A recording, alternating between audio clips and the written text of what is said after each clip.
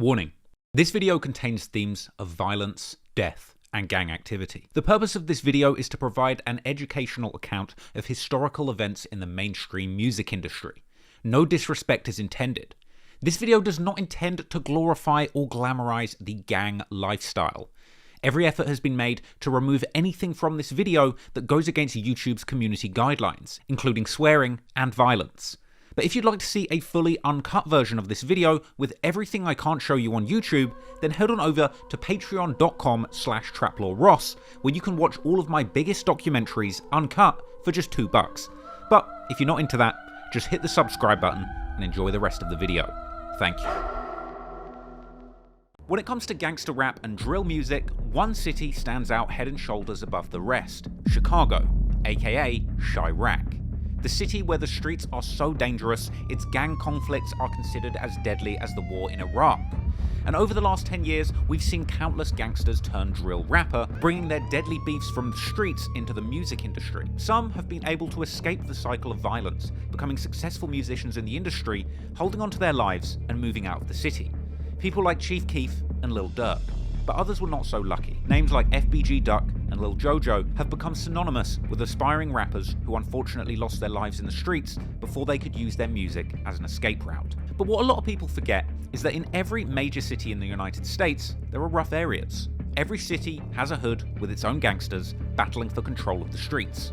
Every city has rappers and every city has shooters. Because no matter how big or bad you are, there's always someone else out there just as ready to pull the trigger and kill to protect their people. In the case of the rapper King Von, he spent around 10 years gangbanging in the streets of Chicago, allegedly killing at least 7 people. And in an insanely lucky turn of events, ducking every charge, case, and prosecution, Von eventually got a chance to leave the streets behind and become a successful drill rapper. But Von couldn't leave his reputation behind, because when he got into the music industry, his #1 goal was to let the whole world know that he was truly a demon. A real killer who truly lived every word of his raps. He would allegedly use his money made in the rap game to put bounties on his rivals' heads, accelerating the cycle of violence with his music career rather than escaping it.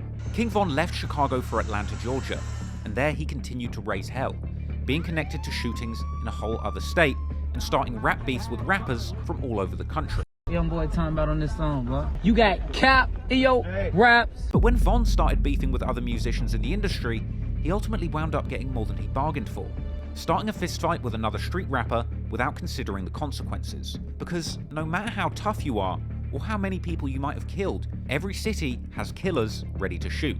That night, on November the 6th, 2020, King Von, the self-proclaimed demon, who some say killed 7 people and got away with it, would end up being shot dead by a shooter with his own reputation in the streets from a completely different state. With this killing, seemingly in self-defense, triggering a chain reaction, as King Von's gang from Chicago would begin an interstate revenge campaign, trying to avenge their murdered breadwinner, with King Von's close friend and rapper Lil Durk dropping hidden clues about the attempts at vengeance in songs that would be spun all over mainstream radio. Everybody knows the story of how King Von died beefing with Quando, Rondo, and NBA YoungBoy, but nobody really knows the full story of the troubled hood that King Von's shooter Lil Timm came up in, the out-of-control violence on the streets of Savannah, Georgia, which inspired the music of a young project kid from that city named Quando Rondo.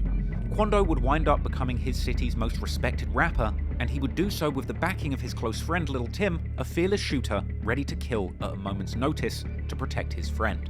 This is the story of Quando Rondo, Lil Timm, and the war on the streets of Savannah, Georgia. Rapper King Von and his group were at Opium nightclub before making their way here to Monaco Hookah Lounge, then to the parking lot where chaos ensued. Saying though, they got 63rd, some dirty ass. Pulled up, they were pumping gas, and it looks like they probably finished pumping gas, and the suspects approached from the alley, got out of the car, and started shooting at those victims. Man, I done had about 4 or 5 partners get killed. The suspects still on the run. I done had about 4 or 5 more partners go to jail for murder. It was like a lot of chaos. You just heard the shots ring. I was like, rah, rah, you know what I'm saying? Oh my God, it is Quando, y'all. I feel like death around the corner. They heard it was, somebody had a bounty on them. Death around the corner. You gotta die one day. Ain't no running from that. Would've wanted their partner to be their phone. Ain't no such thing as dodging death. Nah? It's something called going before your time, though.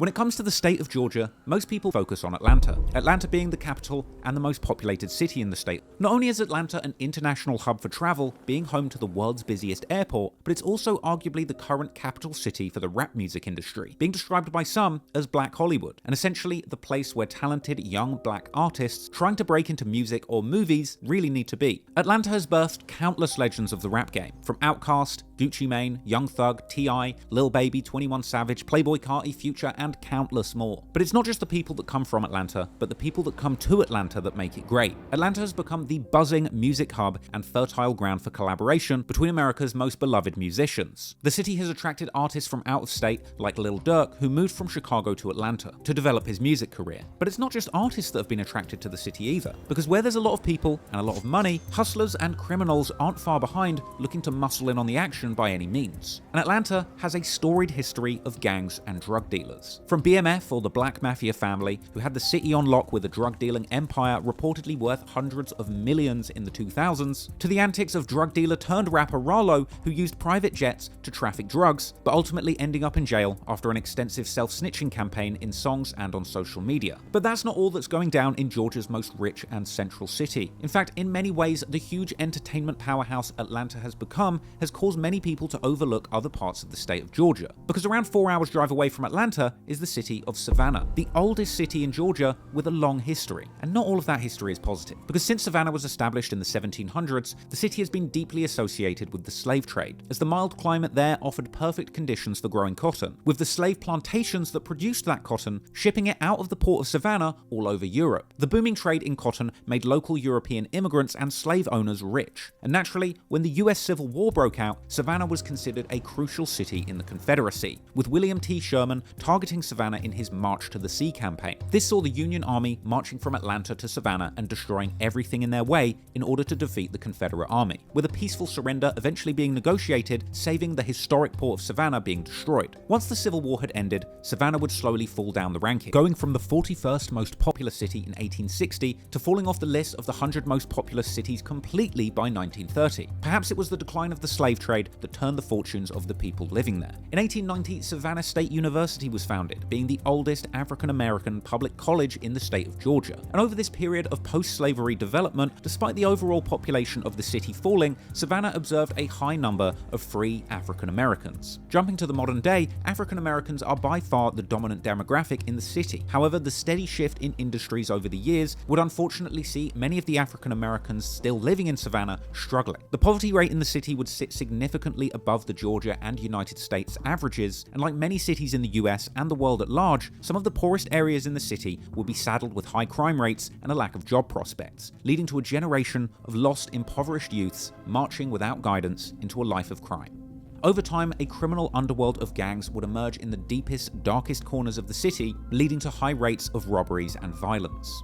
An article from April 2017 suggests that there are over 60 gang sets operating in Savannah. Apparently, over the last few decades, a number of Los Angeles-based street figures decided to move to Georgia to do business. Many of these individuals were members of the Rollin' 60s Crips, one of America's oldest and most infamous gangs founded in Los Angeles.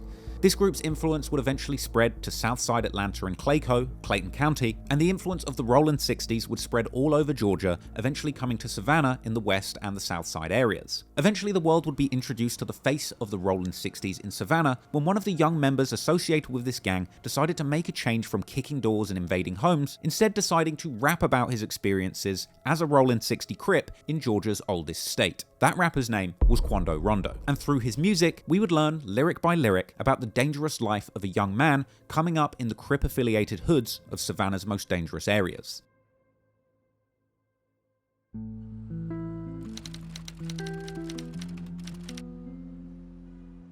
In this day and age, the most famous rapper to come out of Savannah, Georgia is Quando Rondo by far. Growing up, Quando spent time in Hitchville, aka the Hitch Village Projects, and the Westlake Projects. Quando had it hard growing up and was abused by his parents as a child, ultimately ending up in foster homes. And growing up without guidance in this dangerous city, he would ultimately end up in trouble with the law from a young age. Quando would get into a fight with his cousin at aged 11 at his aunt's house, and when she called the police, he was sent to a juvenile facility for the first time, something that he would eventually open up to DJ Vlad about in an interview.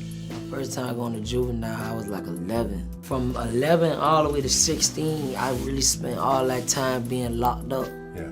At the age of 13, Quando cut off his ankle monitor and begun robbing houses, later catching cases apparently for burglary, drugs, and possession of a firearm. With Quando later explaining in a documentary about his life that in his area growing up in Savannah, people would literally do anything they could to make money, from home invasions to drug dealing and murder. Man, we thugging though on the other end, like trying to give him some money, man. Whether it's breaking in the house, selling dope, crack, weed, robbing it, knocking it, feel me? Clearly, Quando had fallen deep into the criminal underworld as a teenager. In fact, there's even one rumor that Quando was forced to take a life of a friend as a teen. Quando later rapped in the song Letter to You about having to shoot a close friend who had apparently testified on him, as well as on the track Run Me Up a Check, where he would refer to putting someone on a stretcher and burying them. It's unclear if these are just rap lyrics, painting a picture of the kinds of situations a young Crip would go through in the streets of Savannah, or a genuine confession. But what is clear is that as a teenager, Quando Rondo was finding himself in some of the most dangerous situations and environments one could imagine. And the unfortunate truth is that being in the streets can lead you to lose those people closest to you. In 2014, Quando was locked up with another teenager by the name of Quaffi Murphy. They would become friends and plan to take over Savannah together. Unfortunately, Quando would end up being caught with a gun and being sent back to jail. Whilst he was inside, on April the 26th, 2014, Quaffi and a guy called Alan Moore were standing on 3800 Bull Street in Aaron's driveway, about to sell a gun to a guy called Norman Kuntz Jr.,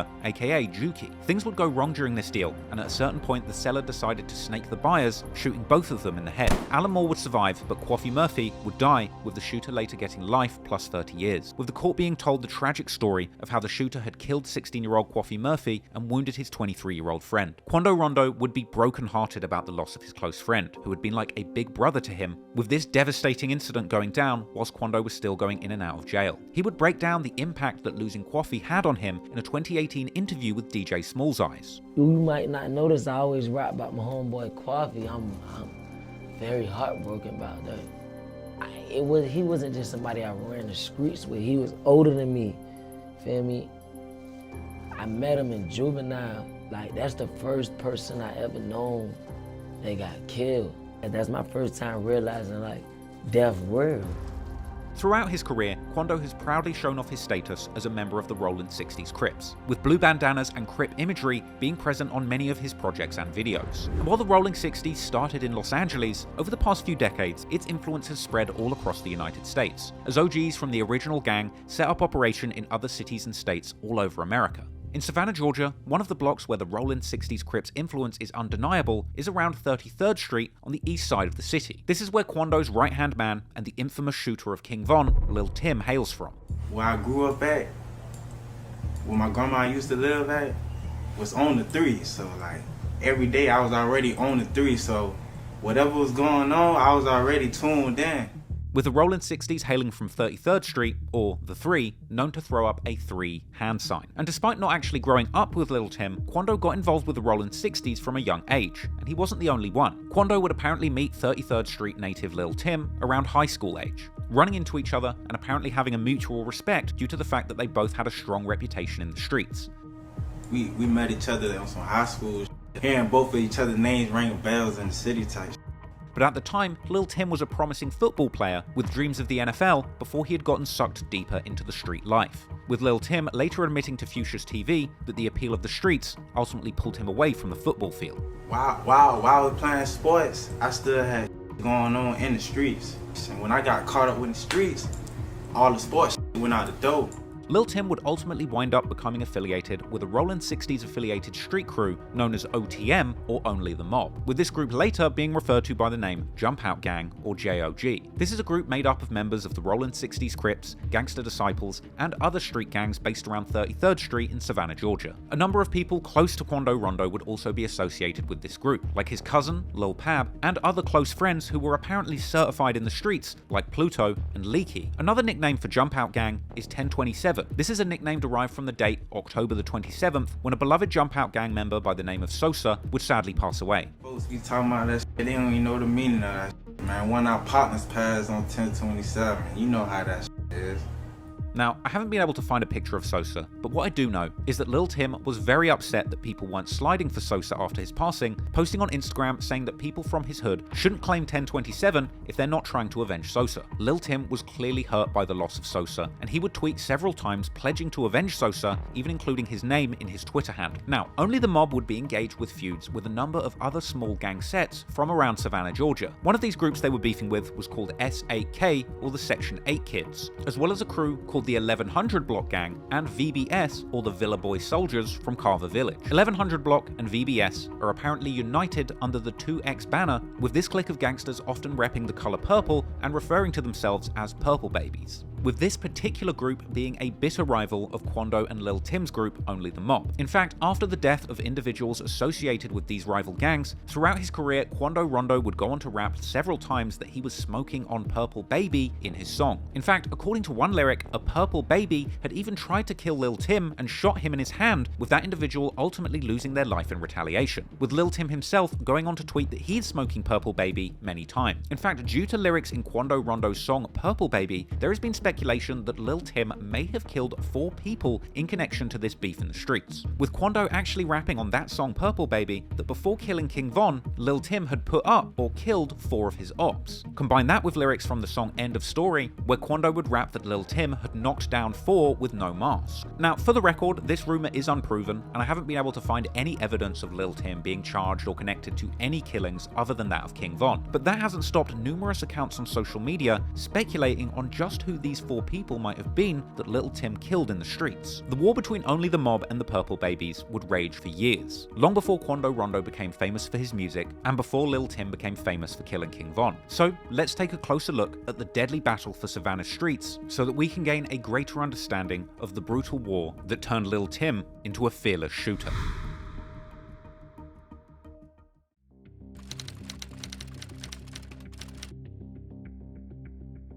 The streets of Savannah were truly not safe, and the likes of Quando, Rondo, and Lil Timm were growing up amid a backdrop of senseless violence. In the years before Quando had made it as a rapper and found a route out of the dangerous street life, shootouts and murders would play out throughout the city of Savannah, with no one being safe in the crossfire. On December the 11th, 2016, a 19-year-old boy by the name of Javonte Reed would be shot dead on Carter Street, following a fight with a man whilst on the way to work. A 17-year-old by the name of Craig Weston would be charged with the murder following the crime. He would be described by the news as a suspected gang member with ties to the Gangster Disciples. He had been targeted as part of a police initiative called End Gun Violence, Step Forward, a Savannah campaign to target the most violent gang members in the city. But the following year, the violence would continue. On February the 16th, 2017, Tristan Gray from Johnson High School was shot and found by police on Pennsylvania and California Avenue. Savannah SWAT team and US Marshals would swoop in and capture the suspects. Then, on March the 5th, 2017, one person was killed in an early morning shooting. The following day, a 16-year-old boy by the name of Kevin Jackson, who also attended Johnson High School, would be shot and killed on Crosby Street, with a vigil being held soon after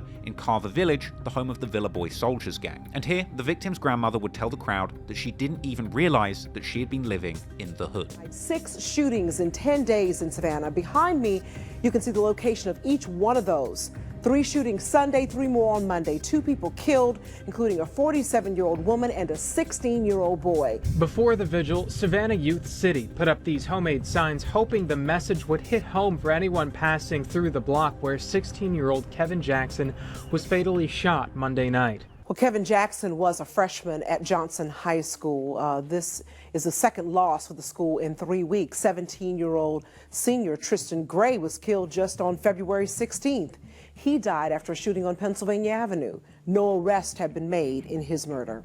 The victim in this case had been shot by another 16-year-old by the name of Rassan Sharp, who later pleaded guilty to voluntary manslaughter in exchange for a 20-year prison term. Savannah was clearly a dangerous place to be during these years, but it wasn't just the teenage gangbangers themselves losing their lives, because these reckless gang battles would ultimately end up playing out on the public streets, jeopardizing the lives of members of the everyday public who were unlucky enough to be caught in the crossfire. One of the deadliest incidents in Savannah street history would occur in the early hours of the morning on July the 5th, 2017. Whilst many members members of the public would be out on the streets late into the early hours of the morning celebrating the 4th of July, on this particular night, 3 teenage members of Only the Mob would go on a drill in a silver Hyundai SUV, shooting 2 1100 block members outside of the busy city market. The drive-by shooting itself would be caught on camera, but that shooting thankfully was not fatal. But despite that shooting not killing anyone, the resulting police chase after the drive-by would prove fatal, and not just for the gangs involved. During the attempted high-speed escape, the car carrying the shooters would ultimately hit and kill a local restaurant manager named Scott Waldrop, who was actively trying to save people from the speeding car. And eventually, that speeding getaway car, after killing Scott, would wind up in a huge and horrific crash, which would ultimately end up claiming the lives of 2 of the passengers of the car, members of Only the Mob, who had just carried out that drive-by. Last year, a shooting and crash in Savannah City Market left 3 people dead and several others hurt. Among those killed, 2 men inside a car and a beloved local restaurant manager, Scott Waldrop. With this crash also injuring 5 other members of the public who had nothing to do with what was going on. This was a shocking incident which couldn't have played out any worse for all of the people involved. The Savannah community was rocked by this 4th of July tragedy in a busy tourist area, with the local news reporting on the incident intensely. This is video just moments after the chaotic scene in City Market during the early morning hours of July 5th, 2017. You could see many running for their lives after a drive-by shooting ended in a deadly crash. 17-year-old Jerry Chambers, the suspected driver in this case, pleaded not guilty back in March. Chambers faces multiple charges, 3 counts of felony murder, fleeing from police, and homicide by vehicle. He is expected to go to trial later this year. 2 of the deceased were Only the Mob members who had been shooting from that car moments before the crash. Friends Spencer Stuckey and Gabriel Magolius lost their lives in the crash, along with that innocent man Scott Waldrop, who also died after being hit in the chase, leaving the driver of that vehicle charged with triple murder as a result. One of the deceased Only the Mob members, Stuckey, was actually a close friend of Lil Timm, who would later speak on the situation in a Fuchsia's TV interview. Lost a little partner named Spencer, called him Stuck Dog. We lost Sosa, but Stuck Dog, he died in a car accident, you feel me? Interestingly, one of the mothers of one of the teenagers who lost their lives in that crash would actually do an interview on the news in the aftermath, telling the world that Only the Mob was not a gang, but actually a family. And Chambers, a member of the gang, Only the Mob. When I asked Stuckey's mom if he was a member, since she said he knew her son was friends with him, this was her response. Only the Mob is a family, it's not a gang. What is a family then? A family. So a community of people who do life together. They do everything together. They got each other's back. If something was to happen, maybe they'll go help each other out on something. He may need a ride, he may need money, he may need food, he may need clothes, where to sleep at.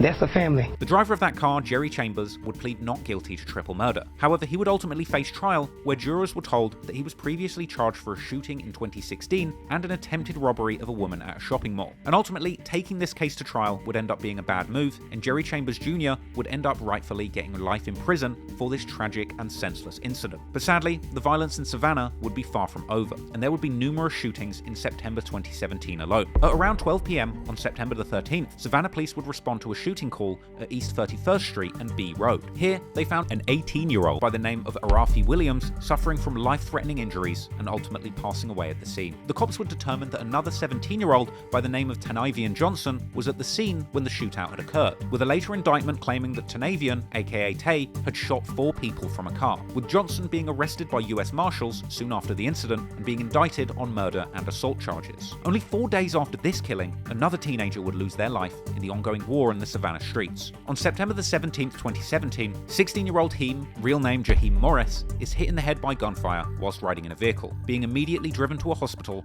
arriving at 1:20 a.m. and unfortunately not surviving. The cops would arrest 2 people initially, eventually taking 4 people total into custody over this incident, with the details making it to the local news. 4 teenagers are now charged in the shooting death of another teen that happened a year ago. 3 of them are in custody, 1 is still wanted. Here is the group for you. 17-year-olds Kaysen Dixon and Yusuf Maxwell and 19-year-old Taquarius Washington and Zonique Maxwell are all charged with felony murder.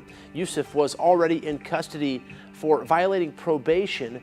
Police arrested Dixon and Washington this week. Zonique, the only girl, is the one police are still looking for. You should call police right away if you know where she is.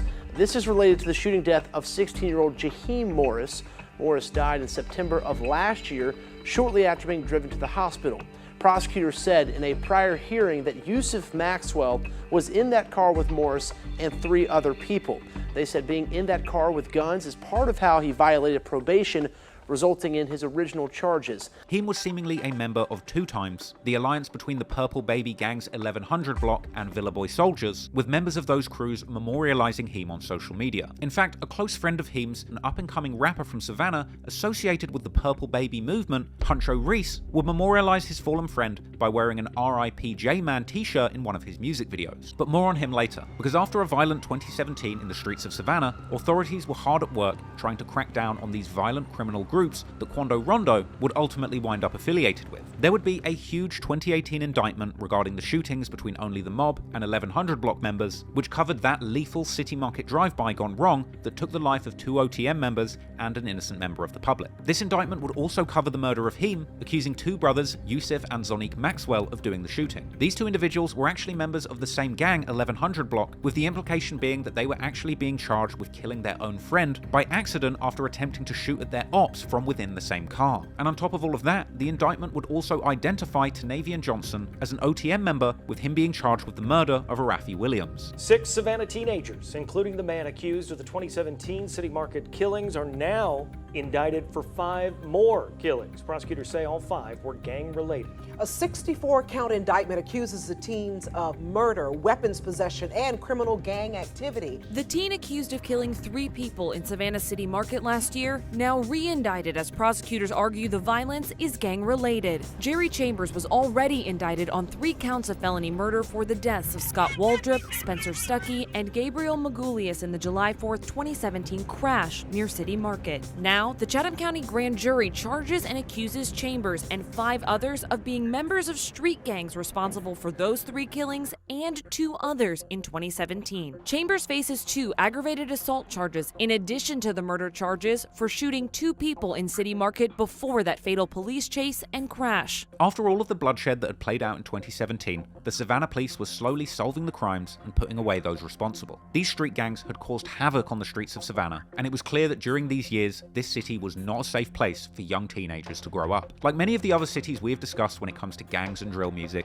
we're talking about people who are unfortunately being pushed into a kill or be killed situation. The teens that were driving that car that killed their friends and an innocent man clearly were not in a position to appreciate the fragility of life or just how quickly a split-second decision can mean life or death for yourself, your friends, or an innocent bystander. This is an incredibly difficult environment to grow up in, and while I don't condone the actions of the teenagers involved, I do have sympathy for the fact that they've been placed in these situations with such limited options and lacking the proper guidance that ultimately led to them making tragic decisions. And this is the same environment that a young Quando Rondo had been growing up around and witnessing in his most formative years. However, in the case of Quando Rondo, he was different, and despite getting sucked deeply into the street life as a teenager, eventually he would apply himself to something else, channeling his dark experiences in the streets into his music, becoming a rapper and making songs about the struggles that him and his friends had gone through in the dangerous, gang-infested blocks of Savannah. And this music would ultimately end up resonating, and not just in his city, but all over America, as other project kids in similar environments would begin to relate to Quando Rondo's music,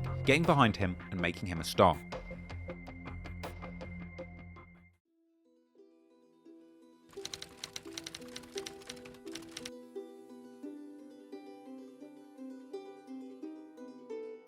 While Quando was a troubled teen, kicking indoors and spending time in and out of juvenile detention facilities, he was also cultivating a talent for music, having been developing a heavenly singing voice since he was just 10 years old. And keep a smile on your face.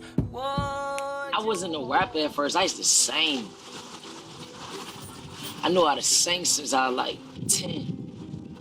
6th grade. And so while Quando was going through the many struggles of being a teen caught in the cycle of street life, he would pass the time beating on any hard service that he could find and singing along about the pain that he had experienced in the streets. Streets, man. You gon' only end up 2 places. Quando later rapped on his song Back to the Basics that he was incarcerated as young as 12 years old, where he would find himself in jail cells rapping along to instrumentals. But it wasn't until around 2017, during some of the most violent years in the Savannah streets, that Quando Rondo would begin to go viral online for his musical talent. In early 2017, after getting home from jail, he would upload his first track, First Day Out, to SoundCloud, amassing 32,000 plays in the first week. He would follow that up with the song Gangster Bitch, and then another song called I Ain't Had None. He was establishing a unique style of rapping all about the pain and realities of the street life. He would begin to collaborate with other rappers coming out of Savannah's hood, like the track White 38 Revolver with Puda Robin, aka Westlake Puda, and appearing in the music video for that track, accompanied by close friends affiliated with Only the Mob and the war in the streets, like Lul Pab. Quando would rap about the pain of losing his close friend Quaffy after his passing 3 years prior to this song, as well as shouting out his shooters by name, rapping in one bar that his man Queasy will pop out the bushes and kill for him. However, as we'd later find out in the lyrics on the song Back to Basics, Quando would actually be in jail when he wrote his first hit song titled I Remember. The day that Quando got out of his latest stint in jail, he would record a video of himself rapping his newest creation whilst drumming a beat onto his car, introducing himself to the world as Quando Rondo and telling people that this is a new song called I Remember that he wrote in jail. This your boy Quando Rondo, you feel me? I dropped this little song right here in the county jail, you feel me? This called I Remember. Like, share, post, and tag them rappers, you feel me? This say, late nights on my avenue by myself, I ain't need a gang member. I remember, I ain't had no money on my books this time, last year around September. I remember, 12 drop behind me, I'ma do the dash real fast, no surrender. I remember, I remember, I remember, I remember, I remember, I remember, I remember, I remember, I remember, I remember, I remember, I remember, I remember, I remember, I remember, I remember, on my life I remember this shit right here, Joe, yeah, but got what I say. I remember hitting licks in them project houses, yeah, Quizzy hit a lick for a few thousand, they be like Durk, the young who stay wildin', I don't even much right, I be freestyling. Little did he know that when he started beating on the trunk of that car, his life would change forever. That clip of Quando singing I Remember would go viral on Instagram, and soon Quando would attract the attention of up-and-coming rap superstar Lil Baby from nearby Atlanta, who is also associated with the Georgia Rolling 60s Crips. Quando would later explain that after connecting through a friend in Memphis, Lil Baby hit him up on FaceTime and pulled up to record a song with him on the very same night. He'd be like, Lil Baby, I was like, hell yeah. He was like, I'm about to call him. I said, alright, call him. He FaceTiming me. He's like, what up, little cuz? I'm gonna come with you. He's like, I'm at a show right now. That came to that came to that same night. I thought he was capping. That be like, yeah, I'm gonna do a song with you. And apparently, when Quando met Lil Baby to shoot the music video, Lil Baby gave him some cough syrup that was so strong, Quando fell asleep and missed their next studio session that night. One day I was in Atlanta, that nigga hit my folks and was like, tell Lil bro, pull up with a cameraman. After we shot the video, he was like, I'm going to the studio, you coming? I said, yeah. He said, alright, I'm about to go change this like that. But you feel me, that nigga had gave me some lean, some real ass lean. I ain't never drinking that shit. I went to sleep, I ain't never pulled up. So, on January the 26th, 2018, Quando and Lil Baby would drop the studio version of Quando's first hit song, I Remember. The track would initially come out on WorldStar before being uploaded to Quando Rondo's own YouTube channel, and that song, I Remember, would go on to become a certified hit. That video today sits over 95 million views and went on to be certified platinum. The track itself had a lot of bars about the pain that Quando had been through, reflecting on the hardest moments of his life so far, rapping about situations like his mother crying about his constant incarceration, or reflecting on how he felt when he first got the news about Quaffy passing away. With the release of the song I Remember, Quando's name would begin buzzing in the streets, and as he begins rising up in the rap game, he would continue dropping more new songs like Motivation and Paradise. The song Paradise would see Quando proudly showing off his affiliation to the Rolling 60s Crips, as well as once again paying tribute to his fallen friend Quaffy, saying that he's resting in paradise. He would also shout out Quaffy on the track Motivation, even showing himself in the video placing flowers at Quaffy's grave, and dedicating that video to him. On the track Motivation, Quando also shouted out numerous people from his crew, once again claiming that they will shoot and kill for him. Perhaps it was Quando's church-ready singing that made people kind of overlook the openly violent gang-affiliated content in his music, but regardless, he would continue to build up a momentum and get mainstream attention. By April 2018, music publication The Fader is describing him as the next big thing, praising his catchy melodies and introspective lyrics about the pain that he's endured during his life. And then, on April the 17th, 2018, Quando drops his first full mixtape, Life Before Fame. This project featured that breakout track with Lil Baby, I Remember, as well as another big collaboration on the track Other Side with rising Atlanta rap star Gunna and Chicago drill legend Lil Durk. In fact, Quando Rondo and his team were huge fans of Lil Durk, with his cousin Lil Pab even tweeting his love of Lil Durk's song, This Ain't What You Want, all the way back in 2013 2017, saying that this song is better than everything. Quando's Life Before Fame project also had the song ABG, or Anybody Can Get It, a track where Quando shouts out his shooters, Lil Leaky and Lul Pab, telling the listeners outright that these are his shooters that can handle any problem that the ops send their way, once again proudly proclaiming his allegiance to the Rollin' 60s neighborhood Crips. But Quando wasn't just rapping about the gang-affiliated lifestyle he and his friends were living, because in the ABG music video, he would also show himself with Lil Leaky and Pab sliding through Savannah alleyways toting machine guns, all surrounded by a menacing mob of goons. In fact, in the video, there's even one particular person wearing a menacing OTM mask adorned with Crip blue and references to 33rd Street, as well as their friend Stuck Dog, or Stucky, one of the OTM members who lost their life in the deadly City Market car crash. I'll be honest, I'm pretty sure it's Lil Timm wearing that mask. Quando would also rap in the song that they're beefing with two different sides and swanging on two different blocks. I personally believe that this is a reference to the fact that they beef with both the Purple Babies, or Two Times, a crew made up of people from 1100 Block and VBS, or the Villa Boy Soldiers, as well as their separate beef with SAK, or the Section 8 Kids. It's important to note these lyrics because they really drive home the fact that Quando Rondo had a lot of beef in the city of Savannah years before he had gotten into his current beefs with Chicago rappers. But despite the fact that Quando's music was quite literally the epitome of gangbanging in Savannah, he would claim in a June 2018 interview with DJ Small's Eyes that once he blew up as a rapper, he moved out of Savannah to Atlanta, suggesting that he now tries to stay extremely low-key for his personal safety. I got too much going on to even be chilling with to go put me in that type of predicament. I rarely go to my city. I just moved out of Savannah, like, once I blew up. I'm supposed to be in the biggest city around people who doing this, so I moved to Atlanta. Quando would follow up the successful mixtape launch with a new single called Kick It, and soon after, he would eventually catch the attention of fellow singing gangster rapper NBA YoungBoy, who commented on that video asking Quando for his number. And he commented under the video and wanted my number and stuff. YoungBoy and Quando would connect and hit it off behind the scene, and in June 2018, Quando would officially sign to NBA YoungBoy's label, Never Broke Again, with this signing being announced to Instagram with a congratulatory post and replies from the NBA crew's most heavy hitters. And only days after the news of his signing to the NBA, Quando would be seen on stage with NBA YoungBoy and the whole crew, where he would receive an NBA chain from NBA head Huncho OG33 before proceeding to throw up celebratory Rollin' 60s gang signs for the whole crowd to enjoy. Never broke again, Yeah. Stop playing like a game now. On the count of three, everybody say NBA never broke again. 1, 2, 3. NBA never broke again!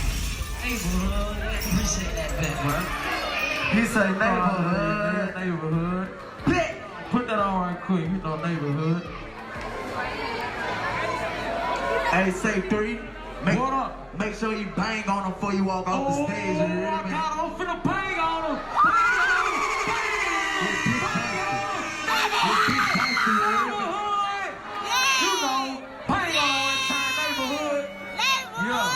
You mind if I wild out right quick on it one more time for me? Hold on. I gotta get this on camera. Everybody gotta scream neighborhood one time. Yo, what? On the count of 3, everybody scream neighborhood. 1, 2, 3. Quando and YoungBoy would build up a very close relationship off the back of this signing, and eventually Quando would end up appearing on 3 out of 4 tracks on YoungBoy's 4-track For Loyalty EP, with Quando even rapping on one song about buying his shooter Leaky a new extended clip so that he can shoot the ops for him, as well as rapping that he's got killers on his team that will do things for a check. Now, Quando was quickly becoming one of gangster rap's most hottest prospects around this time, and he would continue to capitalize on his increasing momentum with his September 24th, 2018 mixtape, Life After Fame. This tape was wall-to-wall with hard lyrics painting a dark picture of Quando's gang-affiliated life in the streets of Savannah. The project had the song No Smoke, where Quando would rap about his team being armed and ready to shoot anyone who dared to touch his chain, even ending the verse shouting out Lil Timm as a member of Only the Mob and a shooter with good aim. Quando's tape also had the song Thuggin' For Real, where he raps that his homeboy Leaky is ready to catch a body. There's also the track Rich Homie Quando, where he would compare himself to QPAC, something that he would later continue to do in his career. Elsewhere, on the song Real,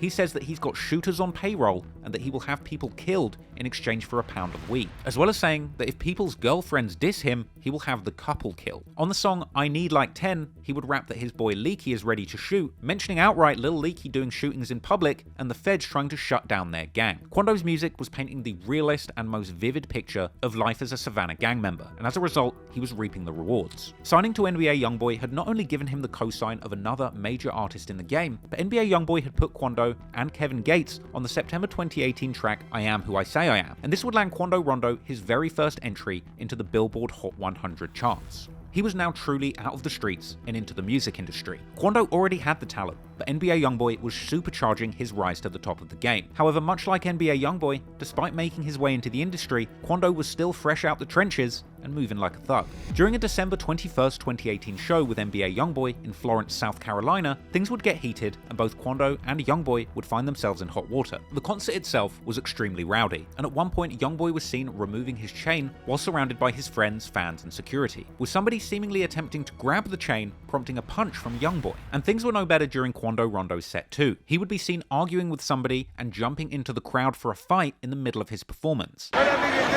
Anybody feel some type of way? Remember what? What you said? What you said? Remember what you said? Nobody.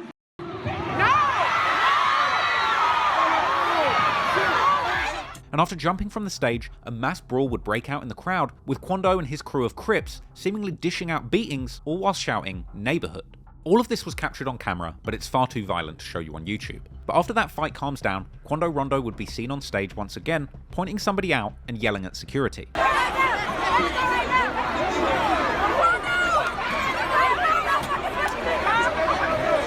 Hey, Barry.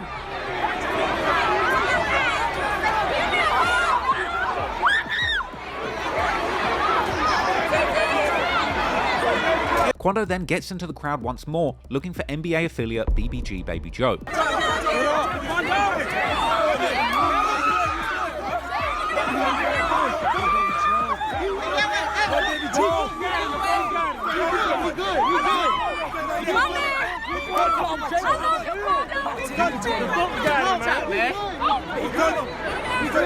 They got him already, relax. The folks got him, bro. Let's walk with him.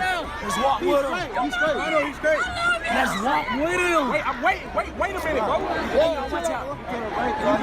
They went that way over there. Got him, bro. They went over there. Come on. Some people have gone on to say that Quando had fought someone in the crowd and then told security to bring them backstage for a further beating, a request which was apparently not followed by security. So then, after the show, in candid footage recorded backstage, Quando Rondo is seen approaching a member of staff and swinging at them repeatedly. Now, this scene was crazy enough, but to make things even worse, at this point, fellow trench baby NBA YoungBoy, seemingly upset about the situation too, and not about to let his label brother fight it out on his own, immediately jumps in on the action, shaking his own security loose and running in to join Quando Rondo, with this tag team beatdown apparently leaving a staff member at the venue with a cracked tooth and a bloody face. This whole altercation was captured on camera, but once again is far too violent to show you on YouTube. But after the fighting stopped, YoungBoy actually went live to show off his bruised knuckles and tell his fans that he's not scared of anybody.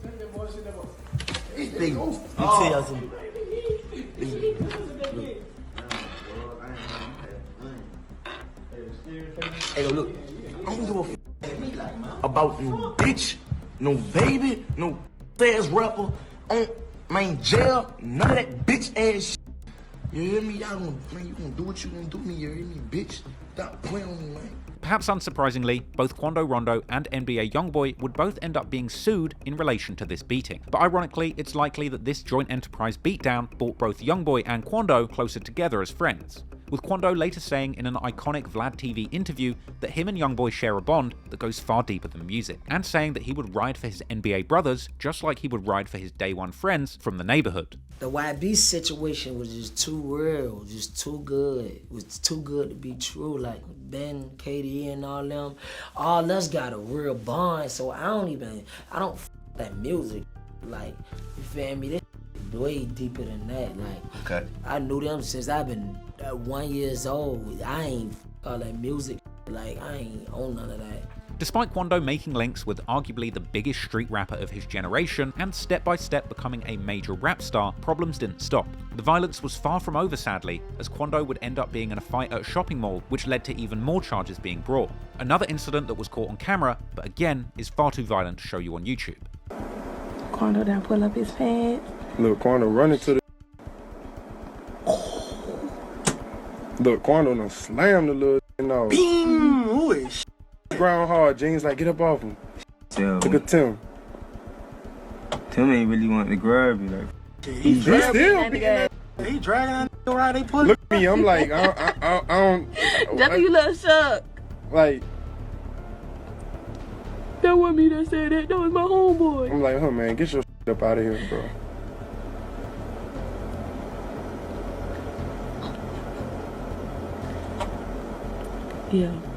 Yeah. But this beatdown at the mall would end up making Quando and his friends wanted men. This would eventually lead to Quando and 2 of his friends turning themselves into the police. Meanwhile, his day one friends that were still back in the streets of Savannah would be facing their own problems, as the war in the streets would continue in Quando's absence, and a big police investigation threatened to take many of his good friends off of those streets for good.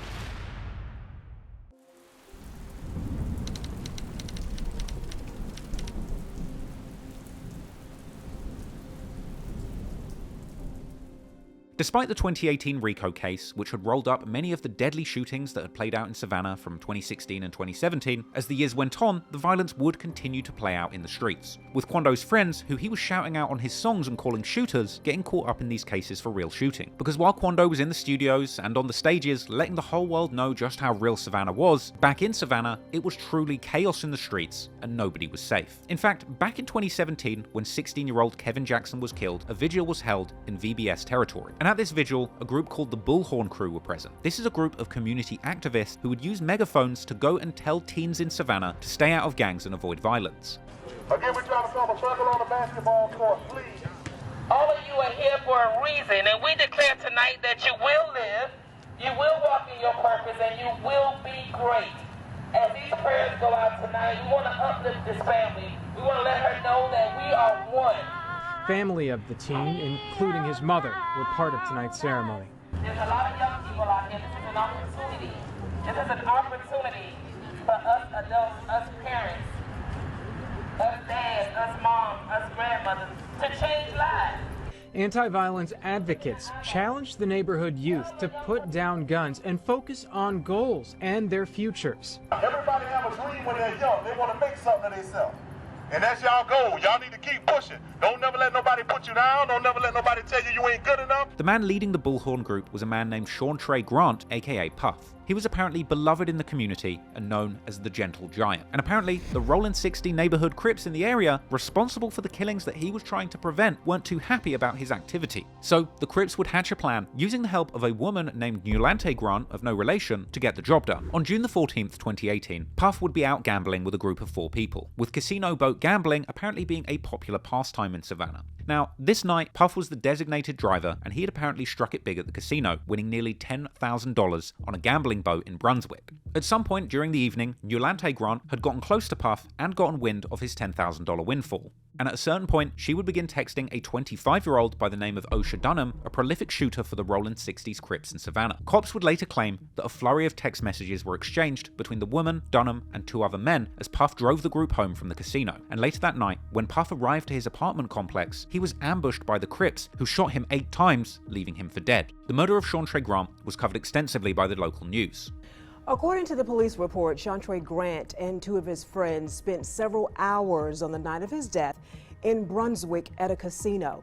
A friend who did not want to talk on camera told me Grant won a lot of money that night and believes Grant could have been robbed. News 3 obtained this incident report from Savannah police that highlights new details about the night Chantre Grant was shot to death. According to the report, officers arrived on the scene just after 2 a.m. on June 15th and found a male lying on the ground, possibly shot in the head. The report says detectives found the man lying on the left side of his Ford 150 pickup truck. Several residents who live at the View of Oglethorpe Apartments reported to police they heard at least 4 gunshots. News 3 returned to Oglethorpe Apartments and attempted to track down those friends who spent the evening with Grant. One of them, who did not want to be identified, told us Grant won thousands of dollars that night. They say casino officials even walked him off the boat first to make sure he wasn't followed. where that friend now questions if Grant was robbed that night before he was shot. This was a brutal murder of somebody beloved by the community. Savannah was truly rocked by this heartless crime, with the news reporting on the role that Shawntre Grant had played as an activist trying to prevent the very kind of gang violence that ultimately claimed his life.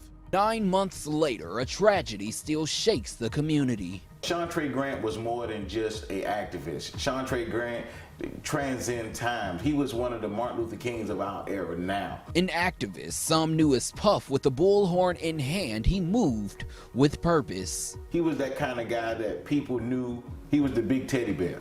A teddy bear, his former bullhorn crew member Dietrich Leggett says, was gone too soon.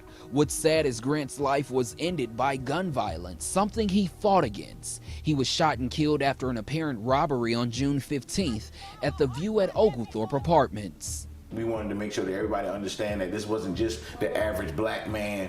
This was somebody who fought for everybody. Everybody's life meant something, so we wanted to make sure that his life was and his legacy was going to stand. After Osha Dunham killed Shawntre Grant, he took not just his money, but also his gun, which was later used to commit numerous crimes, including another murder. This includes a July the 8th non-fatal shooting of 2 men, with the aftermath of this shooting later being released in body cam footage, with the news describing one man being shot in the back and another being shot in the eye.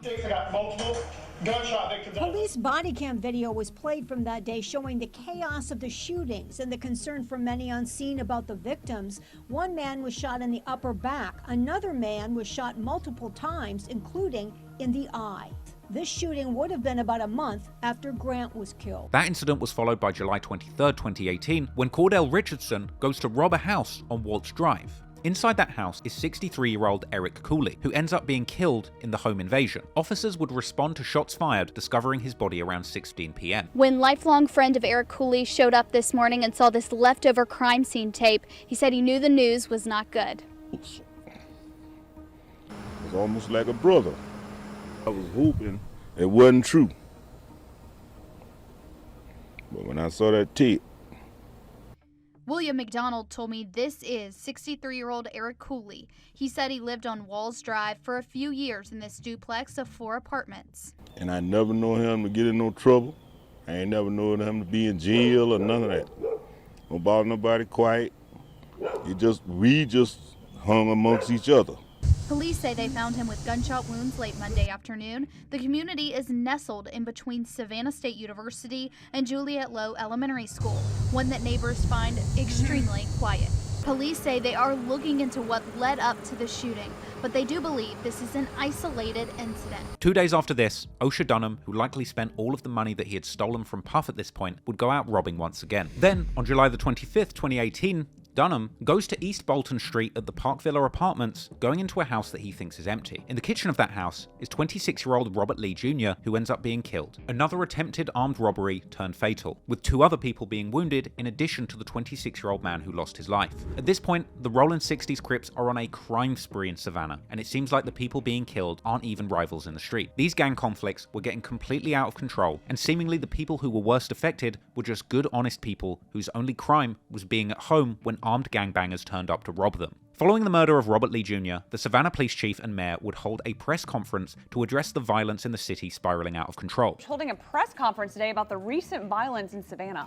There were a total of 4 homicides, 2 deadly shootings, and 1 fatal stabbing. It's been a violent week in Savannah. 4 people are dead after 2 shootings on Monday and a cutting and a shooting on Wednesday. I will say I was out on the scene last night of the one on Bolton Street, and I was heartwarmed to hear some of our community representatives imploring the community to cooperate with the police. Our investigators have been working around the clock. They've executed several search warrants. They've executed several arrest warrants. He says they're doing their part in working to find the people who are responsible for these crimes. Some of these cases, we haven't received total cooperation. And despite the authorities' attempts at a tough stance on crime, the violence would simply continue from here. On the 5th of August 2018, Rollin 60s member Javon Williams would catch 19-year-old Jannard Burton at the 900 block of Carter Street, shooting him in his car, which then crashed into a vacant building, with the victim later passing away in hospital, and the shooter, Javon Williams, being caught only days later. The violence in Savannah had gotten completely out of hand, but eventually, the cops would soon have a breakthrough. They would connect this series of gruesome crimes to one particular group made up of predominantly Crip gang members, with a March 14, 2019, 108-count indictment targeting the 7 people involved in this ruthless crime wave. This included Newlante Grant, the woman who had set up Puff from the Bullhorn group to be robbed and killed, as well as Rollin' 60s member Osha Dunham, who was fingered not just with the murders of Puff and Robert Lee Jr., but also in this indictment identified as the culprit in a July 17, 2013 murder of a 19-year-old by the name of Ardarin Jefferson, an incident where this teenager was gunned down in front of an apartment complex in Yamacraw Village, leaving investigators clueless for close to 6 years. The murder of 63-year-old Eric Cooley in that 23rd of July 2018 home invasion was pinned on Cordell Richardson, with his brother Donnell Richardson being included in the conspiracy as part of the gang. The murder of that 19-year-old Jennard Burton by Javon Williams in August was also included in the indictment as part of the same gang conspiracy.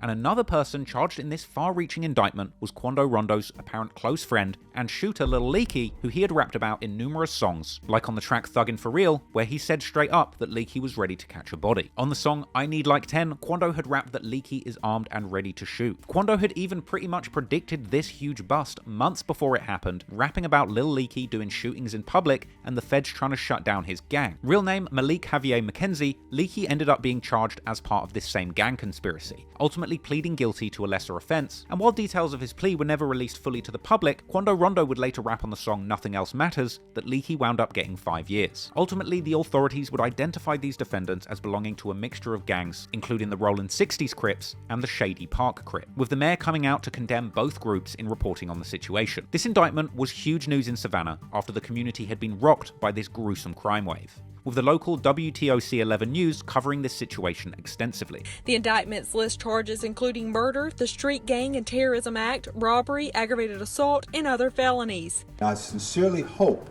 that this sends a clear message throughout our community that we will not tolerate illegal gangs, guns, or drug activity in our community. Police say 6 of the 7 defendants in the indictment are gang members in the Rolling 60 Crips and Shady Park Crips. Mayor Deloach says gangs are an issue in our community. It's prevalent in our community, it's prevalent in our state and in our country. And this indictment connects Dunham to the Rollin' 60s Crip street gang. Now, this isn't his first offense. He's been in jail twice before for possession of marijuana and possession of a firearm by a first offender. This case would eventually go to trial, with the court being told of the bloody pasts of all of the defendants involved. But in the end, justice would be delivered for Chantre Grant as a guilty verdict was passed for both the shooter and the woman that set him up. We, the jury, find the defendant O'Shea Dunham on count 3, malice murder, guilty. On count 4, felony murder, guilty. On count 5, felony murder, guilty. On count 6, felony murder, guilty. On count 7, armed robbery, guilty. 25-year-old O'Shea Dunham was found guilty of murder and robbery in connection to the death of Chantre Grant. 24-year-old Nolante Grant was also found guilty of murder and robbery. Dunham was also convicted of other violent crimes, including another murder and shooting at Yamacraw Village in 2018. Ultimately, O'Shea Dunham would be handed a monster sentence of 2 life sentences plus 315 years, with the judge describing the level of violence in the case as astonishing and calling out Dunham for bringing havoc and terror to the community. Currently, no details exist publicly regarding what happened to the other defendants in this conspiracy case, but based on comments made in November 2021, it would appear that Quando's friend Leaky was still behind bars years later. Quando had lost one of those people close to him who he'd claimed was ready to shoot, and the Savannah cops had sent a message letting the city's Crips know that they would crack down on violence in their community. However, sadly, this case wouldn't stop the violence, and even though Quando had managed to escape the most dangerous situations in the Savannah streets all through making music, others in his city wouldn't be so lucky, and the next up-and-coming rapper out of Savannah would ultimately end up losing their life before they could reach the heights of fame Quando did. And it would seem that Quando and his team were actually the ones with the most to gain from this rival rapper losing their life so young.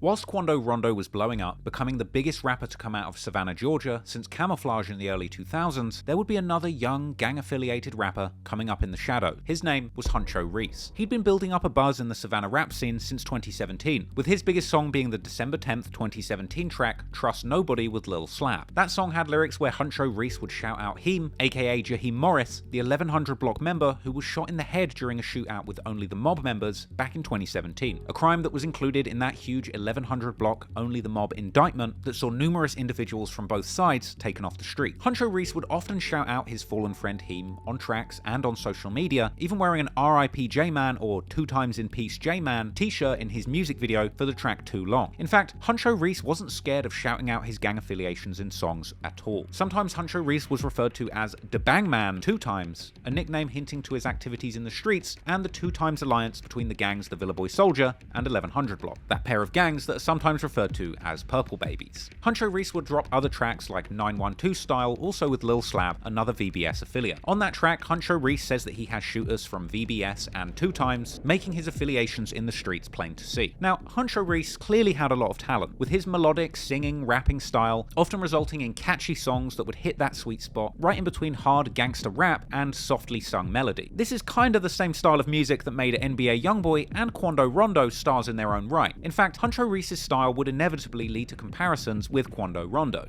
Huncho Reese was seemingly a fan of Quando in the early days, even filming himself banging a beat on a door and singing the same songs that Quando did when he was blowing up.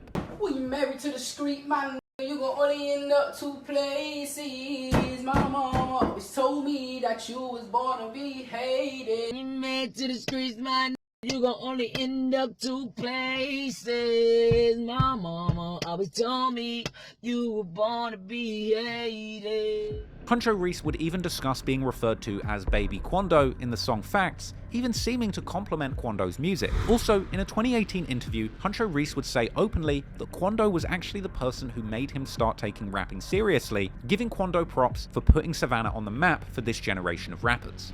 When did you start taking it seriously though? Quando Rondo made me take rapping serious. Like, you feel me? He the next camouflage, you feel me? He putting Savannah on the map.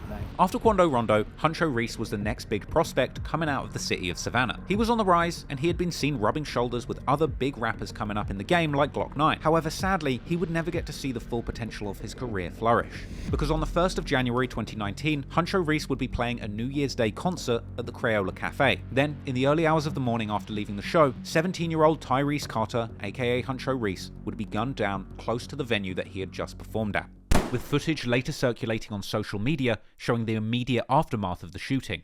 But that's far too violent to show you on YouTube. The 17-year-old Savannah music artist is dead after performing at a teen New Year party. Well, the shooting happened about 30 minutes after midnight in the 2500 block of Bull Street. That's in Savannah's Starland district. The victim, Tyrese Carter, also known on stage as Huncho Reese. I heard him talking about the party, but when I heard him talk about it, he said he wasn't going to go. But then I guess he ended up going. For now, she says she will remember her son through his music and the memories she has of him. He loved this music. I thought he was going to make it because he's very good. I ain't going to see his kids. He always mess with me, Mom, I'm growing a mustache. I'm throwing a mustache, you know. A candlelit vigil would be hosted in his honor close to the location of his death. Emotions heavy as friends and families ask for change. Yeah, my little brother, y'all. I just want to say, y'all, can y'all please just put the guns down? Ain't that serious, y'all. Y'all young kids put the guns down. Y'all kids better see this. Pay attention. Because no matter what happen, one of y'all could be next. As the vigil ended, Carter's father pleaded one more time for justice for his 17-year-old son. And the shooter of Huncho Reese was eventually identified as a 19-year-old by the name of Dorian Haywood, aka Gums, who would end up being charged with murder. Pictures would circulate showing him in jail throwing up 33rd Street 3 and identifying him as a Rollin' 60s gang member. However, as far as I'm aware, no updates have been made on the trial or sentencing in the case of Huncho Reese's killing. In fact, there has actually been intense speculation on the possible connection between the prolific Savannah gangster Lil Timm and Huncho Reese's death, with Lil Timm even tweeting on the 1-year anniversary of the murder of Huncho Reese, "Haven't heard from you since last year." But realistically, there is a shooter in custody, and there has been no evidence connecting Lil Timm or Quando Rondo to the killing of Huncho Reese. However, as time went on, Lil Timm and Quando Rondo would be heard in songs and on social media saying that they're smoking Purple Baby, with this being widely believed to be a reference to the deaths of Huncho Reese and Heem, with one lyric on Quando Rondo's song Dead Guy seemingly suggesting that a Purple Baby, possibly even Huncho Reese himself, had tried to kill Lil Timm and shot him in his hand, with Quando going on to rap "That's why they smoke them," and and they're screaming murder at the number that comes after 10, that number being 11, a reference to 1100 block Huncho Reese's gang. Quando Rondo would also later say that he was smoking on Reese and Heem in an IG live where he was dissing all of his ops. We smoke Heemy. We smoke Heemy. We smoke Reese. Now, Quando would eventually even release a song titled Purple Baby, where he extensively disses his dead ops in the Savannah beef. Purple baby, purple baby, purple baby, purple baby, purple baby, purple baby. Clearly, Savannah's Rollin' 60s were not deterred by the police's earlier attempts to shut them down. But with the violence continuing to take the lives of teenagers in the community, the cops would vow to keep trying to put a stop to this deadly street crew. So, the month after Huncho Reese's death, in February 2019, police would announce Operation Third Time's a Charm. This would be the third time that the cops had tried to shut down the Rollin' 60s Crips operation in Savannah. And this operation would identify 14 members as part of the Rollin' 60s, claiming that they had an association with the National Crip Gang organization. This would take 14 Rollin' 60 Crip members off the streets, mainly targeting a big crack cocaine dealing operation. But the cops weren't done there, because only days later, another RICO indictment would drop, targeting 9 Savannah gang members, including Quando Rondo's cousin Lul Pab, real name Savannah Robinson. This indictment went far beyond just the shootings that had taken place between these groups. This crew had been running a huge Gone in 60 Seconds style car theft operation, where apparently 41 cars were stolen from car dealerships and repair centers in 2017 alone, with one woman testifying that she had dropped her car off to the Chatham Parkway Collision Center for repair and it never came back. Cops would go on to say that this was a huge operation with at least one car being stolen from outside the state of Georgia. Now, Quando had earlier rapped on his song ABG, Anybody Can Get It, that both Leaky and Pab were his shooters who he would call to handle any problems he had. However, now, both of those people were in the crosshairs of the cops. Lil Leaky was still sat behind bars as a result of that conspiracy case where the community activist Puff was killed, and now Lil Pab had been implicated in a huge car theft ring. And Quando would rap about his cousin Pablo facing RICO charges on his song Neighborhood Hero, but fortunately Quando himself managed to avoid being wrapped up in any of these legal dramas. And fortunately, his trusted shooter Lil Pab would actually manage to get bail whilst awaiting trial for that big RICO case. Unfortunately, we now know that Pab would ultimately end up losing his life before those charges were resolved 3 years later. However, following the release of this indictment, it seemed like only the mob members were not scared of the authorities at all. In April 2019, OTM member Pluto posts a throwback video of only the mob members mobbing in the store and holding huge wads of money. Pluto would also make a spooky tweet around this time, saying that this is for Lil Timm's shootout, you know we with it, along with a coffin emoji. This tweet seemingly confirmed that Lil Timm was indeed a killer all the way back in 2019. Clearly, only the mob were not scared of the cops or the ops. And with the remaining members of his gang firmly backing him, Quando Rondo would continue on with his music career, seemingly showing no fear and refusing to let anyone in the rap game push him around.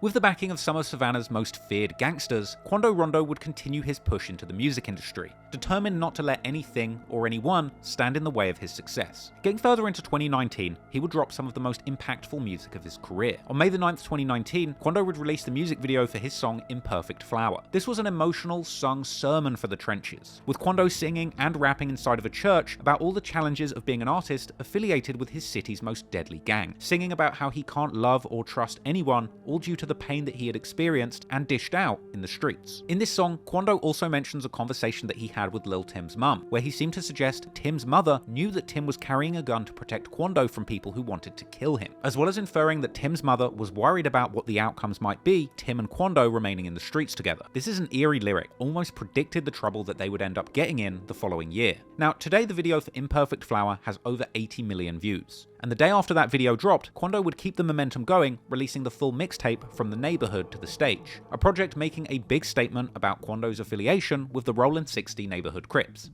The project itself featured tracks like In My Section, where he raps that he's been gripping guns with his Crip compatriots Lil Timm and others. It also had the aggressive Shooters anthem Out the Gym, where Quando shouts out fallen OTM member Sosa, as well as Leaky, who remained locked up on conspiracy charges at this point. On the song Emotional Way of Thinking, Quando would rap that his cousin was killed and Leaky got locked up over their gang affiliation. There's also the track Gunpowder, where Quando raps about being interrogated about murders and saying that his young shooters killed people just for a line of cocaine and painting a picture picture of showering in bleach and burning cars and clothes used after a murder, even saying openly that the score in the beef is 6-4 in favor of his gang, even telling his shooters to kill regardless of there being women and children on the scene and to put their foot on the pedal, describing a scene not dissimilar to the tragic crash after the city market drive-by. Quando was really using his music to paint a vivid picture of life as a Crip in the streets of Savannah, though many of these lyrics at the time may have gone right over people's heads. Funnily enough, on this project, Quando Rondo also shouted out Chicago rapper Lil Durk on 2 tracks, Dope Boy Dreams and In My Section.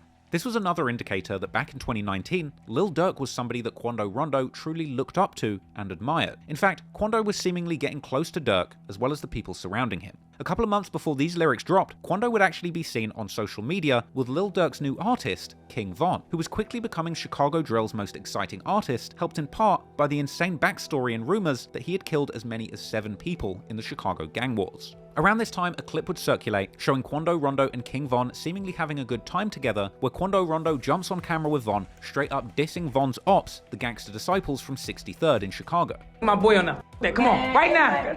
63rd. That's how we coming. I'm coming out. You know, we on 64. Yeah, I'm posting for this bitch. Hey, we on 64 with this. I don't get your man, your teeth shining like a motherfucker on this bitch. Hold on, get your teeth in that bitch. Damn! Oh! Steal some shit from me. Y'all stealing. Stealing, I'm saying though, 63rd, some dirty ass. I'm talking about, hey, listen, though, man, I'm 64, y'all 63rd over there smoking crack. At this point, it would have been unthinkable that Quando and Durk would have become enemies, but that didn't stop Quando Rondo getting into beefs with other rappers, and genuinely bringing that gangbanging energy from the neighborhood to the stage. From here, Quando would continue having beefs with the industry and in the streets all over America. In June 2019, Quando Rondo was in Los Angeles to film a new music video for his love song, While We Can't. But whilst in the city, he would be seemingly threatened by LA gang members, after being photographed in LA making a hand sign known to be disrespectful to a gang called the Hoover Criminals. Now, the Hoovers are known for wearing orange and are mortal enemies of the Rollin' 60s Crips in their native city of Los Angeles. In fact, former Crimewave artist affiliated with the Hoovers in LA, Alshon Martin, would issue a warning to Quando on social media, admonishing him for dissing their gang, releasing a clip that came with a caption warning Quando that since he's come to LA and gotten himself involved in local gang politics, then they're gonna treat him like he's truly from the city and jump him if they see him. Look, this message is for Quando Rondo. You in LA on Crenshaw and Slauson, big diss in the set, you know. This is why LA the way it is. These out of state and it's cool. They think it's groovy to do like this sets. And one thing I gotta respect for Nip, he never threw up, said I ain't never seen no picture of him doing that. But one thing about you, bro, when I catch you, I'ma beat you, bro. I don't get who behind you. I see a couple of your people trying to tap in and hit me through my DMs. It's not working, bro. Just keep that same energy. You throwing up over there, throw it up everywhere you go. And this warning was seemingly a valid threat, as Quando would indeed end up getting confronted in person by supposed LA goons. But unfortunately for Quando, the beef was far from over. In June, he got into an altercation with Memphis rapper NLE Chopper, where a bottle ended up being thrown, injuring a member of NLE's entourage.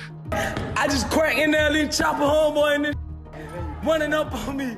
Hey, crack ass in this NLE Chopper, and I got that found me, and I'm around Houston. What's up? You know what the f going on with me, yeah? Free white B, 4K trade, nobody say. Yeah, his partner ran up on me, cracked him in this shit with a Hennessy bottle. Bust his little face all open, blood everywhere, and I got that found me. Same body I cracked that in this with, on hood, on my child. NLE Chopper would later claim that Quando Rondo was hiding behind his security, with another clip of this event circulating supporting NLE Chopper's version of events. And NLE's friend who was injured would eventually discuss the situation on IG Live, saying that he had yelled F Rolling 60s, causing Quando to throw a bottle and then hide behind security, and saying that he was about to go to the car and get his machine gun and shoot that security. Alright, so look, I'm finna tell y'all the story how this went down, cause the mind a bitch on Jesus. I ain't run up, hit me with no bottle, none of this shit, cuz threw the bottle when I finna found his ass, cuz ran behind security. He get to talking all that tough ass shit when it come out, he also, what do you want to do, man? So I'm like, come on, catch on one, cuz, woo woo.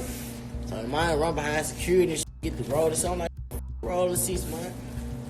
The man threw a bar at me and ran behind security, fool. T-Bo ran up on the man security, up that gun like, cuz, y'all come closer, cuz, we gonna shoot one of y'all 10 folks. Well, you got to use that hoe, cuz I ain't worried about none of that. So, we go, them folks take me outside, I go to the sprint, I get my chopper, them bitches finna come out. This Quando fool, this the security cuz. Walked up on his ass and then security grabbed him, he threw the bar cuz and ran to the elevator fool. After all of this, NLA Chopper would claim that Quando is now banned from Memphis.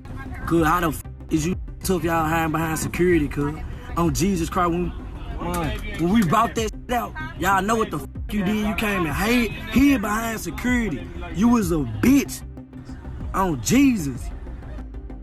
You hid behind security and threw a bottle in my head, but you gangster.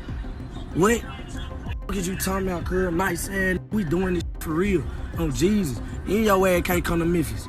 You talking about? You can't come to Memphis. You talking about? And from here, Quando and NLE would go back and forth on social media, with NLE Chopper claiming that Quando was indeed scared, hiding behind his security. Internet be quick to say I'm the hoe, but y'all just saying this behind security. But this man on the stairs while we outside with that ready to quake your bitch ass. But you in the third behind security. I told you, cuz I said we could jack this out one-on-one with a nigga. So gangster, cuz, why you ain't spring on me? I'm the first saying something to you in your face. I said, what's cracking, cuz? What you do? I need everybody to go to Quando Rondo Insta store right now and see how he was hiding behind security.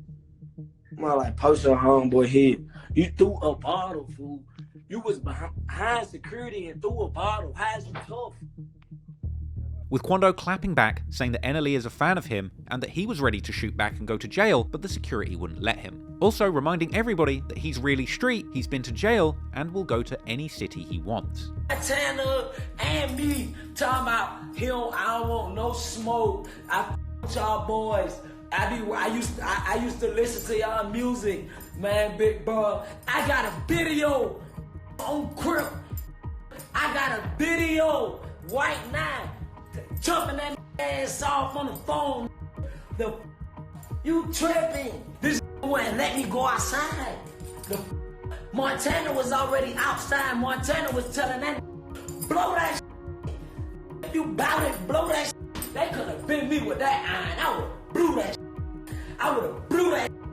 I would have been in Texas County Jail or whatever it is right now like this. Cause I would have blew that shit. On my child. I ain't never ran from no. On God, I ain't never ran from nobody. I've been living like that.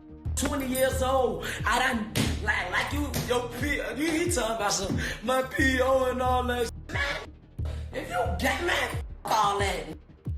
I done did time up the road. I done did 2 years. I done did all that.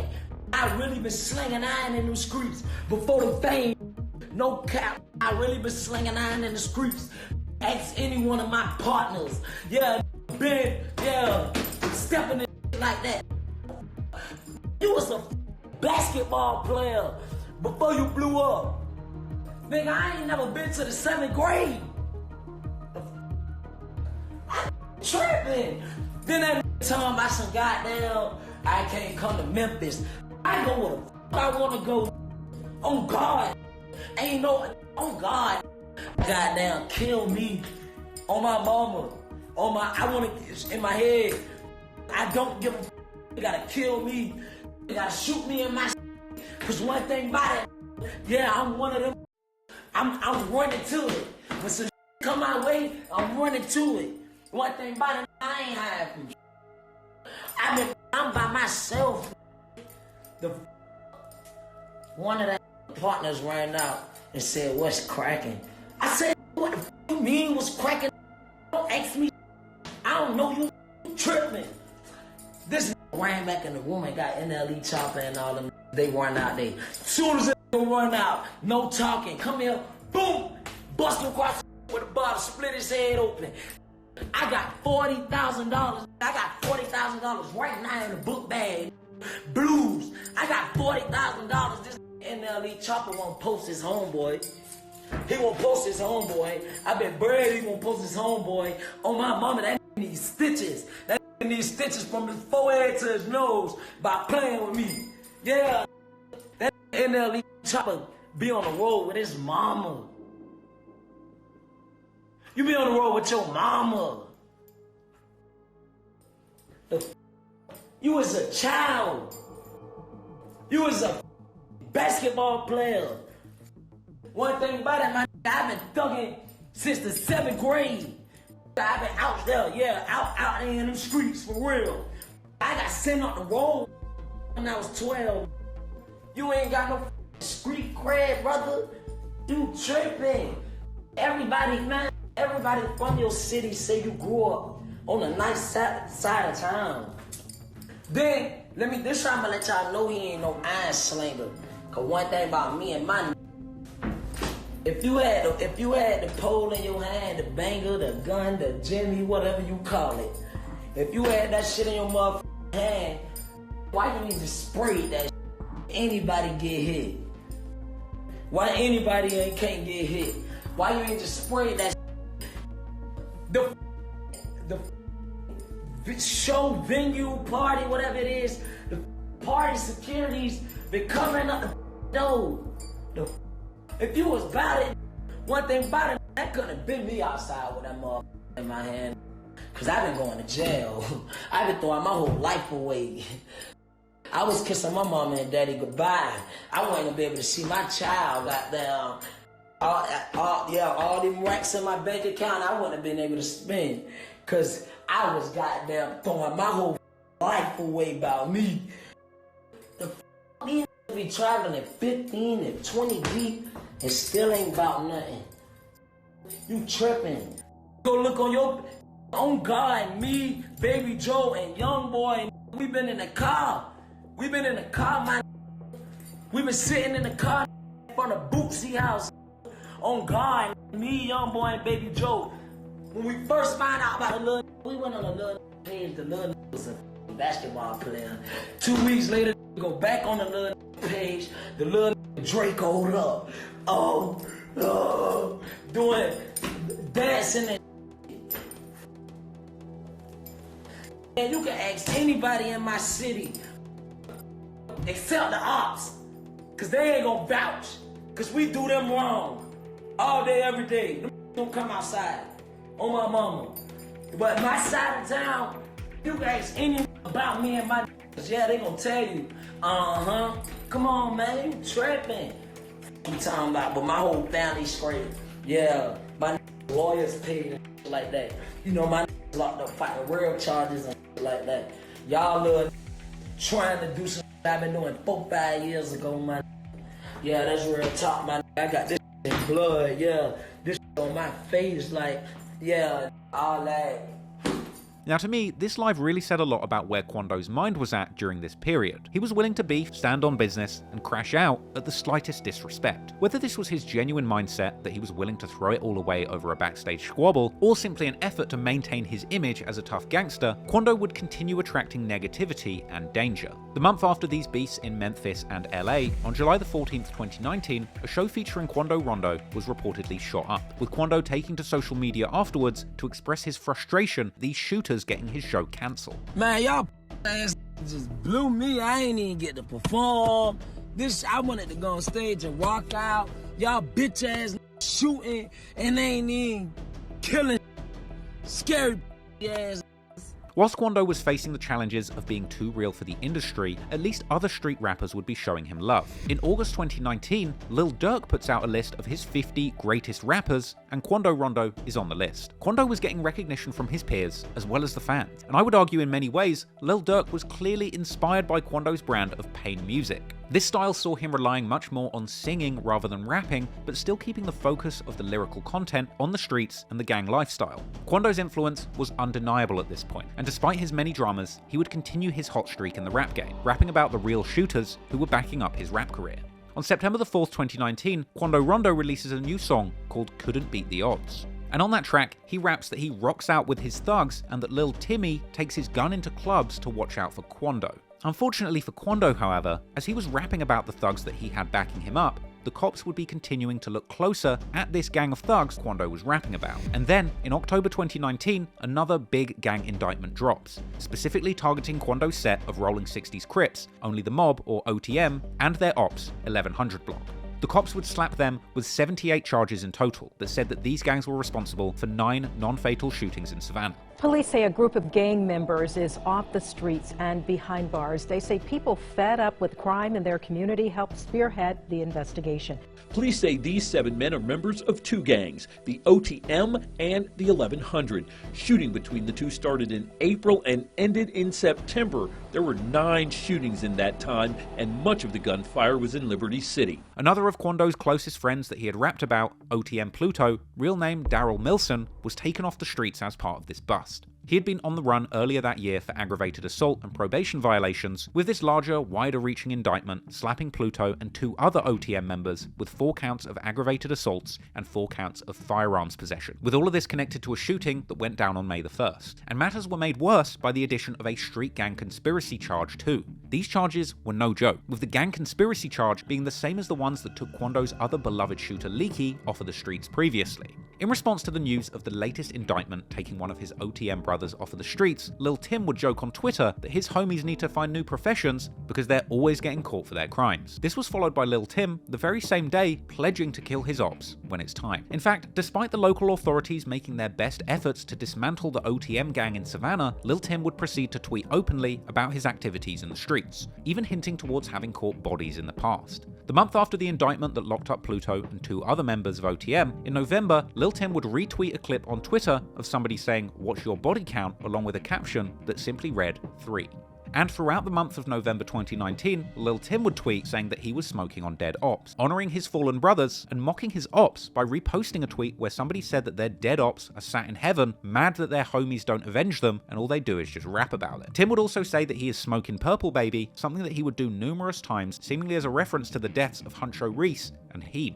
Now, Lil Timm would be a menace on Twitter during this time, not dissimilar to the way that King Von used to constantly tweet hinting at his activities in the streets. And Lil Timm would show maximum disrespect, claiming to be rolling up his dead ops every day. He would tweet that he plays for keeps and that he's happy that dead people's mothers are crying at their graves because he knows that they would do the same to him if he died. Lil Timm would claim to be riding out constantly until somebody gets killed, as well as tweeting, warning his ops to leave before he picks them out a white coffin. Now, Lil Timm at this point was clearly a hardened veteran of the Savannah gang war. He might not have been as famous as some of the infamous killers in the Chicago gang wars, but looking at his tweets, it was clear that he was deeply involved in the beef and ready to kill to defend his or his crew's interests. And with so many of the people Quando Rondo usually shouts out as his shooters, like Leaky, Pluto, and Pab, all facing serious gang charges, at this point Lil Timm had seemingly become Quando Rondo's #1 protector during this time. And moving into 2020, it was clear that Quando was still not planning to let anybody in the rap game push him around. After his beef with NLE Chopper and the LA Hoover Criminals, and having his show shot up, Quando Rondo was clearly living a dangerous lifestyle. But he would channel all of this energy into his music even more going forward. On January the 10th, 2020, Quando Rondo drops his new project, QPAC,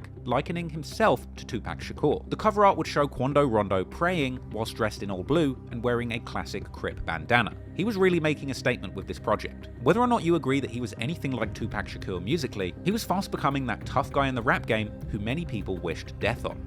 But when it came to his lyrics, he wasn't scared of letting the world know who would be shooting back if you dared to try him. On the song Nothing Else Matters, Quando raps about Lil Timm being a shooter and emptying clips like a shooting range, with Lil Timm even appearing in the music video too, so the whole world would know the face of Quando Rondo's top shooter. On the song Blue Ops, Quando would rap a lyric about Timm, which would become famous in the following years. With Quando rapping, walk around the corner, caught him, bingo, Timmy take off his dreads. Shots fired, bow bow, man down, it's up in the sky. This was an eerie lyric that kind of foreshadowed later events, often confusing people who didn't realize this lyric was recorded long before these events play out in real life in Atlanta, and partly because this became a lyric Quando would reference numerous times after the shooting of King Von. Quando actually follows up that line on the song by saying, "Them boys wish they didn't start the beef because every night we gon' slide." He would also rap another lyric saying they swing on their street, kill the whole team, dream, I stopped their deal, killed their dream. A lyric that I believe could be referring to the killing of Huncho Reese, losing his life before he could fulfill his full potential in the rap game, as well as his friend him being killed, which would explain kill their whole team lyric. There's also another lyric where Quando says that his label NBA told him that he makes the music and his friends are the ones to send to go and kill. Another song on the project called Safest, ironically featuring a Lil Durk verse, sees Quando shout out Leaky and identifying Lil Timm as his shooter. Meanwhile, on the same song, Lil Durk raps that he's preparing himself for shootouts and being killed, as well as even calling Quando one of his favorite rappers. And that's a crazy lyric when you think about just how much bad blood there would eventually be between these two artists by the end of that year. On another song on the QPAC project called Codeine Tales, Quando also mentions Pab being in jail and paying for his lawyer fee. The QPAC album was a success for Quando Rondo, landing at number 22 on the Billboard 200 album chart. No doubt Quando was making a bag from his big moves that he'd made in the music game, and it seemed like Lil Timm wasn't short of money during this time either, as he would be seen flexing with money and guns on Twitter just days after the album's release. Perhaps unsurprisingly, Lil Timm would be tweeting saying that he's being watched by the Savannah cops. But that didn't seem to slow the roll of the Rollin' 60s. And the following month, Timm would be back on Twitter breaking down big stacks of money with Quando. Now, the month after that, in March, Lil Timm would be dissing his dead ops, showing off a blunt on Twitter and saying that he doesn't need to say any names because we all know who's in there.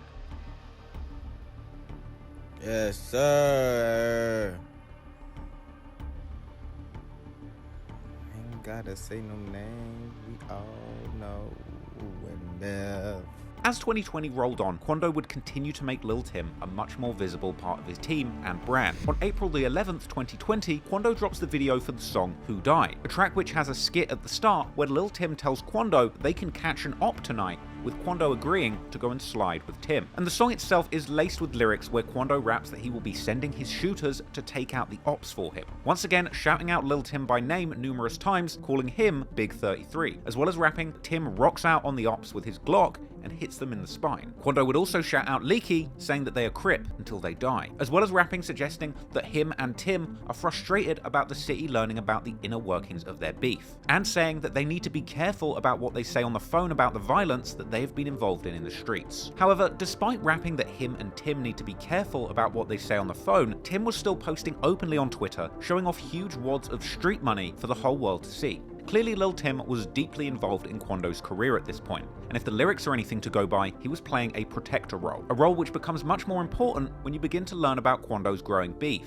Now, it's unclear exactly when the beef between Quando Rondo's camp and King Von and Lil Durk's camp begun, but it seems a lot of it had to do with the beef brewing between King Von and NBA YoungBoy, the person who Quando signed to. Now, the King Von and YoungBoy beef wouldn't become public knowledge until summer 2020, but over the course of early 2020, there would be some hints at some sort of tension between the Savannah-based rappers and the Chicago rappers. In March 2020, Lil Timm would tweet saying to turn that G Herbo off, with Herbo being another Chicago rapper who Von and Durk are friends with. But perhaps that tweet had another meaning, because a couple of months later, on May the 6th, 2020, Lil Timm is retweeting Von's posts about wanting to get his money up. Clearly he's following Von on Twitter. Now, there's also been speculation as to the liking of King Von's tweets by Lil Timm. Perhaps Lil Timm was a fan, or perhaps he was following Von's presence on Twitter closely amid the brewing beef with Quando. And Timm would also make tweets in support of NBA YoungBoy, and given the close relationship between Quando's crew and NBA, it would be clear where Lil Timm's loyalties would lie. In fact, Lil Timm was really following the rap game's intertwined beefs closely during this period. He would reply to a tweet by Lil Baby saying that he wanted to work with NBA YoungBoy, saying that YoungBoy would not work with Lil Baby, because the month before, Lil Baby had collaborated on one of YoungBoy's biggest enemies, Fredo Bang's song, the track Get Even.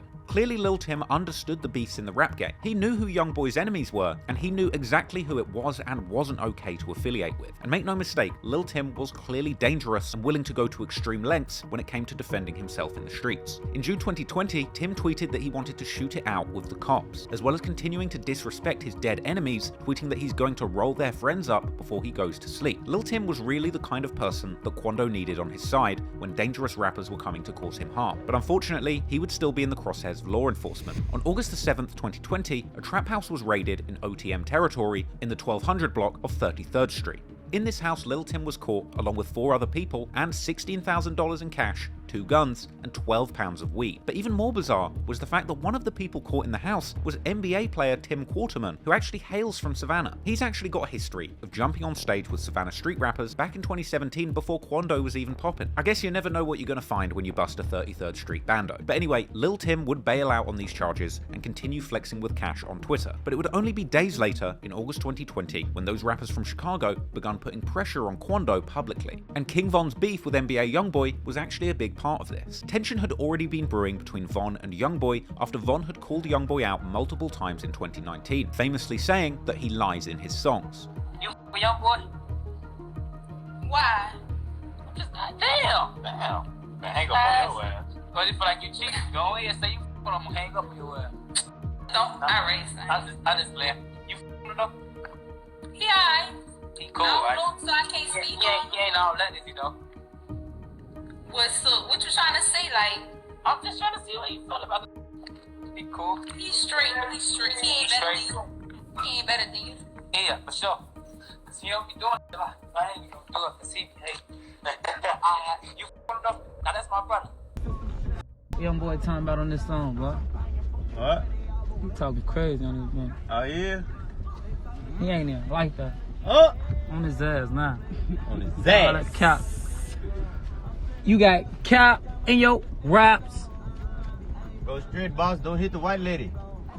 You got cap in your raps. But this beef would get incredibly personal in August 2020, when Von tweeted, "People won't believe the woman he just made a hit with." That same day, images would surface of Von spending private time with the mother of YoungBoy's child, Jania, and later speculation would swirl that Von and her may have even created a sex tape during their time together. With that all coming after Von tweeted he could post a video that would make somebody stop claiming their own children. Later on, Von's sister would also indicate that she had seen a video of Jania sleeping with someone, and DMs would later circulate from somebody who was with them when they met, suggesting Von and Jania had indeed slept together, not recorded music. Fellow Chicago rapper 600 Breezy would weigh into the situation, congratulating Von publicly for sleeping with his enemy's baby mother and saying Rapper K, which means rapper killer, suggesting that Von and his friends like 600 Breezy did indeed want to see YoungBoy dead. The day after these pictures of Von's rendezvous with Jania circulated, YoungBoy posted a picture along with his son and a caption saying that he's going to make sure his son grows up and smashes King Von's daughter since he's trolling him with his baby mother. And whilst all this is going on, another Chicago rapper with affiliations to the Black Disciple street gang, just like Von and Durk, Lil Reese, would come out publicly claiming that he was planning to beat up YoungBoy's artist Quando Rondo, with Reese tweeting that he is looking to catch Quando and see if he's still talking tough. Now, Quando would clap back at both Lil Reese and DJ Academics, who had reposted these quotes, saying that Reese ain't gonna do nothing and that him and Academics don't deserve to live. Man, that ain't gonna do nothing. Don't need no academics. Man, you don't deserve to live no more, bit, bro. I hope you on God.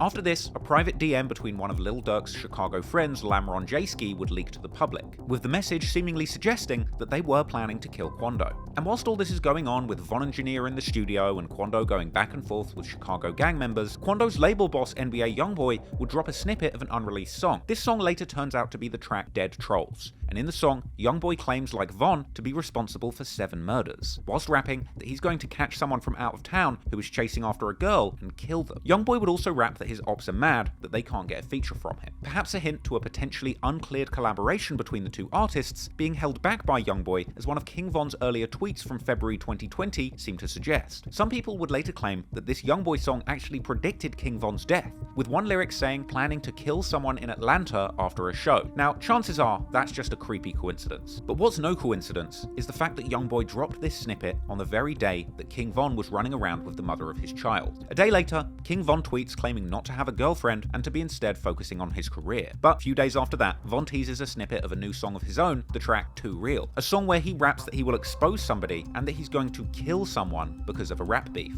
Things were getting heated, and no doubt Quando's top shooter and protector Lil Timm was not feeling it. On September the 7th, 2020, King Von tweets saying that he hopes God has room for more dead people. And a day later, Lil Timm would seemingly respond saying that these guys from Chicago need to chill out on Quando Rondo. A week after that, King Von would jump on IG Live to address his ongoing beef with YoungBoy, saying that he's not in beefs in the industry and that he doesn't want to have beef in other states, but also saying that he will beef people for no reason if they say they don't like him. Look, for everybody, I ain't into it, nobody, you hear me?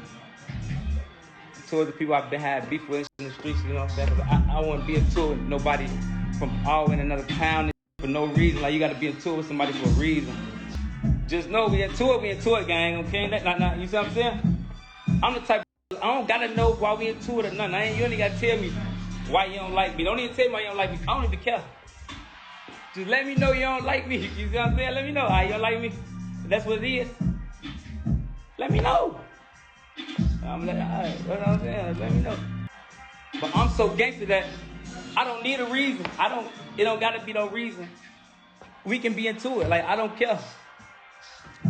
It don't gotta be a reason, for real. I'm into it, people. It don't gotta be no reason. I don't know why. I don't care why. But it can be that, you see what I'm saying? Well, I like to know why we into it. I like to, I need to, because I ain't no goofy. Like, what then I play hard. I ain't trying to lose. I can't lose to nobody. Lose to who?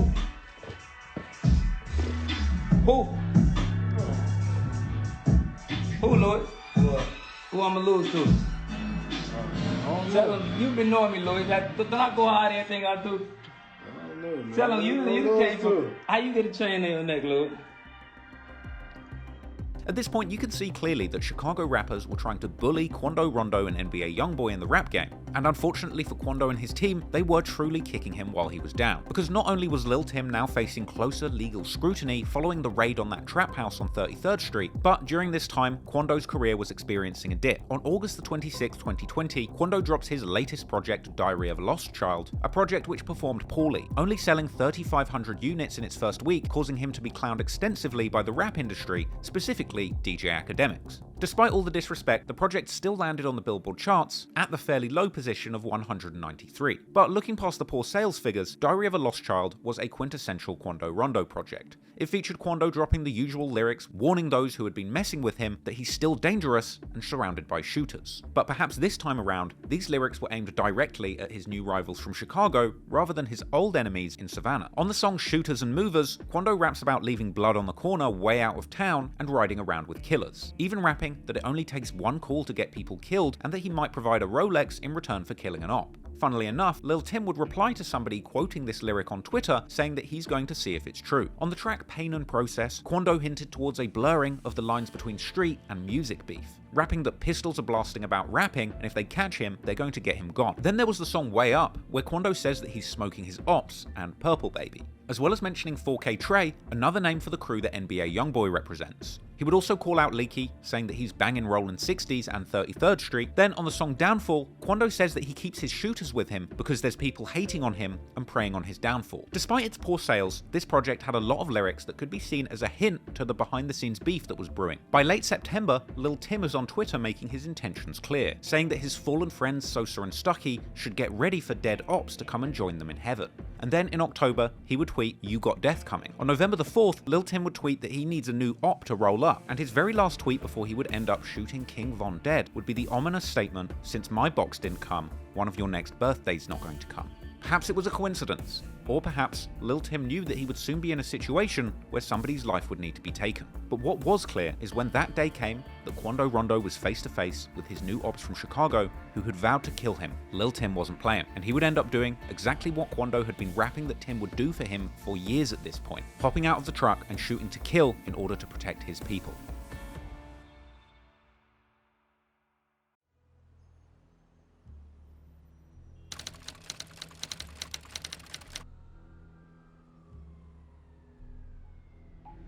On the night of November 5th, 2020, Quando, Rondo and Lil Timm were in Atlanta shooting a music video for a new song called The Drop, a collaboration between Young'uns and Quando Rondo. The song itself had lyrics mocking murdered Savannah rapper Huncho Reese's death after his concert, with Quando saying, "Two purple babies get rolled up," a reference to him and Reese. This was a song all about disrespecting the dead, but little did Quando and Timm realize that after leaving this video set, they would find themselves in another deadly rap-related shootout, with their outfits from this very video tying them to the incident. They would be seen on social media immediately after the shoot, showing off that they were packing high-powered firearms, with Lil Timm notably wearing a black work jacket and a grey hoodie underneath it. Quando and Timm would later find themselves sat inside of a car outside of the Monaco Hookah Lounge in Atlanta. Earlier on that evening, King Von was playing a show that he had booked at a nearby venue. Just after midnight, King Von tweets his location for the evening, a show at Atlanta club Opium, and Von would go live on Instagram on the way to the club, seemingly in good spirits, rapping along to his own music, and later doing a live pre-show with the name of the club pinned. He would be seen on Instagram posted up, smoking hookah, surrounded by his entourage, including known shooters from his native Chicago block, O Block. Von would go on to play that concert at Opium, where he would be seen on stage surrounded by his team. Just after 1 AM, he would retweet a Young and Ace lyric along with a caption saying that his crew are going to catch someone and he sees them as food. This was perhaps a sign that Von had been alerted to Quando's location, and after finishing his show, Von would be seen leaving Opium in an SUV. Interestingly, Von's truck can be heard playing the NBA YoungBoy song My Window as it drove away from the scene. Stop playing! Von would confuse his team by choosing not to go back to his Airbnb as his security team were told, instead taking a last-minute and unexplained detour to the Monaco hookah lounge where Quando Rondo was sat. Lil Timm would make his last tweet from his original Twitter account in the hours leading up to this confrontation. Around 3 AM on November the 6th, King Von would find himself outside of the Monaco hookah lounge in Atlanta. Perhaps he knew that Quando Rondo would be there, or perhaps it was just a coincidence. All we know is that while he was there, Von approached Quando Rondo and began assaulting him with a flurry of punches, with Quando's close friend Lil Timm jumping out the car, opening fire, and striking Von multiple times. This was all captured on CCTV footage, but I can't show you that on YouTube. But essentially, Von starts beating up Quando Rondo outside the club in front of a huge crowd. After only throwing a few punches, Lil Timm jumps out the car and shoots Von numerous times. At this point, Von's friends from O Block, Slutty and Louie, would attempt to shoot Lil Timm, leaving him wounded but not dead. And they would even attempt to execute him after he fell to the floor, but they couldn't because the gun jammed. And while this is all going on, a wounded King Von continues to wrestle with Quando Rondo on the ground.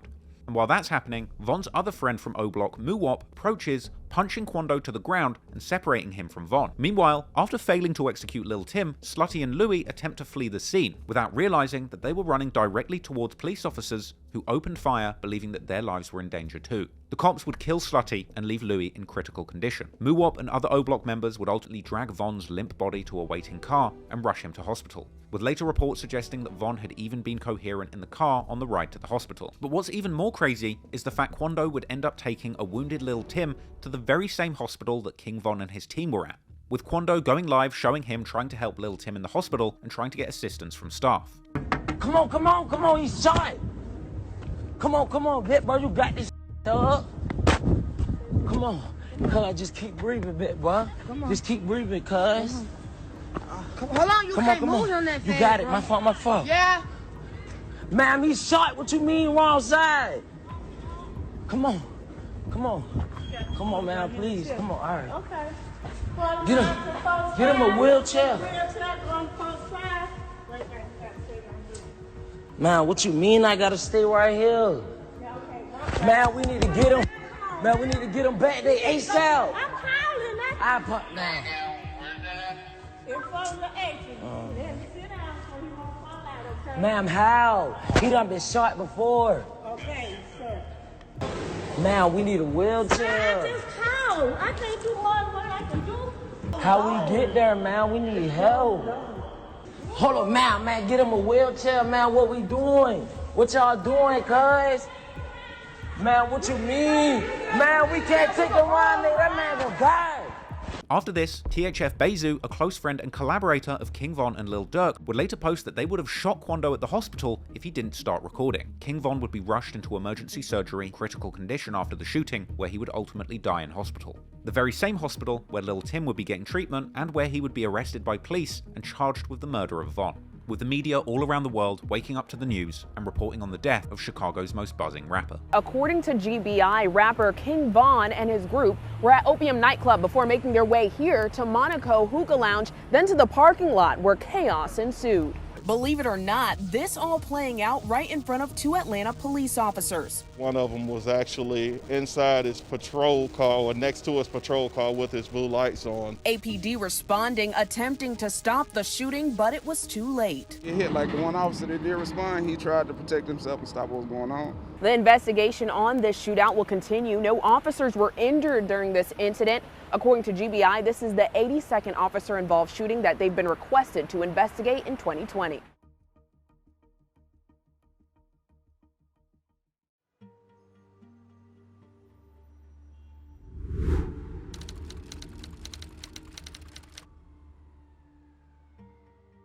After King Von wound up losing his life so suddenly, a lot of people were asking questions. But unusually, in this case, it wouldn't take long until they were answered, because the surveillance footage of Von's death leaked near immediately after the incident, and internet detectives on social media were quickly able to identify Lil Timm as the shooter, all based on the grey hoodie that he was wearing in both the shooting footage and in social media clips from earlier that day at the music video shoot. And a very small group of people who were highly knowledgeable about Savannah street history and Lil Timm's past would begin posting about the situation, with claims circulating around this time that at this point Lil Timm had already killed 4 people in the streets, with King Von making it a total of 5 bodies. Whether or not this is definitively true, I cannot say, but one thing that is clear is that from the footage, we can see that Lil Timm was extremely calm and calculated in this chaotic situation. Perhaps this is the result of having been a hardened veteran of numerous street shootouts. I actually saw one comment on the footage that I thought was very telling. It says, "Only he knows what he's done, but you can tell from the video that the Von shooting wasn't his first rodeo. He was cool and composed, coming from the other side of the car, whilst all the other dudes were running around like chickens with their heads cut off. They were all uncoordinated trying to get licks in on Quando, and the whole time Timm was in the back lurking, just trying to get close enough for a kill shot. This shows me that he has been there. He held his head when others around him lost theirs. Textbook example of why you can't take anyone lightly. You would think some Southside Chicago dudes in their late 20s and early 30s would be the ones who move like veterans in that situation, but instead it's a kid from Seaport who couldn't even legally drink 2 years ago. And if Von's people knew it was smoke like that, they should have been on that man like glue. He was the golden goose. He was going to set them all up for life. They should have been watching his every move like a hawk. Nobody should have been able to get close enough to Von to even cuss him out, let alone fight him, and damn sure not actually kill him. You're going to tell me your homeboy had the potential to put you and all your kin in a different tax bracket, and you let that opportunity slip away? Where do they do that? That man wouldn't have even caught a splinter around me. I would have been on bro like a shadow. The dudes dropped the ball for real. There ain't no excuses for that. And I ain't saying they're not killers, but they damn sure didn't keep their wits about them in that Von situation. The goal is to keep the golden goose safe, and they did the exact opposite. Regardless of your opinions on the chaotic situation where Von lost his life, the world now knew that Lil Timm was the man who had taken the life of Chicago's most buzzing rapper and one of the city's most infamous killers. And soon, people would be commenting on Lil Timm's Instagram saying that he's a dead man, and tagging Lil Durk saying that this is the guy who killed Von, with people reacting to the accusations on Twitter and telling people to delete the tweets pinning the crime on Timm, going as far as to call people the police for circulating Lil Timm's social media profiles. However, some people close to Timm and Quando would actually encourage people to look closer at their street credentials. For example, Lul Pab would tell fans looking into Lil Timm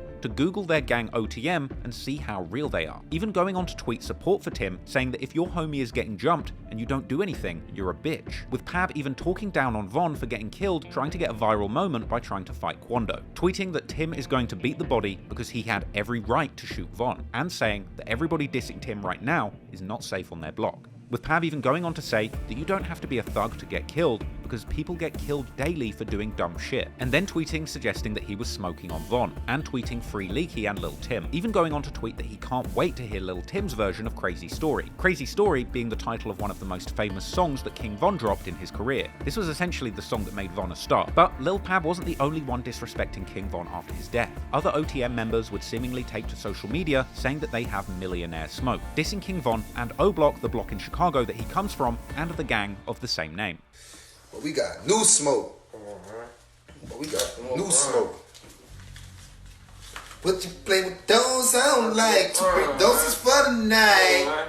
But step by the foot of white and never told them that I like it. But I'm open. Numerous people affiliated with 33rd Street would go on to post on social media disrespecting Von, but this was far from a one-sided conflict. In the immediate aftermath, friends and affiliates of King Von from Chicago would respond on social media, particularly 600 Breezy, who would make posts on social media suggesting that he was headed to NBA YoungBoy's hometown of Baton Rouge with his steppers. A few days later, on November the 12th, 600 Breezy would mock Quando Rondo, saying that first punch that Von hit him with was like a punch from the heavyweight boxing legend Mike Tyson. A lot of people would give their 2 cents on the situation, but 600 Breezy would end up being one of the most outspoken people on this situation as time went on. But eventually, people would finally hear directly from the person at the center of the whole altercation, because just 2 weeks after the killing, on the 20th of November 2020, Quando Rondo would cause a stir when he was spotted commenting #FreeLilTimm in front of 1.5 million people watching the Gucci Mane vs Young Jeezy versus battle. And this was an event notable for a jaw-dropping moment when Gucci Mane says that he is smoking on Pookie Loke, a friend of Young Jeezy Yeezys who Gucci Mane apparently killed in a self-defense shooting during a failed robbery. A situation not entirely dissimilar to what happened with Von trying to jump Quando and getting killed himself in the process. Perhaps Quando's comment at this very relevant moment was intended as marketing, because the very same day that this happened, Quando Rondo would come out and release a new song titled End of Story, the title seemingly being a reference to King Von's Crazy Story series of storytelling songs, with Quando's song End of Story essentially being a disrespectful title, flipping the name of Von's song Crazy Story and saying that he ended King Von's story. Combine that with the fact that the cover art for the song was a picture of Quando and Lil Timm taken on the set of that music video shoot that took place just before Von was killed. And in the song End of Story, Quando explains his side of the incident, expressing frustration about Lil Timm being judged for opening fire and saying that other people's friends would have left them behind and not have defended him like Lil Timm did. Quando would rap that if the shoe was on the other foot, and if it was Quando who got killed by one of Von's shooters, the fans would have probably been celebrating, with Quando rapping outright that his man Lil Timm did nothing wrong, and if your friends wouldn't do the same for you, you shouldn't have them around you. But Quando would go even further than just giving his side of the story. He would drop lyrics that seemed to be a direct sign of disrespect to Von and his entourage from O-Block, essentially dissing Von and his friends, saying blood on your brother on the ground, go and pick your mans up, and rapping that him and Timm are claiming self-defense and that Von should have never put his hands on Quando. Quando would claim that this situation had now led to a $1 million bounty being put on his head, with Quando taunting his new ops from Chicago, saying, "Is that all you got? Why not make it $8 million?" Now, this might sound like a light-hearted lyric, but make no mistake, King Von and his close label mate Lil Durk, by their own statements, are surrounded by killers and murderers. And Lil Durk's one of the richest rappers in the game, so an alleged $1 million bounty from this particular group of gang-affiliated Chicago drill rappers is nothing to be trifled with. Only days after Von's death, rumor would circulate that Lil Durk had bought all of the tickets for Quando's next show, set for the 28th of November in Georgia. The show would be cancelled, and the venue, Shockflow Entertainment Center, would soon let fans know that the cancellation was a direct result of Quando's legal situation. In fact, the very day that Quando released his song End of Story, 600 Breezy would take to his IG story to tell Quando to stop cancelling shows and daring him to perform that song End of Story live. But despite the heat in the streets and the music industry, it seemed that Quando and his camp weren't planning to put any respect on Von's name. On November the 24th, Quando posts a cryptic tweet on the situation, saying simply, "We gon' see." But Quando wasn't the only one using music to prod his rivals, because a week after End of Story dropped, King Von's close friend and former mentor Lil Durk would tease a new song. On November the 27th, 2020, a snippet of Lil Durk's upcoming song, Hellcats and Trackhawks, circulates online, with lyrics suggesting that him and his crew are looking for Quando at his shows, perhaps a reference to the rumor that Lil Durk had bought all the tickets to Quando's recent booking. Now, that track, Hellcats and Trackhawks, would later release in full, and it came along with more lyrics where Lil Durk seemed to suggest that they were trying to catch Lil Timm and Blast, as well as a line directed towards Quando or YoungBoy saying that they're not feeling your favorite rapper. Then, a day after the snippet releases, on the 28th of November, when that original Quando Rondo show was due to take place, it would be revealed that the mayor of Macon, Georgia, had cancelled Quando's scheduled performance, something that would be confirmed in a tweet from Lul Pab. And Lul Pab would go on to diss King Von on Twitter following the news of the show's cancellation, expressing frustration about all of the hate that Quando is getting on social media, with Pab saying that because the show got cancelled, people were calling Quando scared, but Von is the one who is dead. Quando himself would go live to address the situation at a gas station in a menacing clip where he claimed to have his whole team of Jump Out Gang and Rollin' 60s Crip members armed and ready to catch another body. Now, and the police done cancel the show, cuz. That shit got me blowed. Cause we been ready. On 6-0, we been ready to put a, under, on hood, cuz. Hey, jump out, shake. 30 clip on me, jump out, shake. Man, that got me blowed, cuz. Oh, God, I already knew what was going on with you. Man, that got me blowed, cuz. Hey. Man, whoa. Cuz the police done cancel the show, dog. Hey, y'all boys, come right here. Man, no bitch ass need to stop posting so we can do a show. That bitch ass. Nah, that whole ass police, cuz. For real. We ain't fucking know the smoke.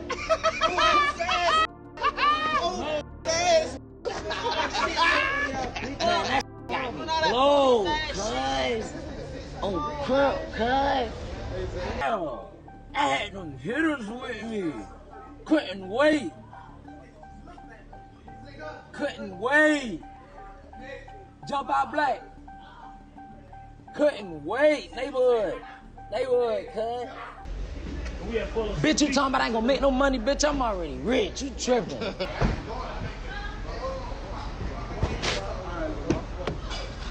Love you, baby, bro. Hey, boy, let me on the iPhone charger. We been big and ready.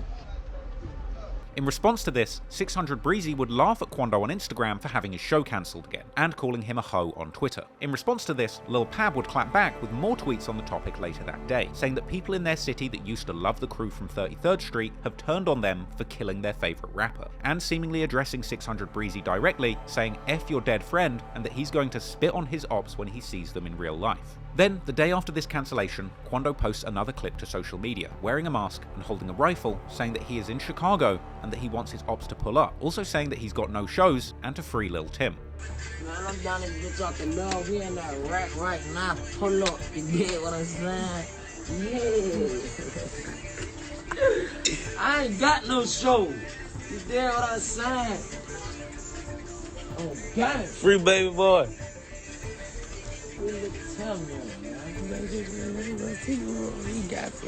In response to Quando claiming he's in Chicago, 600 Breezy would drop his address and invite Quando and his goons to pull up. From here, Quando would attempt to quash rumours that he had cancelled the show because he was scared to perform by getting his promoter on the phone and posting apparent footage that confirmed that the show was in fact cancelled by the promoter, not Quando. Check this out. Listen, I got the promoter on the phone right now. This is the promoter from last night right here on the phone. All right, check this out, bet, bro. Please tell these folks I did not cancel no show, bet, bro. Nah, man, Quando ain't canceled. Man, the police and the mayor came at the last minute. They came at 9 o'clock saying we couldn't do the show. Dog was here. Come on, man. Stop playing. Look, this is him. Hold on, rewind it a little bit back so they can see his face on there and see it right here. Yeah, this is him. Y'all folks tripping, boy. On God, we been... And we gonna reschedule that motherfucker coming soon. Come on, man. Bet, bro. It's up. It's up, bet, bro. On God. We ain't canceling. Man, we out here.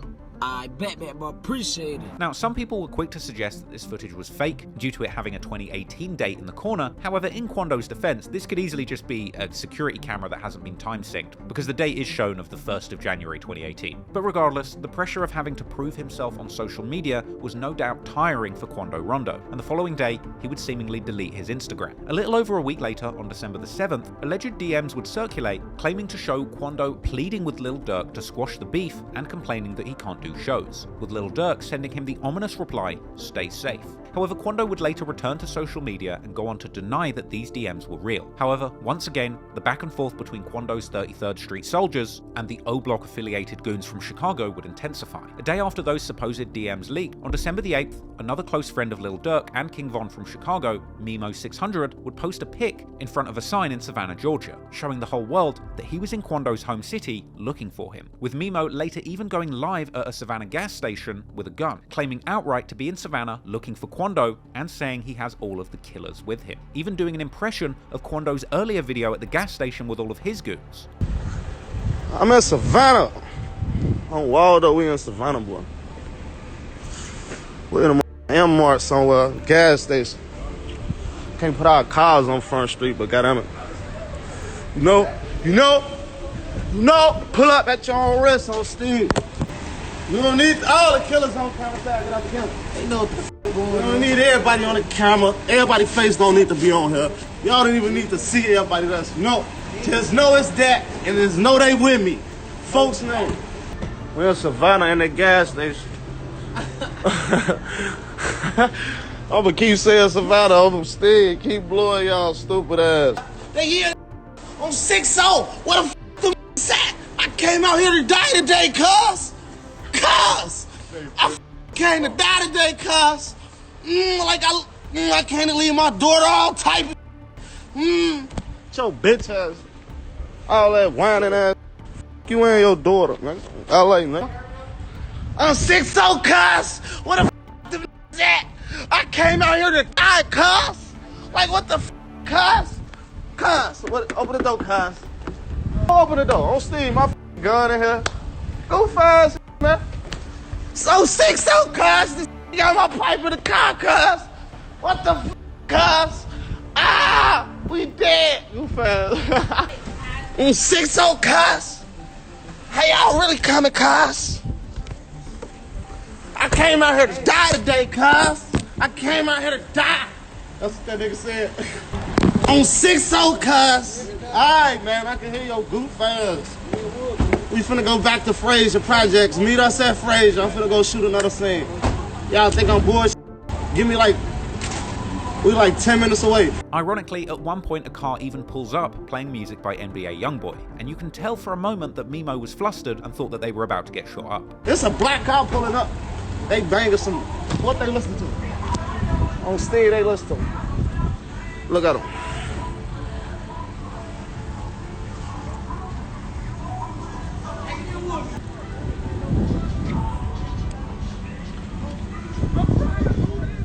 I thought those the on Lil Steve. Ah! Let's go, y'all better stop playing on this live. On 6-0 cars, he just put the rest to YB. I thought it was that. Footage would later surface of Mimo dancing in a Savannah hood while filming a music video. This would lead to Savannah goons to go on live mocking Mimo for being out in the cold dancing and trying to avenge his dead homie, even going as far as to compare King Von to Lil Saint, the kid who got shot in the dance film You Got Served. Mimo had a dance competition. Mimo had a dance competition with Jack Frost. Who won? Because this cold is a bitch. Who the f is gonna be out this whole shit? Like, yeah, it's cold. I was doing it for Lil Saint in the cold.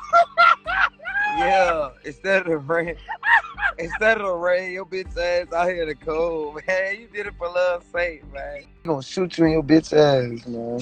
Just the shaking your ass and taking the picture, and your homeboy died for me. Dead, man. You say you love dead, man. And y'all come all these miles, man, for you to fuck around and come and goddamn shake your ass like a fairy. This just came all the way from Chicago to dance, doing it for a couple of seconds and put that bitch on. Cousin, dying out there for shit like that now? A day later, both 600 Breezy and Mimo 600 would claim to be spinning the block in Quando's hometown. A day after that, Lil Reese, the person who Quando was originally beefing with on Twitter in the months before Von's death, would comment on Quando's return to Instagram, pointing out that he had blocked him. Just over a week later, on December the 18th, Mimo 600 drops the video for his song Duck Yo Show, a diss song that he had filmed earlier that month in Savannah. And this song would provoke a strong response from Savannah's goons. 3 days later, one of Quando and Lil Timm's friends, Jump Out Gang Black, would drop a King Von diss song called King Timm's Story. This song would be a scathing diss track pointed at King Von, with the track essentially suggesting that since Lil Timm killed King Von, he should now be referred to as King Timm, as well as rapping that he's smoking on Von. Jump Out Gang Black would go on to shout out his native Savannah gang sets, OTM, Only the Mob, as well as acknowledging this $1 million bounty that had been placed on Quando's head, even ending the song by dissing King Von and switching the famous lyrics from King Von's Crazy Story, where he says he's not from 63rd, saying instead they are from 33rd. But beyond the lyrics, the music video would be packed with disrespect aimed towards Von too. The video starts with a Lil Timm quote saying that if somebody has to die, it's not going to be him.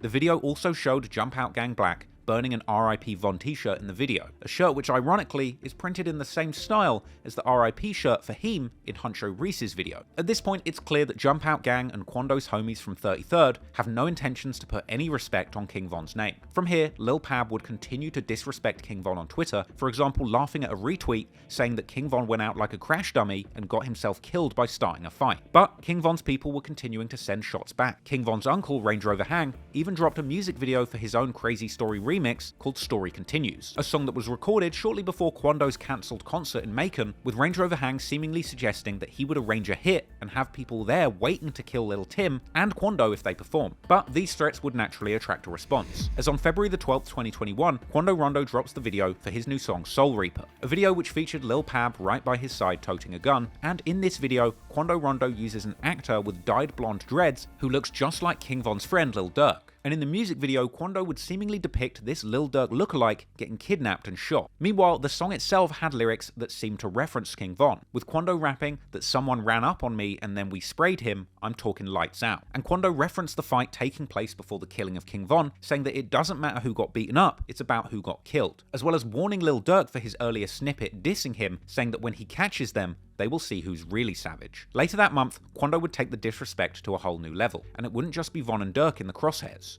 Quando would go live on Instagram, rapping lyrics from his upcoming song Purple Baby, saying all I smoke is dead ops, and then falling to the floor like he's dying and saying King Von in here. Hey, hold on. One time. Okay. Okay.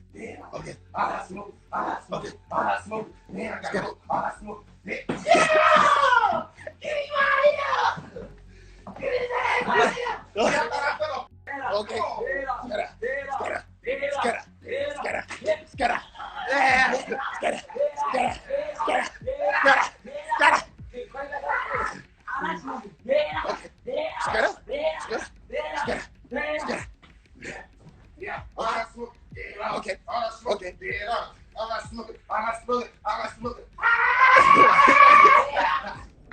After this, Quando got in front of a piano and begun to sing the names of a number of dead people who he claimed to be smoking. Some of these names were known to the public, some of them I'd never heard before, but he would claim to be smoking Purple Baby, Mooka, Hemi, Baby C, Huncho, Reese, and then ending the song when somebody in the background yells that they're smoking Von. All I smoke is purple baby, purple baby, purple baby, purple baby, purple baby, purple baby, purple baby, purple baby, purple baby. Purple baby, purple baby, purple baby, we smoke Mukalati, Mukalati, Mukalati, we smoke Mukalati, Mukalati, Mukalati, we smoke Mukalati, Mukalati, Mukalati, we smoke Mukalati, Mukalati, Mukalati, we smoke Hemi, Hemi, Hemi, Hemi, Hemi, Hemi, we smoke Hemi, Hemi, Hemi, Hemi, Hemi, Hemi, we smoke Hemi, Hemi, Hemi, Hemi, Hemi, Hemi, we smoke Hemi, Hemi, Hemi, Hemi, Hemi, Hemi, we smoke Baby C, Baby C, Baby C, Baby C, Baby C, we smoke Baby C, Baby C, Baby C, we smoke Baby C, we smoke Baby C, we smoke Reese Pack, Reese Pack, Reese Pack, Reese Pack, Reese Pack, we smoke Reese Pack, Reese Pack, Reese Pack, Reese Pack, Reese Pack, and we smoke.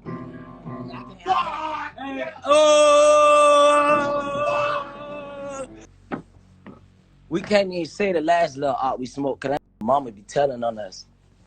It seemed at this point, having faced virtually no consequences personally for the killing of King Von, Quando Rondo was getting more and more confident insulting Von and Durk in his music and capitalizing on the situation. However, all of this was going on whilst his main shooter and protector, the man who had taken Von's life to protect Quando in the first place, Lil Timm, was still behind bars. After being arrested the morning after the Von killing, Timm spent months locked up waiting for an update on his case. And during this period, Lil Timm would call him from jail, seemingly in good spirits, and asking to be sent money. Problem child. Hey, Timm. Hey, I talked to my brother yesterday. He told me You have 1 minute left. Yeah, I'm about to call back, but he said, well, bro, when you come home, this is not Ray, this is my other brother. He told me, when you come home, little bro, tell them folks you want 100. And while Lil Timm is locked up, Quando would post support for Timm online, saying that he would rather say free Timm than RIP, indicating that he's still facing legal consequences for the shooting of Von. As the months went by, pictures of Timm in jail would circulate online. A January 2021 image showed Lil Timm using a jail phone and smiling with his diamond grille shining. Eventually, Lil Timm would be released on bail, with Jump Out Gang Black and Lul Pab celebrating the release of their 33rd Street brother on Instagram and Twitter. Then, on March the 27th, 2021, Lil Timm's name would begin trending on Twitter as news of his release on bail spreads, with Quando even posting on Instagram, "God is home."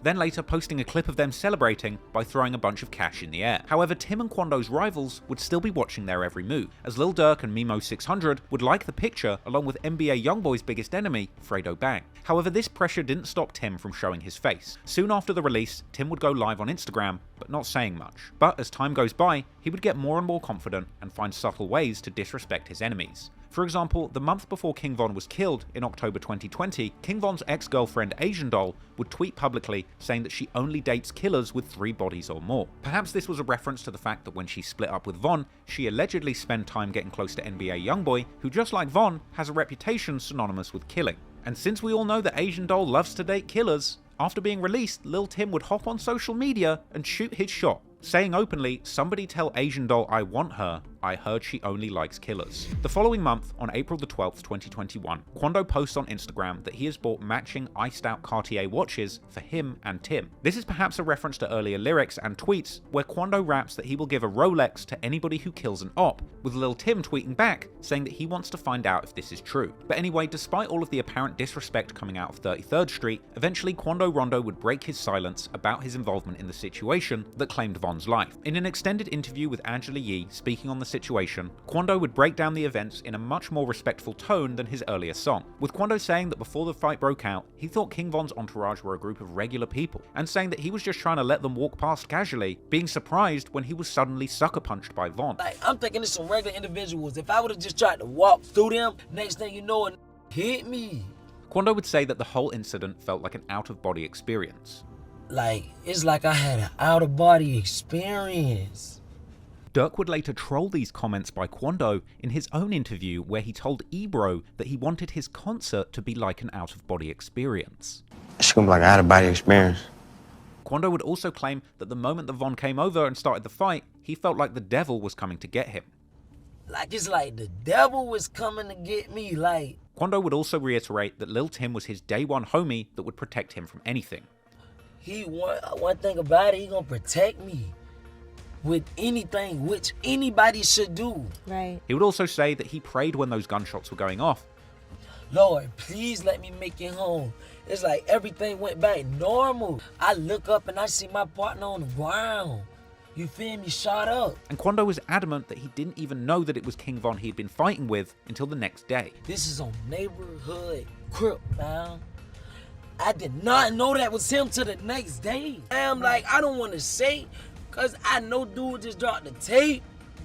Like, was they trying to do something to me? Like, just boost him up or like, what? I don't know. You just don't know where. You just don't know where it came from. You have no idea. Despite this attempt at a diplomatic interview, it would seem that the damage had already been done. Having spent months mocking King Von after his death and making light of a supposed $1 million bounty on his head, Quando Rondo would remain in danger. And from here, he would have to defend himself against a wave of attempts on his life, as those people who loved King Von would seemingly be on the hunt, state to state, with just one objective in mind: slide for Von.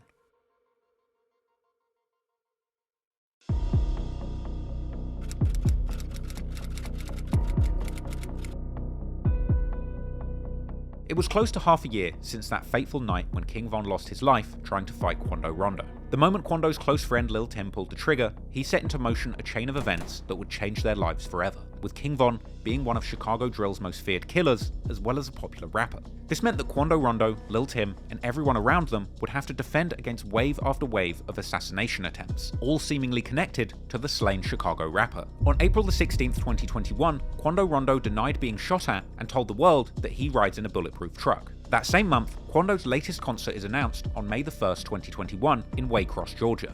After having his previous shows that were scheduled just weeks after Von's death cancelled, Quando was eager to show his fans, ops, and the world at large that he could travel the country and perform without incident. However, unfortunately for Quando, that simply wasn't true. On May the 1st, 2021, Quando Rondo plays the very show that he was booked to perform at in Waycross, Georgia. And here he's seen playing to an empty venue, complaining to the crowd that his shows are usually bigger than this, with Quando addressing the fans and still thanking them for coming out despite the low turnout. I ain't gonna lie. Man, my show was really big, you feel me? People in this, but I know I got a lot of shit going on, you feel me? But I still appreciate everybody who came out. I'm gonna walk this bitch out like it's 10,000 people in here. Come on, Shields. When these images and clips surfaced, Chicago affiliates of Von and Durk, like Memo 600, would mock Quando, saying that he must have made a loss on that show. But as the night went on, that show's turnout would be the least of Quando's worries, as him and his entourage would leave the venue after performing, driving to a Circle K gas station just 11 minutes away in the next town of Blackshear. At around 3:20 AM after that show, Quando and his team would be in the parking lot of a gas station convenience store in Blackshear, Georgia. Soon after arriving, somebody begun to open fire from across the road, with one man allegedly being hit in the hand and ending up in the hospital. Quando Rondo would flee the scene before authorities arrived. According to one report, over 100 bullets were fired at Quando's entourage during this incident. However, members of the public would arrive to the crime scene, beginning to film and posting the footage on social media, with the woman filming telling viewers that she was on the scene of the Quando shooting and saying that people had heard the gunshots from all the way down the street. And she would even walk right up to bullet markers where the shell casings had apparently been fired from all the way up the street. Oh my God, it is Quando, y'all. It's got to be. They talking about it was the rapper that performed at the Vibe at the club. They talking about it was Quando. They heard it was, somebody had a bounty on him. I'm like, damn, how the f you know? Look at all them bullets. Yeah, they got them picking up bullets.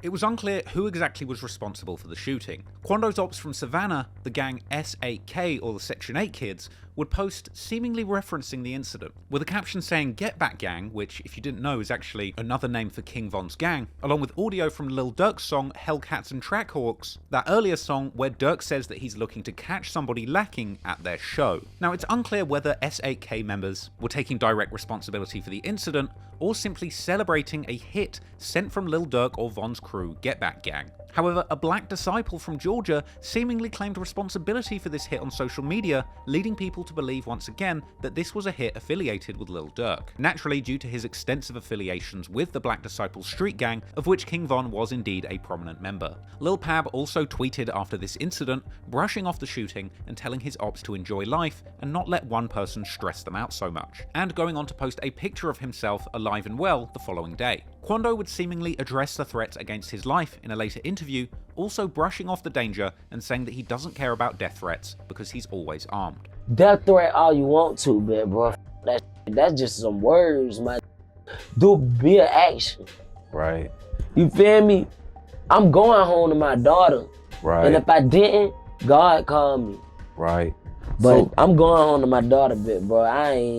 I'm not even the type of person to move without a firearm. Rumours would later circulate that Lil Timm was also injured in this shooting. Now, whether or not that's true, it was clear that Lil Timm suffered a serious injury, being shot numerous times during the altercation with King Von. A couple of months after that shooting at the gas station, in August 2021, Lil Timm would post a sobering picture to Instagram, revealing that due to his gunshot wounds, he's having to use a colostomy bag, but still giving thanks for the fact he's still alive. It's unclear whether or not this injury was from the Waycross shooting, the shootout with King Von, or even a previous shootout in Savannah. But regardless, it was clear that Quando and Lil Timm were continuing to pay the price for this beef with King Von. But that didn't stop Quando from continuing to push his career forward. On May the 7th, 2021, Quando releases his 6th mixtape, Still Taking Risks, his first full-length release since the killing of King Von. And this project would be laced with references to the incident, as well as the consequences. Quando would rap about having a $1 million bounty on his head in the opening track Blue Man. He would also mock King Von on tracks like Red Eye, saying that he's smoking a dead guy and catching homicides with Timmy. There's also a line on that track where he says that he's signed to NBA and rapping, "If he loves that girl, make sure he never sees her again." Seemingly a reference to King Von essentially dying as a result of his girlfriend Asian Doll, creating a love triangle between Von and YoungBoy, with Quando going on to disrespect King Von's crew Get Back Gang, saying there ain't no get backs. Quando also says that he has shooters doing murders for only $1,500, and that he wants to kill all of his ops one by one until he gets to the top dog. Perhaps another reference to a desire to take out Lil Durk, as he depicted in his music video for the song Soul Reaper. And Quando even ends this song by mocking Lil Durk for linking up with YoungBoy's enemies like Fredo Bang, as well as saying that Lil Timm got out of jail and got straight back to shooting. Even mocking Von, saying that Timmy busted Von's head because he got caught without his gun. There's also the song Drop Some, where Quando reiterates that he didn't even realize that it was a beef with Von the night he got shot, and saying that he has bullets for a wrestler, another reference to Von trying to fight the night he got killed. Quando also raps saying that his young'un is quick to make a rapper bleed. Elsewhere on the track Devil on My Shoulder, he shouts out Timmy, saying he will shoot for him.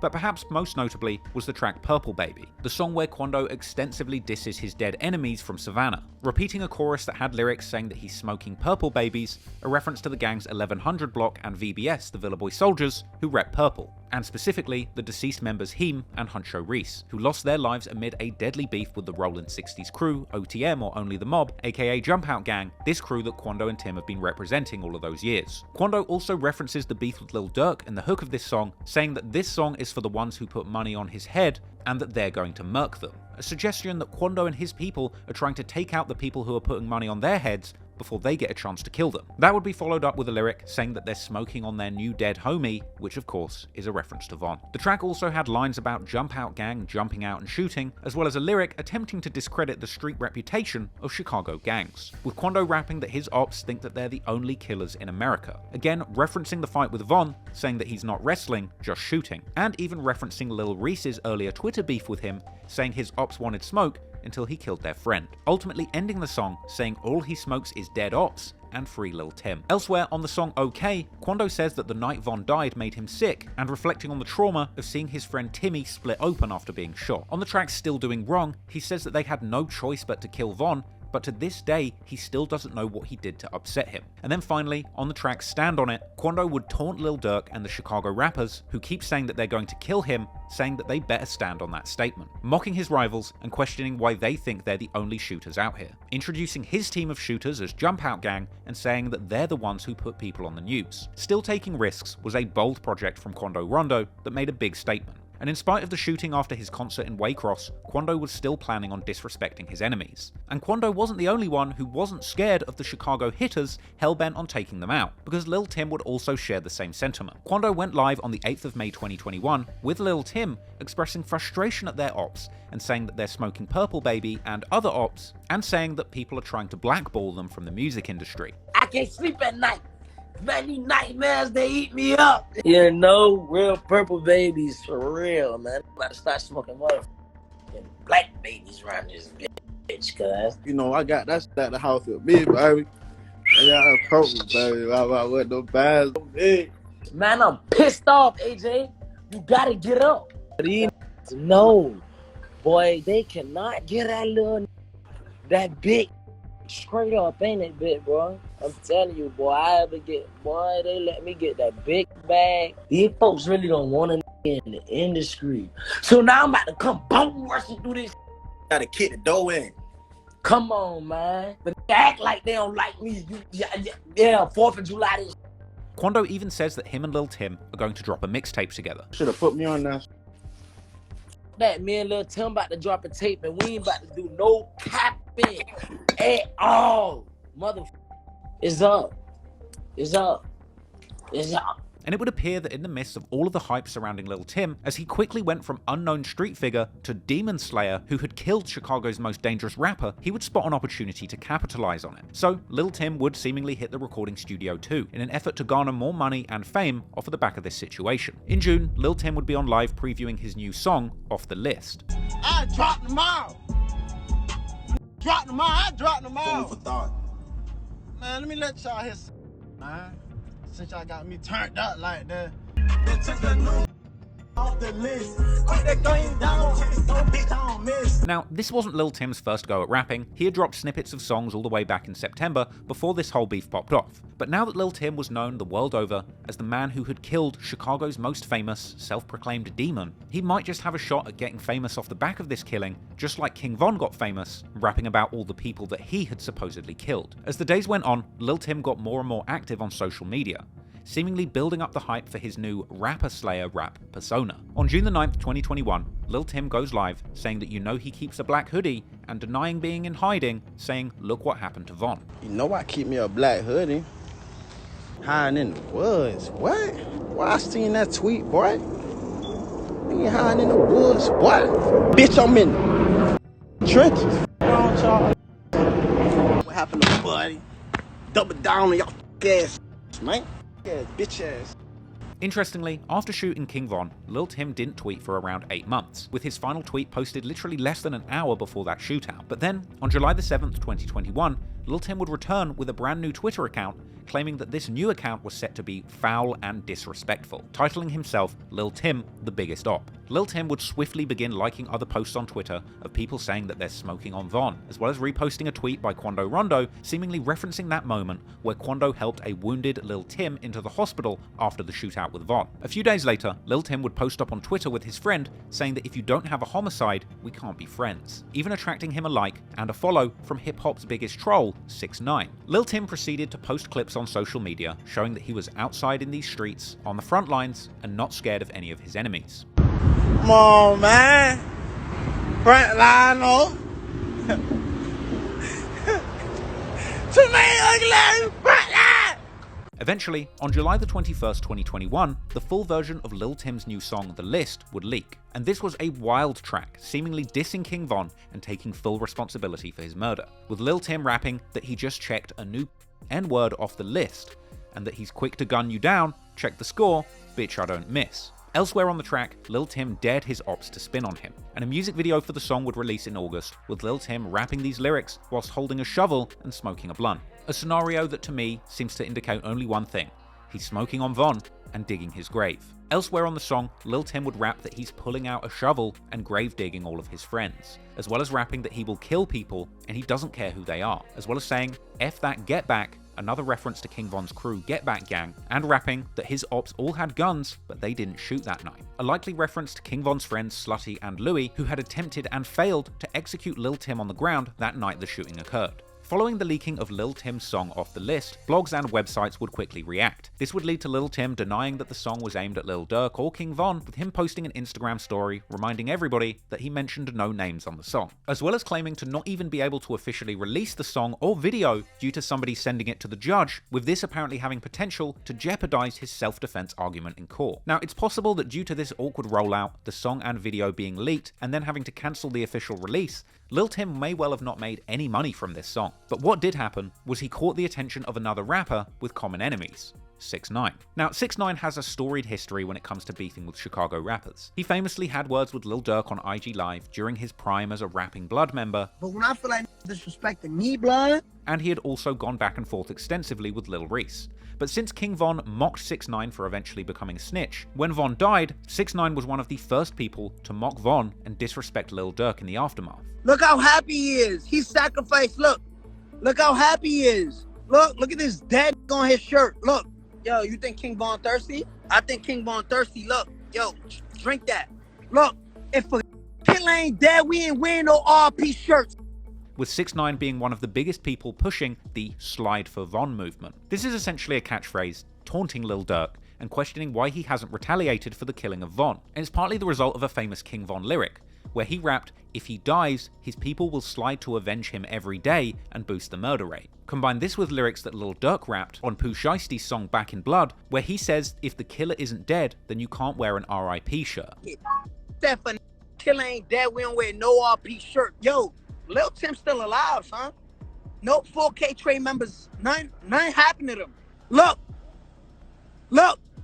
Von rest in piss. Clearly 6ix9ine was looking to capitalize on the death of King Von, all for his own attention. But what he did next truly shocked the internet. As in August, a clip went round of 6ix9ine and Lil Timm seemingly arriving to a Savannah music studio together. And the media would soon report that 6ix9ine and Lil Timm had seemingly teamed up to record a collaboration. 6ix9ine posted a video of him in Savannah, allegedly rolling his dice with Lil Timm's people.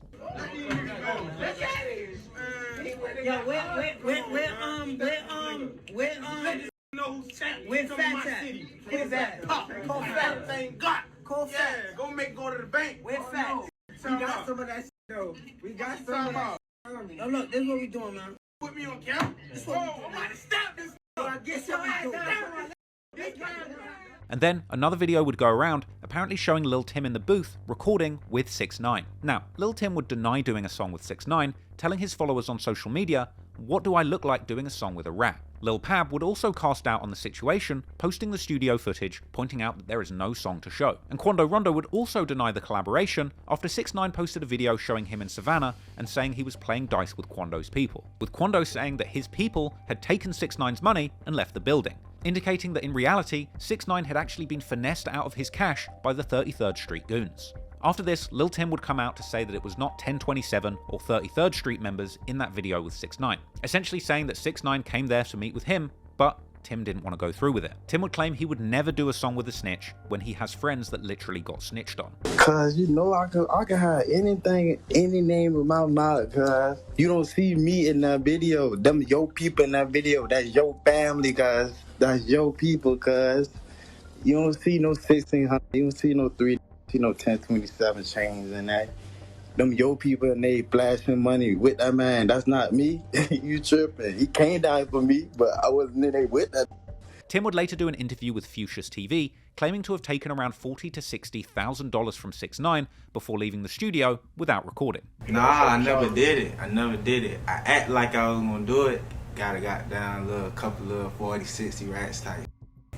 It just did. Like, I ain't never did it. I act like I was gonna do it, never did it. So it turned out 6ix9ine had actually planned to include Lil Timm on his King Von diss called Wah Wah, but when Lil Timm pulled out of the song, 6ix9ine had to re-release the track as a solo song under the title Gene. But even without Lil Timm on the track, 6ix9ine's lyrics would be all aimed squarely at Lil Durk for not avenging King Von, with pointed lyrics on the track saying your man got shot and you didn't get back. And in the video, when 6ix9ine rapped the lyric, "Go get a gun and go get some get back," he even flashes the word "slide for Von" up on the screen. So in the end, it really did seem like Lil Timm was actually able to translate his street notoriety into cold hard cash. Ironically in this case, without even having to record a song. But behind the scenes, Lil Timm was still recording and practicing his rap skills. After the 6ix9ine debacle, Quando, Rondo and Lil Timm collaboration track called Biggest Op leaks online. But for now, Lil Timm would remain behind the scenes and in the streets rather than pursuing a rap career fully. As time would go by, people would be wondering whether or not this supposed $1 million bounty on Quando's head was even real. In September, a clip circulates apparently showing Quando walking around all by himself in Walmart with no security. Yesterday, Quando Rondo, as you all know him as, came to my job. He was by himself. Everybody is making comments saying he's supposed to be on the run. He is living life, as you can see, having fun. And as time goes on, Quando Rondo seemed to just be living his life as normal. The following week, he goes on live and says only his friends can fight him, and if anyone else tries, they're getting shot. As well as saying that Lil Timm and NBA YoungBoy are the only people who have been there for him. Me and Black got the hit and, you know, some brotherly. You know, I fight with him, anybody else throw their hands up, they get their ass. But then, like, for me, but Lil Timm and Lil Top. I don't give a f about a not liking me though. I wanted to stay that way, cause I'm on a true color rock. His ass gonna end up like that, but I'm talking about eternally. Unfortunately for Quando, Lil Timm's troubles with the law were far from over. Sometime at the end of 2021, Lil Timm gets into a high-speed chase with the cops, eventually getting himself arrested, with NBA Ben 10 saying "Free Timm" and showing that he's saved in his phone as Von Killer. Lil Timm would abruptly stop tweeting on September the 18th, 2021, with one of his last tweets saying that he knows people that carry guns just to get caught with it rather than shoot, with Timm later telling Fuchsia's TV that he wasn't driving the car, but he still got charged and spent around a month behind bars as a result. I wasn't even driving though. I was in the car. They stick everything on me because I ain't told them who was driving, so they charged me with it. I did like a month. With Lil Timm briefly in jail and Quando Rondo out here walking around Walmarts with no security, the trend of asking when somebody is going to slide for Von would continue intensely. On September the 19th, 2021, O-Block member and childhood friend of King Von, Muwop, who is currently awaiting trial for the murder of FBG Duck, and who is also the very person who punched Quando Rondo to the ground whilst he was still scuffling with King Von after Lil Timm shot Von on November the 6th, is on Instagram Live getting trolled by fans who asked him right to his face when he's going to slide on Lil Timm. Hey, don't say no, bro. On God, I won't. Oh, listen. Alright. When y'all go and slide on Lil Timm, right? Hey, go ahead, gang. Then I say don't say no, man. I don't know about him. I'm beating control.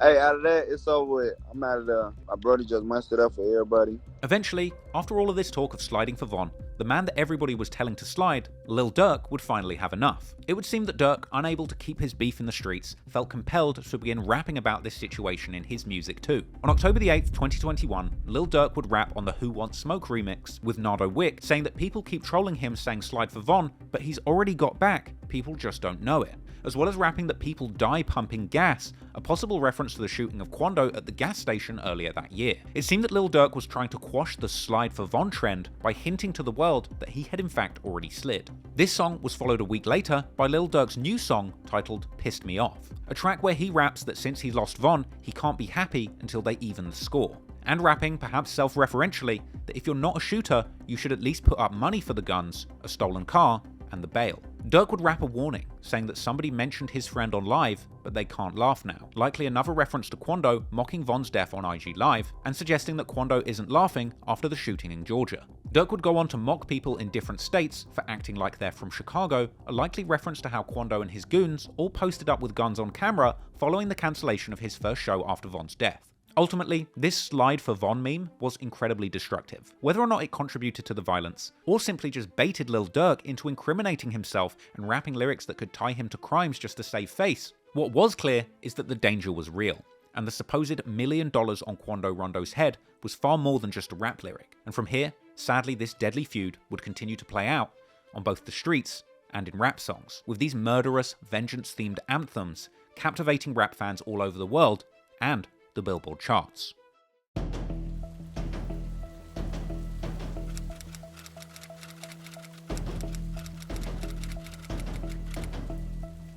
On the 1-year anniversary of King Von's death, Quando Rondo tweets that I never forgave you for what you did, that hurt me to this day. Perhaps he's talking about Von sucker punching him, or perhaps he's talking about Lil Durk and the campaign behind the scenes to avenge Von, even though Von was the aggressor. After all, King Von's real beef was with Quando Rondo's label mate NBA YoungBoy, and YoungBoy himself wouldn't have kind words for King Von either. After this tweet, YoungBoy would reference Von's death publicly on audio-based social media app Clubhouse, telling DJ Academics that this is what happens when someone comes in the industry trying to be the tough guy, saying that Von acted on his feelings and now he can't feel anymore. Man, we see how this turned out we see how this turned out with certain come inside the rap game and feel like, oh, I'm the one who they gotta get into it with for to reach this certain point of what. Man, boy, you can stunt like your ass a gangster, boy. Show you something, boy. We done seen this. We done seen this. Don't want to be a gangster too bad. Don't want to be a killer too bad, man. You better calm your stupid ass down, for you can't have no type of emotion no more, boy. In December, the beef between Lil Durk's OTF Only the Family collective and Quando Rondo and NBA YoungBoy's camp would continue to play out on Clubhouse. Close friends of Durk and Von, Doody Low and Lil Varney, aka The Muscle, are in a Clubhouse chat room when Quando Rondo joins their room, leaving everybody scrambling ready to leave. As Quando starts trolling them, saying that he came here to play Call of Duty, and they tell him to pop out. It's cracking. I ain't lying. What's rolling? Quando. Bro, I'm finna get out of here. Police in hell, boy. Man, what y'all boys talking about? We ain't talking about nothing, bro. You know, we ain't trying to kick it. Man, I'm trying to play the game. Add me on the game. Bro, ain't nobody trying to play no game. I'm trying to play Call of Duty. Pop out. Lil Timm would also be on Clubhouse, telling people that he's a rapper now. Where you at, Tim? Man, I'm in the Pope, man. I'm in Savannah. I'm trying to get some beats. See, Lil Timm about to get out that monitor, and you know we going up on tour. Quando would cut in and tell Varney that they're going on tour and asking if everything is nice between their groups now, with Varney refusing to reply. So y'all, ain't nothing, you feel me? We doing all our supporters to know we ain't on no, you know we ain't on no or nothing like that. Everything cordial, ain't it, Bernie?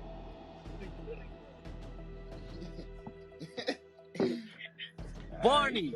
Man, you know Barney Mock gonna numb sometimes he can't talk, man. Man, tell these people they good, man.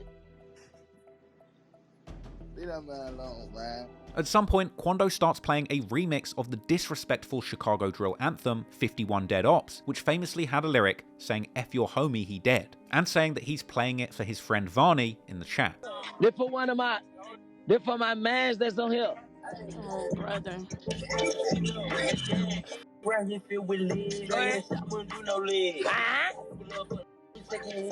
Eventually, Varney unmutes and speaks to Quando, who says that they're going to meet up soon. Lil Bernie, what's up, man? Oh, brother. Why you got your shit muted? We gonna link real soon, though. For sure. And eventually, Lul Pab also pipes up, making fun of Varney for having missing teeth, with him saying he got shot in the mouth. This led to a big argument where Quando says that if they were shooting, they wouldn't have missed. That Bernie got a missing teeth, though. Yeah, I got shot in my mouth. Bob, what you say, Bob? Swear to God. Yeah, I do. I got shot in my mouth. You got what? I got shot in my mouth. Damn. You don't even need to be on Clubhouse talking reckless. That ain't miss your mouth. Yeah, he shouldn't have. Hey, one thing about us, though, we don't do no missing. Smell like what? We don't do no missing. Hey, you look like... Who, me? No, your sidekick. I was about to say, I am the boy. You know I don't know about that. After that, Quando continues to mock Varney, saying that he's about to go and call his friends who can still pick up the phone, another diss towards Von being dead. I'm about to go to my partner house, and after that, I'm going to go to my other partner house. After that, I'm going to call my other partner, and then my other partner and like that. You know, all us can still pick up the phone. And then Lil Pab tells Quando to bring him some backwoods blunts so that he can roll something up, another sneak diss, suggesting they're smoking on Von. Somebody just rolled like y'all fanned out. Hey, I just rolled me up, I did my bang on. These bitches don't want that. It's that same song. And that's the fact of matter because the main gone, and that's the fact. mad because they main's gone. Damn, love, Vernie, y'all can't stop the rain. At this point, Varney would apply some pressure to Lul Pab, telling him that he doesn't talk to middlemen. Hey, Pablo, what's to you? Why you all on my talking too much? That's my shit, so what you mean, cuz? Hey, on hood. Hey, boy, on like how talking you to let her get middlemen, close gang. up on you like that with that fire? That's what you is. You a middleman. You D-rolling. Then Quando would taunt Varney, saying that he doesn't plan on dying. Well, I ain't tripping no more. If I go, y'all gonna see how this supposed to go. Yeah, facts. Cause I don't do no horse playing. I don't do no mother dying, man. Say that again. No horse playing. I don't do no horse playing. Just over a week later, Quando Rondo is back on Clubhouse with Lil Timm and Lul Pab. This time apparently speaking to fans on Clubhouse whilst driving at high speed. And at a certain point, people listening bring up Lil Durk, with someone later saying that they're smoking the same person that Timm's been smoking. Let's do it. Hey, what that Durk should have been in here. Ain't no way it ain't right. Durk should have been in here. What you smoking on? Huh? What you smoking on? Phone now. I thought that's Timm been smoking. Huh? He heard you. Say it again. I thought that's Timm been smoking. At the end of the month, OTF affiliate Mimo 600 ends up in Clubhouse with Lil Timm and NBA YoungBoy, with YoungBoy saying initially he's going to keep it friendly with Mimo before then playing Lil Timm's song about killing Von and asking him why they're not friendly anymore. Believe that, yeah, man. They keep that Millie was on here. That my homeboy talk about. Yeah, that's my little homeboy. We gonna keep that thing gangsta and cordial while we on here. Almost there.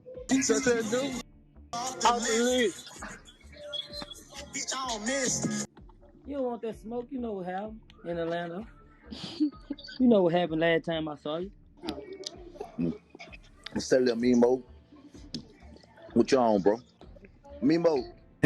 Just check the new off the list. Off the list. Yeah, man, bro. I guess don't f with me. Damn, bro. I thought we was cool. Man, I thought damn, don't f with me.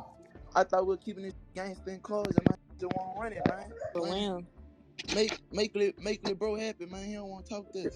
Clearly, YoungBoy wasn't over his beef with Von either. And moving into 2022, on January the 12th, YoungBoy drops a song referencing the killing of Von, rapping on the track Bring the Hook that he's smoking O-Block pack and that Von got folded up in Atlanta after saying he was going to kill YoungBoy, with YoungBoy even comparing Von's death to something from the show Squid Game, which if you think about it, is kind of a deep bar, because in many ways, the drill music game is as dangerous and deadly as Squid Games for both Von and YoungBoy. YoungBoy also dropped a line about a body being stitched back up, seemingly a reference to the fact that King Von's autopsy images were leaked online. Lil Durk would respond to this song with a social media post the same day, saying don't claim it if you didn't do it, and calling YoungBoy a bitch, sat next to a picture of Von. King Von's sister would also chime in, repeating that same statement on her Twitter, and the following day mocking YoungBoy for acting like he's a demon whilst he's on house arrest, telling him to get in these streets. A day later, a number of people would be seen in O-Block filming a new music video and burning green bandanas. This is a sign of disrespect to YoungBoy's 4K Trey or 4KT crew, who are known to wear green bandanas.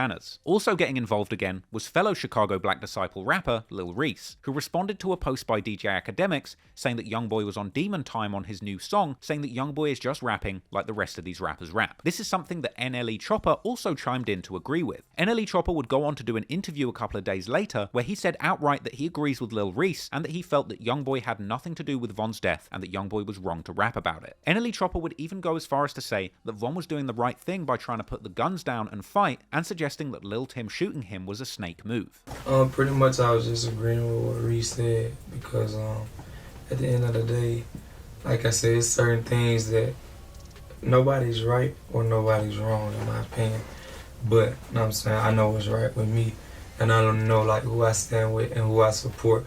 Like, and when you speak on certain situations that you really don't have nothing to do with, or you wasn't in that position, and somebody lost their life because, you know what I'm saying, somebody was trying to put a gun down and have a square, you know what I'm saying, a simple fight, and you glorify certain things that was a snake move. At the end of the day, wasn't wrong or right, because you're protecting your brand at the end of the day. But still, it's just certain things you don't glorify if you wasn't there, if you wasn't in the space, and if you ain't do something, you know.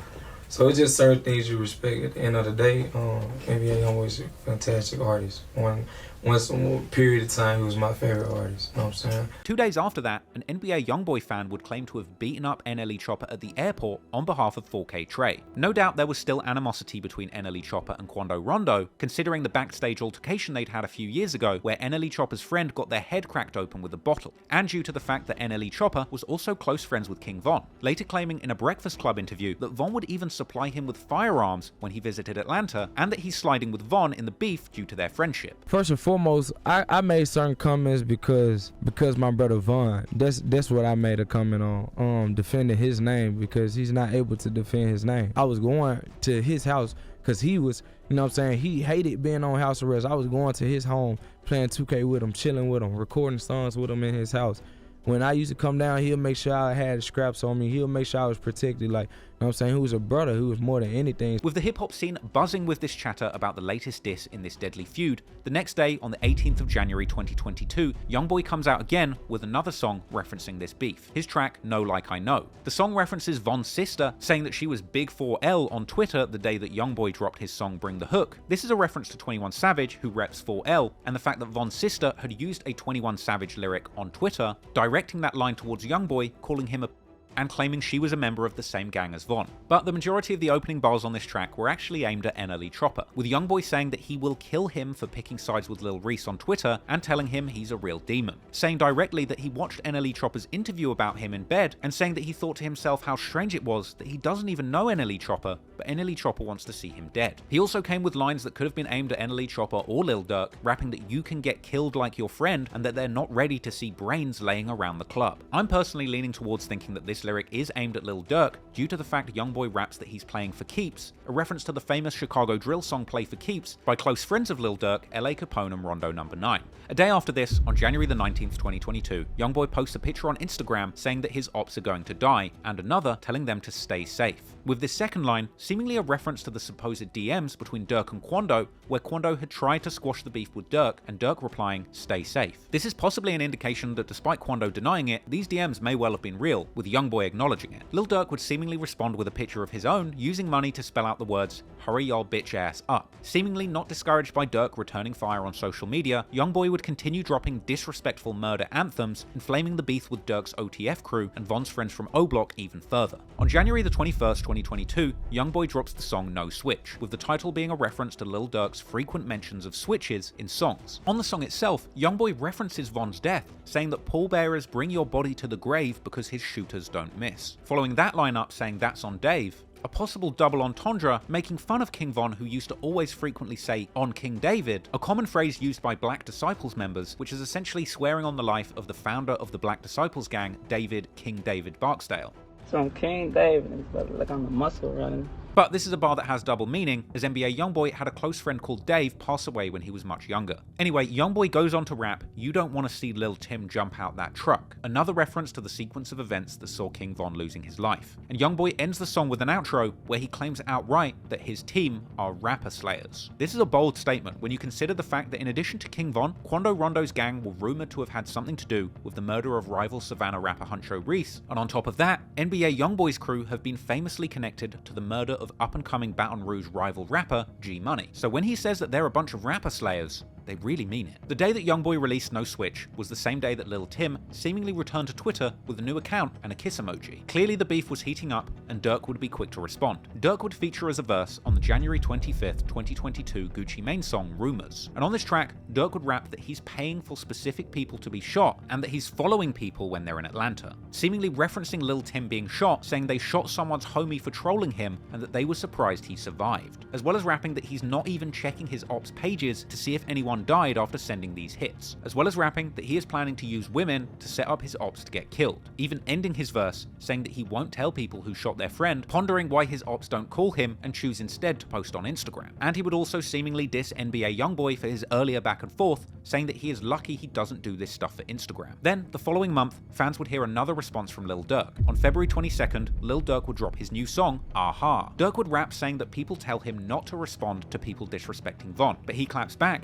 saying saying that he wants his people to pick up their guns and shoot when people diss Von. He would rap that he's giving people locations and getting it done, seemingly a reference to the shootings targeting Quando Rondo as retribution for Von. Durk is literally saying that he is actually sliding for Von and attracting the attention of the cops. Durk would go on to rap a line that seemed to suggest that Von was sleeping with YoungBoy's women, Jania, and that Quando and his crew are YoungBoy's subordinates. Durk then says that his shooters have been sliding through their blocks and the ops don't even know it, and saying that someone got shot but they didn't claim it, but he can prove it, perhaps a reference to the gas station shooting and the rumor that Lil Timm was hit. Durk would say that Quando and YoungBoy have only been acting tough since Von died, and inferring that NBA YoungBoy snitched to get out of his legal trouble. Durk would also rap that despite people thinking he's soft because he sings, he is the one who gets people shot, seemingly another reference to the May shooting of Quando's entourage. Durk would also claim that he is indeed talking about his ops on the earlier song Pissed Me Off, inviting them to slide and get revenge if they don't like it, before saying that he's been killing people to feel better rather than going to therapy. Durk would end the track with a final lyric suggesting that he had somebody's friend set them up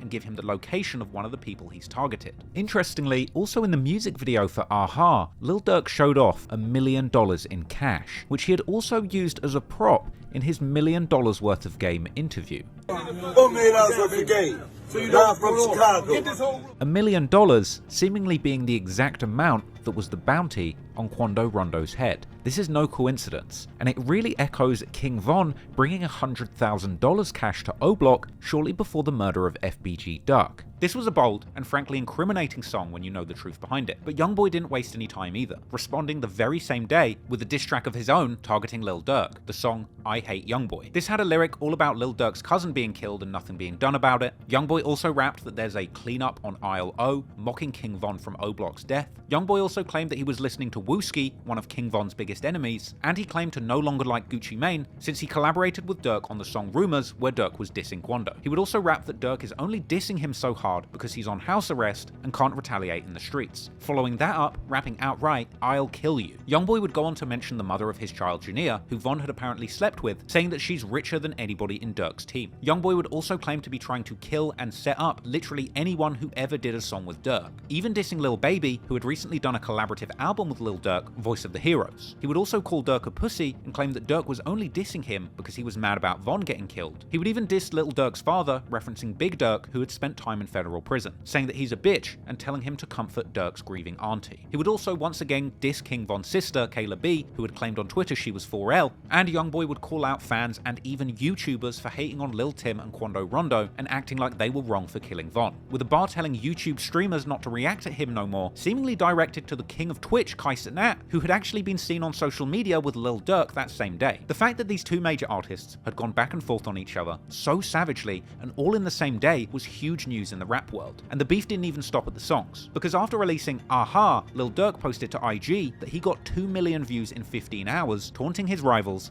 and saying these are real numbers. But then when NBA YoungBoy unexpectedly clapped back with his response track the same day, his I Hate YoungBoy song would go on to do crazy numbers and surpassing Lil Durk's debut. After this, Quando Rondo would take to Instagram to gloat towards Lil Durk's earlier posts, referencing the success of YoungBoy's song over Durk's release, posting YoungBoy's video with 2.2 million views in 5 hours, more than Durk's video got, and saying, nah, these are some real numbers. For a moment, it seemed that despite the bloodshed on both sides, this was becoming more of a rap beef than a deadly street feud. Despite all of the negativity behind the songs, both artists were releasing music and going back and forth in a slightly more positive way. However, clearly, this feud still ran far too deep to remain simply a rap beef. So unfortunately, only a few months after this exchange, this back and forth would once again spill into the streets, with Quando Rondo eventually being caught lacking and losing one of those people who had been closest to him through these years of ups and downs, with this dark tragedy being accompanied by intense speculation over exactly who was responsible. But considering everything that had happened up until this point, working out who did it wouldn't exactly be rocket science.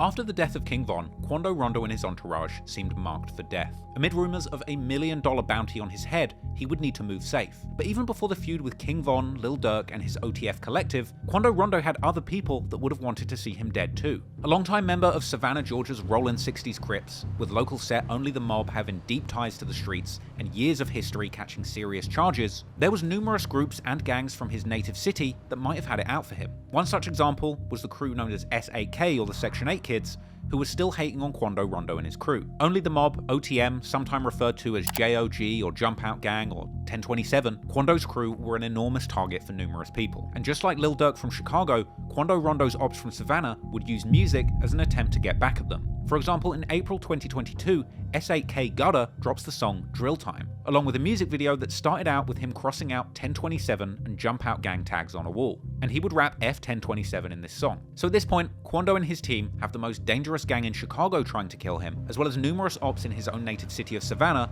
also looking to take his life. But Quando didn't seem bothered. After the release of Lil Timm and his new mixtape Still Taking Risks, it appeared that Quando and Timm had no fear about being outside or speaking their minds. In April, Quando Rondo would be broadcasting his daily activities, sliding openly through the streets of Savannah, accompanied by his mother and $50,000 in cash. He would be mobbing with his local friends like Phoenix and Big Timm, seemingly with an army of people watching his back throughout the area. Yeah, ride around thugging with Mon Dukes today. 50 on me. Hey, young boy, I'm about to go in the store, be on the lookout. Alright. Okay, Trey. Going on. Riding around with Mon Dukes thugging today. Why? Mon Dukes, I got my little all around and shit. Hey, Phoenix, watch my car, cuz. Yeah, I'll watch. What's mobbing, love, bro? What's going on? I did, Boy, you messed my auntie number up yesterday too, now. She hit for my birthday, she played 25 tickets. They're really supposed to be 150, right? Yeah, you messed my auntie number. Mrs. Birthday. Yeah, this big little Timm. Facts. In this live, Quando is behaving like he truly runs the city, even proceeding to smoke a cigarette on live inside of the convenience store. At one point, Quando actually starts winning at a game, even calling up Lil Timm in the store, saying that he's up big money. Call Lil Timm. I need some. Call Lil Timm. Call Lil Timm, big play. Big play. Call Lil Timm. Call Lil Timm, we up. Call Lil Timm. Woo! Right there. Right there. Call Lil Timm. Why you ain't calling him yet? No, you not. Yeah. I'm in that hitting, baby. Check me out. Yes, sir. Yes, sir. Big play, what it's doing? What I hit for? Man, 30,000. Speaking it to existence. Okay. Woo! Lil Timm. Lil Timm. Well, that's the first time Lil Timm. I see you. Stop playing now. Stop playing now. I don't play no games. Get that ready, Nanny. Get that ready, nigga. Come on now. Joanna, I ain't been in here 5 minutes and I done hit that. Joanna. Hold on, so they gonna give you this in cash? Watch out, don't touch nothing. You touch something, you gonna pay for it. Ain't no money in there, ain't no pressure on no money. But you still owe me I'm gonna scan this, man. How you gonna scan it? Do something to it. Alright. How much that is? $330. See, you hit my birthday for $330. It's interesting because you can actually really see the close friendship that Quando and Timm had in these little moments. On May the 11th, 2022, Lil Timm does an interview with Fuchsia's TV where he spoke on the Von situation. He didn't go too in detail about the events of that night, but he did boldly claim that he did what any good friend would want them to do. Yeah, no matter where you at, like, they would have wanted their partner to be there for them. So while Quando and Timm were out here living life and speaking openly about their thoughts on this situation, behind the scenes, Quando's ops from different cities were making connections and plotting against him and his people. In May, S8K members seen on Instagram Live with O-Block members who were friends with King Von. It seemed like Lil Durk was still on the hunt and looking for ways to potentially get his revenge on Quando or Lil Timm for the death of King Von. And Durk wasn't even keeping this a secret. On June the 3rd, 2022, Lil Durk says that he's still trying to nail him, i.e. kill Quando, on the track Keep Dissing 2 with Boston Richie. Durk would go on to liken himself to King Von, rapping, "Bro got bodies, he's a demon child, I'm brothers to a devil." After the Slide for Von trend had become so popular, it seemed to be common knowledge that Lil Durk and the people around him were openly trying to have Quando Rondo killed. But despite their earlier sentiments, Quando and Timm weren't all about the negativity. In August 2022, in an effort to give back to his community, Lil Timm did a book bag drive in a Savannah church. Unfortunately, despite making small positive steps, the negativity of gang life in Savannah would prevail. A few days before a scheduled trip to Los Angeles, one of Quando's close friends, Fendi, is killed in a shooting on West 38th Street. After cops responded to reports of shots fired around 3 AM on the 800 block of West 38th Street, they would find 22-year-old Fendi, real name Phoenix Odom, dead at the scene. Right now, a man dead and police are scrambling to figure out who killed him. Here's a look at the crime scene on the west side of Savannah, where you can see investigators gathering evidence for hours overnight. Now, that shooting happened early this morning on West 38th and Bullock Streets. As soon as we learn more about what led to that shooting, we will bring it to you. Unsurprisingly, Quando's enemies would mock the death of his close friend, but despite the tragedy that took place in Savannah, Quando and his team would press on with their trip to Los Angeles, where initially they'd seemingly be having a good time, as Quando and Lul Pab would post clips to social media showing them in the back of a car, popping a bottle and enjoying the good life. However, unfortunately, it was here in Los Angeles when tragedy would strike again. On August the 19th, 2022, just before 5:30 PM, while sitting in their SUV, Quando, Rondo and Lul Pab would be the targets of an assassination attempt, as 3 masked gunmen would approach Quando Rondo's car whilst parked at a gas station right near popular LA tourist destination, the Beverly Center, where these shooters would open fire. The police chief would later describe the shooters as having gotten out of a white car in dark clothing, shooting, and fleeing immediately after the shooting in what seemed to be a professional hit job. They gassed up their vehicle, and as they were getting into their vehicle, a white car approached from the alley. 3 men got out of that car. They were in all dark clothing. They approached, fired numerous shots, and then left in that white car going eastbound in the alley north of Beverly. It does appear that we don't see any kind of argument or anything go on beforehand, so clearly these men came here with a mission in mind. KCAL News would give viewers a good look at the alley where the shots were fired from, and Fox 11 News Los Angeles would break down the entire series of events, explaining that the shooting took place at the gas station, which was followed by an attempt to flee by Quando's entourage, where they drove a short distance before pulling over to seek medical attention for Lul Pab, who was hit in the shooting. Once that SUV is hit by the gunfire, they take off, they hit the gas, and they drive a few blocks away into West Hollywood. They wind up stopping over at Santa Monica and San Vicente, right in the very heart of West Hollywood. You know, over there by the sheriff's station, also by the West Hollywood Park. They pull over there because the wounds to the man who was hit inside the Escalade too severe. He's bleeding. They pull over. 911 is called. Paramedics rush in.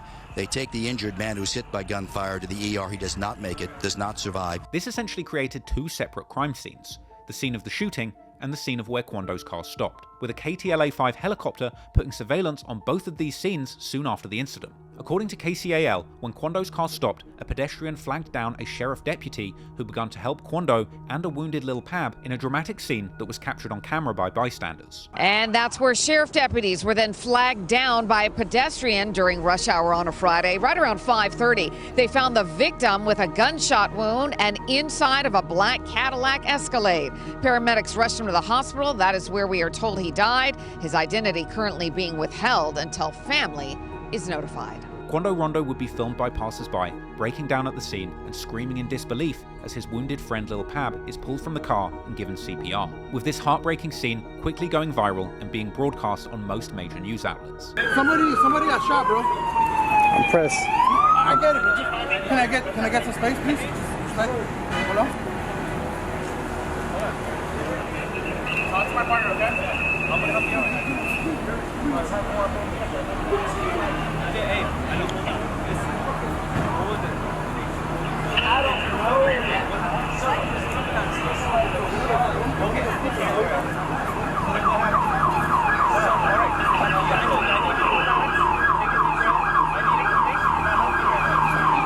Look, hey, what was it at? I know, Baker. I know. What was it at? What?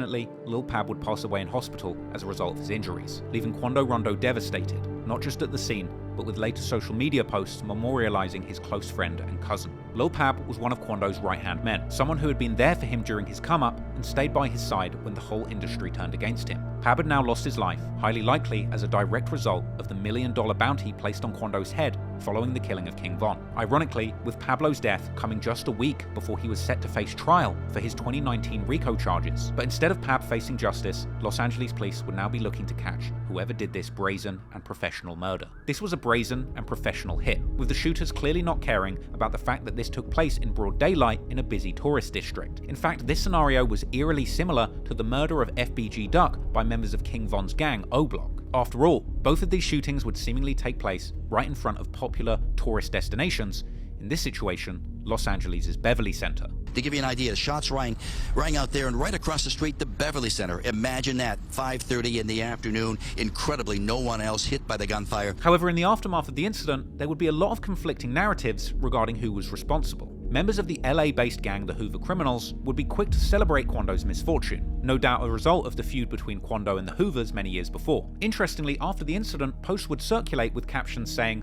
"Not Durk's work," which, if you ask me, is a little bit suspicious. After all, Quando had been warned by the Hoovers when he went to LA in 2019, and since he's a member of Savannah's Rollin' 60 Crips, and that the Hoover Criminals are local enemies of Los Angeles' Rollin' 60s Crips, the Hoovers clearly had a grudge against Quando since he had been seen making a disrespectful hand sign towards the Hoovers a few years ago. But that was years ago, and at this point Quando's beef with the Hoovers seemed much more about social media, unlike his beef with the Chicago rappers, which had already claimed the life of King Von. And despite these early reports that the Hoovers were responsible for the shooting, it would actually be friends and associates of King Von who were quick to celebrate the most hard following the killing of Lul Pab. Friends of Von would post pictures of him on IG following the shooting, with some going as far as to say, "Ain't no time frame on that get back," even posting pictures of Quando saying it should have been him. King Von and Lil Durk's DJ Bands would mock Quando Rondo, taking to Instagram saying that he was signing artists to Belt to Ass Records. Belt to Ass Records, you know what I'm saying? We signed, man. Anybody could get signed, man. That's all you gotta do is play crazy out here. You get your ass signed, man. O-Block member and friend of King Von, D Bands, would later be on live in O-Block along with other gang members claiming to be smoking Lul Pab. Tell her who we smoking.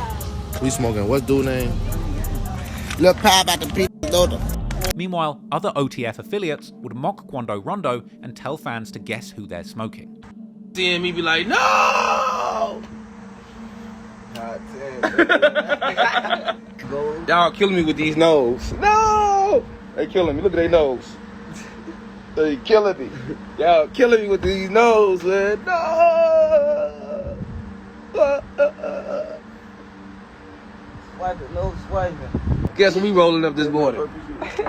Huh? Even OTF affiliate Lil Vani, who had actually gone back and forth on Clubhouse with both Quando and Pab himself, would take to social media to mock Quando for losing two friends, saying that when it rains it pours, and that Quando should keep his chin up. Despite the disrespect coming from the people who wanted Quando and his friends dead, Quando's team would not be discouraged. Lil Timm would post tributes to Pab on his Instagram and his Twitter with a flurry of posts honouring his fallen friend. In one tweet, Timm tells Pablo to say what's up to Sosa and Stucky in heaven, and expressing disbelief about this sudden loss. Lil Pab's brother would also post from his account, saying that he was a real one who stood on business, and saying that he's got Quando's back forever. Even NBA YoungBoy would post twice, seemingly indicating that Get Back was on the way, and saying that he truly wants what's coming to him, but it might take some time, even describing the situation as sad and wicked. YoungBoy's ominous but tasteful statement would be in stark contrast to the other side. After many of Von's friends had posted disrespectful things on social media towards Quando, one person would stand out from them all, taking the disrespect to a whole new level. A few days after the shooting, a Chicago black disciple named Famous Richard makes a skit and music video mocking Quando's reaction to the Lul Pab shooting. Sheriff's deputies pulling out a man who had been shot in an SUV. This man, a passenger in that car, frantic at the sight. The song was literally called No, and the hook was Famous Richard just screaming no like Quando did when he saw Lul Pab die. This song was even promoted, encouraging other people to do the impression of Quando shouting no, calling it the Quando Rondo Challenge. In response to this, Quando Rondo's friend Jump Out Gang Black, the person who made the song King Timm Story, would clap back with an IG story, saying that things are much deeper than they seem and that people are false claiming this incident, even adding that he is planning to make somebody pay. Meanwhile, a few days after the incident, amid the disrespect coming from King Von's friends and affiliated black disciples in Chicago, Lil Timm takes to Twitter to diss Slutty, tweeting "the Slutty way," a reference to King Von's friend Slutty, who had tried and failed to execute Timm the night Von died, ultimately end up being killed by the police. But once the dust settled on this incident, those involved would need to hop off the internet and begin to deal with the real-life consequences of the situation. In September, Lil Timm would be seen at Lul Pab's funeral, and while rumors had circulated that Quando wouldn't be attending the funeral, he'd later be seen carrying the casket along with Lil Timm and others. After the ceremony, Lil Timm would be popping champagne at Lul Pab's wake. And considering just how much of Quando's great artistry has come from him channeling his pain into great songs, it's no surprise that it didn't take him long to open up about the death of his right-hand man Pab in Pain songs. On August 30th, 2022, Quando Rondo opens up about the situation on the song Give Me a Sign with NBA YoungBoy, rapping that people were testing him and now a rapper got killed, as well as saying it broke his heart to see Lil Timm get shot and then charged with murder just for protecting him. Elsewhere on the song, NBA YoungBoy raps about King Von sleeping with his ex, saying that he couldn't cope with it, and saying that him and Quando have been blackballed in the music industry for what Lil Timm did to King Von. This would give fans an insight into the pain that Quando and YoungBoy had been going through, living with the consequences of King Von's death as a result of their rap beef. But what was still a mystery was who exactly was responsible for this most recent murder of Lul Pab. Soon, the internet would begin piecing together the clues, with a suspicious eye being cast towards the LA branch of the Rolling 60s Crips. Now initially, Quando seemed to have a connection with the LA wing of the same gang he represented in Savannah. He had been seen with Rolling 60s members in LA on his previous trip when he was pressured by the Hoovers, and it seemed that Quando was familiar with that age-old process where the world of rappers and gangsters collide, known as checking in. This is the idea that rappers have to contact the local gang and negotiate protection whilst visiting a new city. This checking in process may or may not involve a payment, or it might simply operate on a mutual respect being shown. Many rappers like Lil Baby have seen showing love to LA's Rolling 60s as part of an apparent checking in process. Here's Lil Baby in Rolling 60s territory with legendary Rolling 60s Crip rapper Nipsey Hussle. A former Crip leader by the name of Big U actually broke down the process of checking in to Charlemagne in an interview on The Breakfast Club. Explain extortion to us. Would the rappers really be getting extorted by the gang members?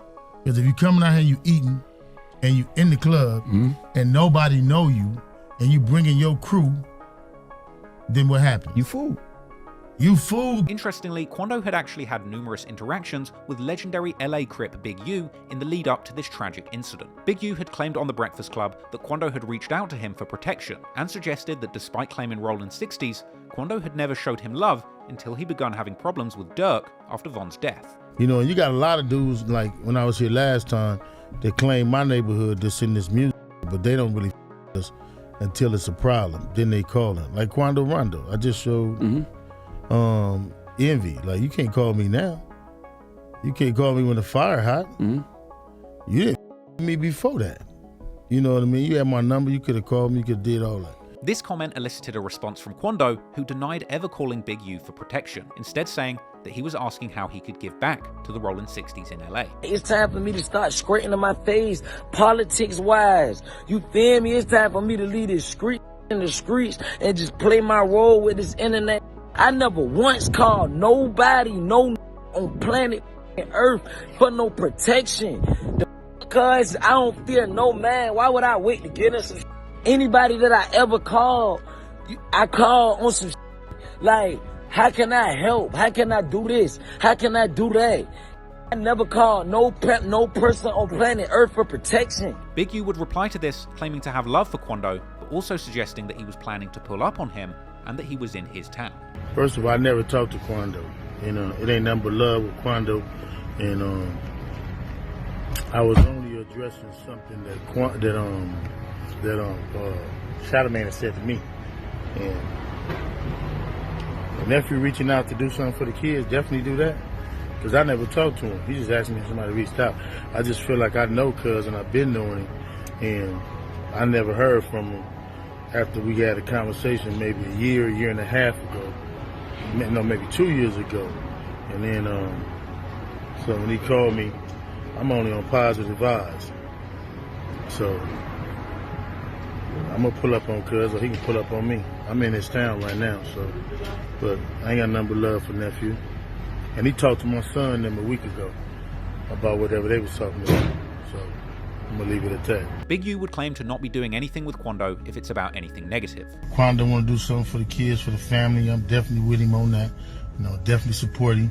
But nah, if it ain't positive, man, I'm not rocking with it. I'm just not rocking with nothing unless it's positive. 100. Period. So I'm not even taking negative calls, man. I'm not looking for no negative calls. I'm not taking negative calls. If I think it's gonna be negative, I'm not taking it. If it ain't positive, if it ain't about doing something constructive and helping these kids, I'm out of it. But no, I never talked to nephew. You know what I mean? I never talked to him as he called me, cause I'm on all positive vibes. But I will talk to Quando. And months later, Big U would appear on No Jumper in an interview where he seemingly apologized to Quando and indicated that there had been a miscommunication. Somebody got to be a man at some point and say they was wrong. Like as far as Quando Rondo, I was wrong for saying it, but he was wrong for not reaching to his homeboy. And then on the same line that I reached out to you, you reached back out to me on it. You know what I'm saying? But I apologize to my homeboy. You know what I'm saying? Because that's where it starts and stops. Somebody got to apologize. They was wrong. I was wrong. And then, a couple of months later, in August 2021, Quando is in Los Angeles on a trip the year before the death of Lul Pab. And on this trip, he would appear in a sit-down interview with Big U himself, the ridiculously titled Checking In podcast on World Star Hip Hop, with Big U starting off the podcast welcoming Quando to LA. Checking in with my young fella, Quando.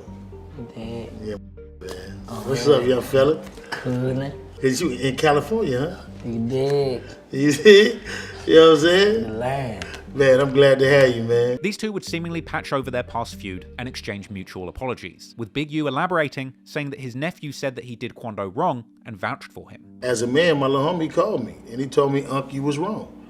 But I'ma say I was wrong too, because you said I was wrong. This was an interesting interview where Quando would open up about a lot of things he was going through during this time. Quando feels that every song he puts out, people assume he's dissing certain people, but he says he has so many beefs going on that people actually get it wrong. I be saying like a lot of stuff I say like in songs and stuff like this ain't the only person I have a problem with. Like I ain't talking to this person. Anything say, they gonna put it that way. Quando would also explain that his enemies are actively trying to stop his money by making shows so dangerous that venues keep on cancelling. They trying to stop my money. You feel me? Fans thinking I'm high when they don't know like I'm dying to do shows and stuff. Big U would also explain the process of checking in with Quando, saying exactly what a rapper should expect if they check in with the Rollin' 60s in LA. You might check in with me. I'm gonna tell you what clubs to go to and what clubs not to go to. They ain't dealing with the right people. If I go to Chicago, if any of my artists is going different places, I tell them call this dude. Because he treated me right, he gonna treat y'all right. Quando would also claim that he could never stop being a Crip. I'm real heavy like on cripping, period.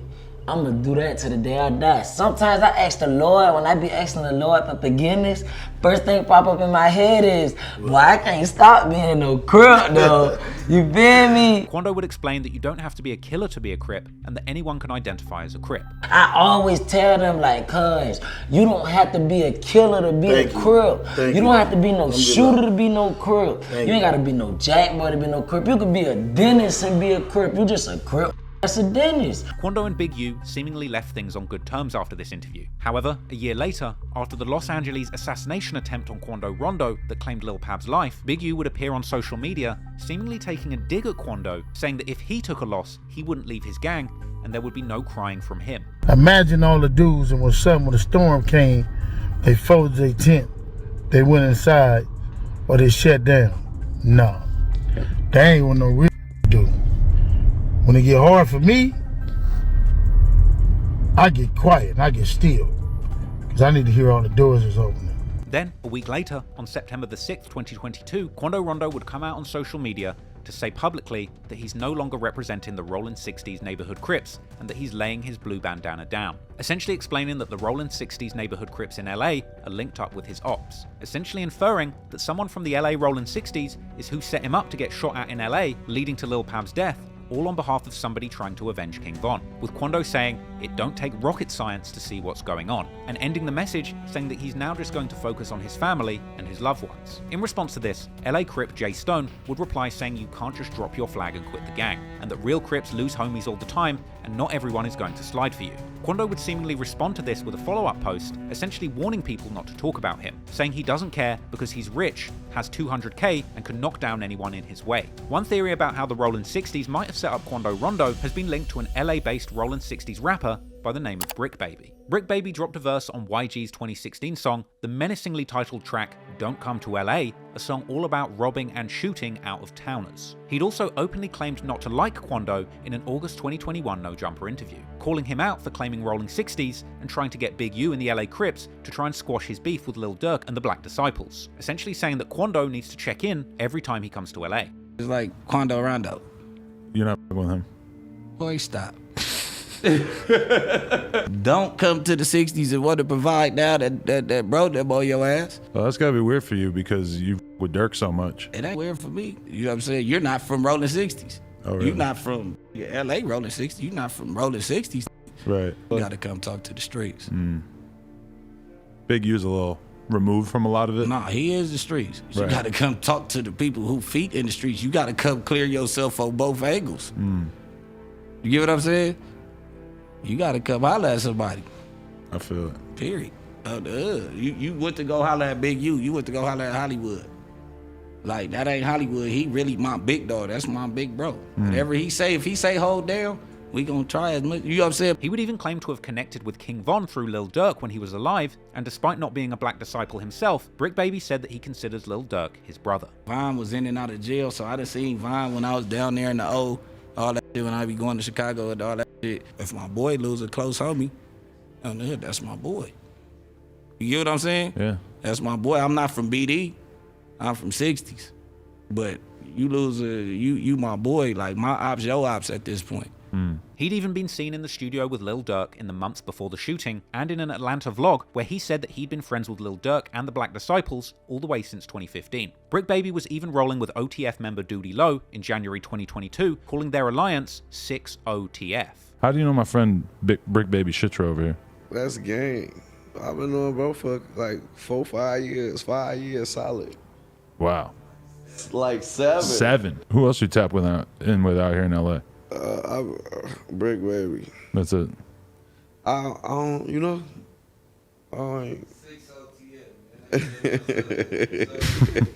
Just days after that shooting at the Beverly Center, Brick Baby would post on social media telling Quando that he's a fake Crip for not checking in with him and giving them money and guns. If you from out of town and you banging the hood from California, you're an imitation gangbanger if you do not check in. If you do not make sure your hood is funded, you don't make sure your hood got blicks, if you don't make sure your hood got sticks and the kids is eating over there, a couple who put you down with the play family is straight, you're an imitation because a motherfucker don't deal with the same enemies we deal with in LA.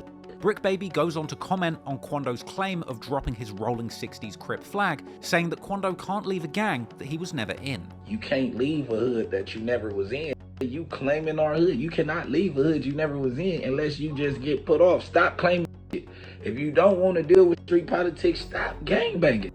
With all of this content floating around, it's no surprise then that rumours would spread that Brick Baby had something to do with this. Allegations which he personally denied on social media. Stop playing with a name, cuz. Stop playing with my name. Point blank, period.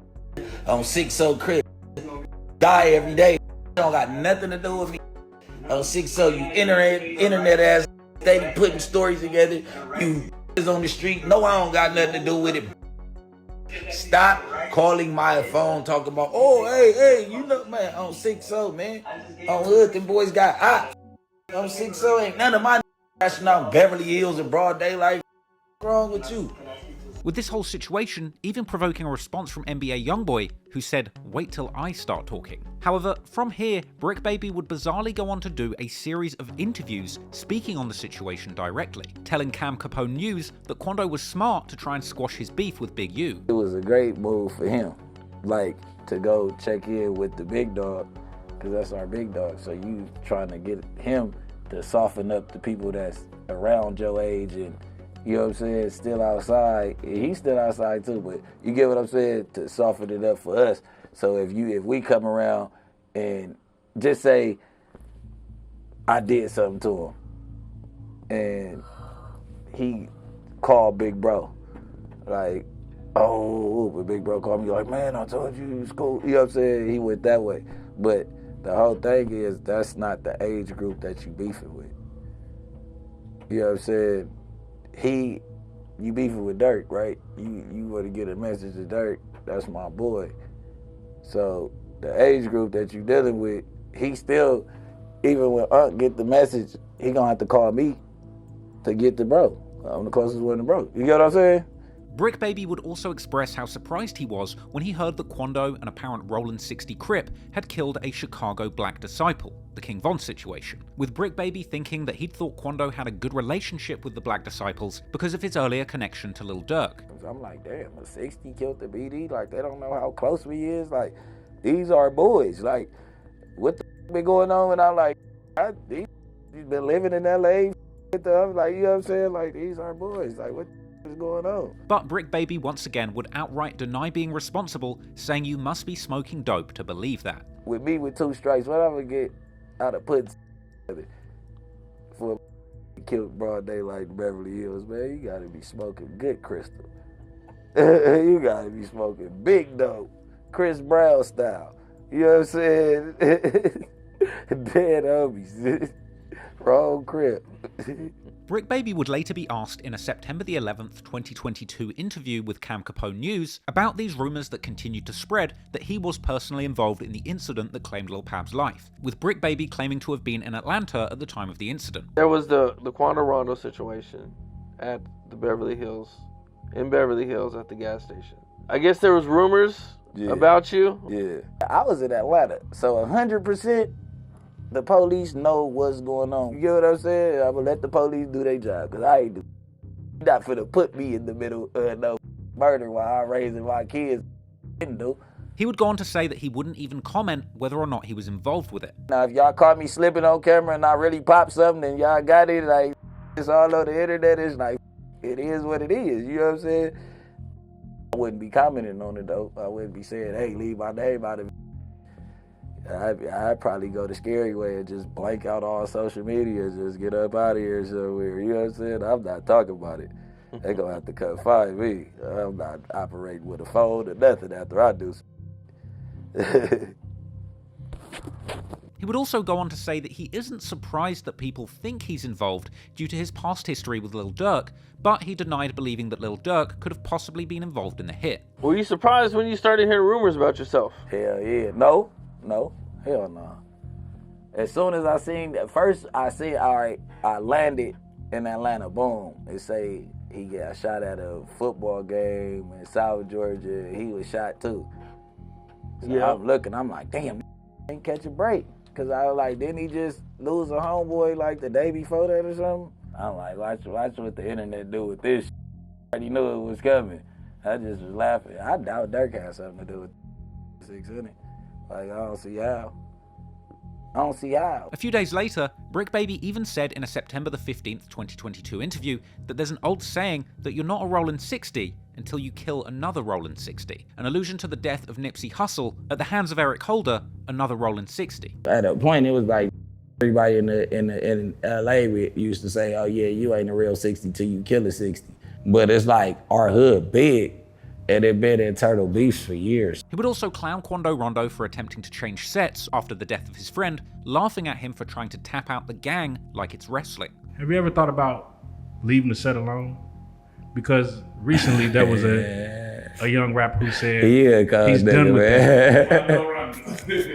He said he's done with that.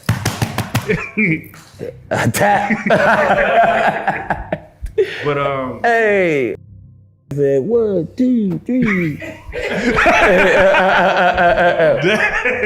Man, never in life. Even if I was like, we got retired gangbangers in the hood. Right.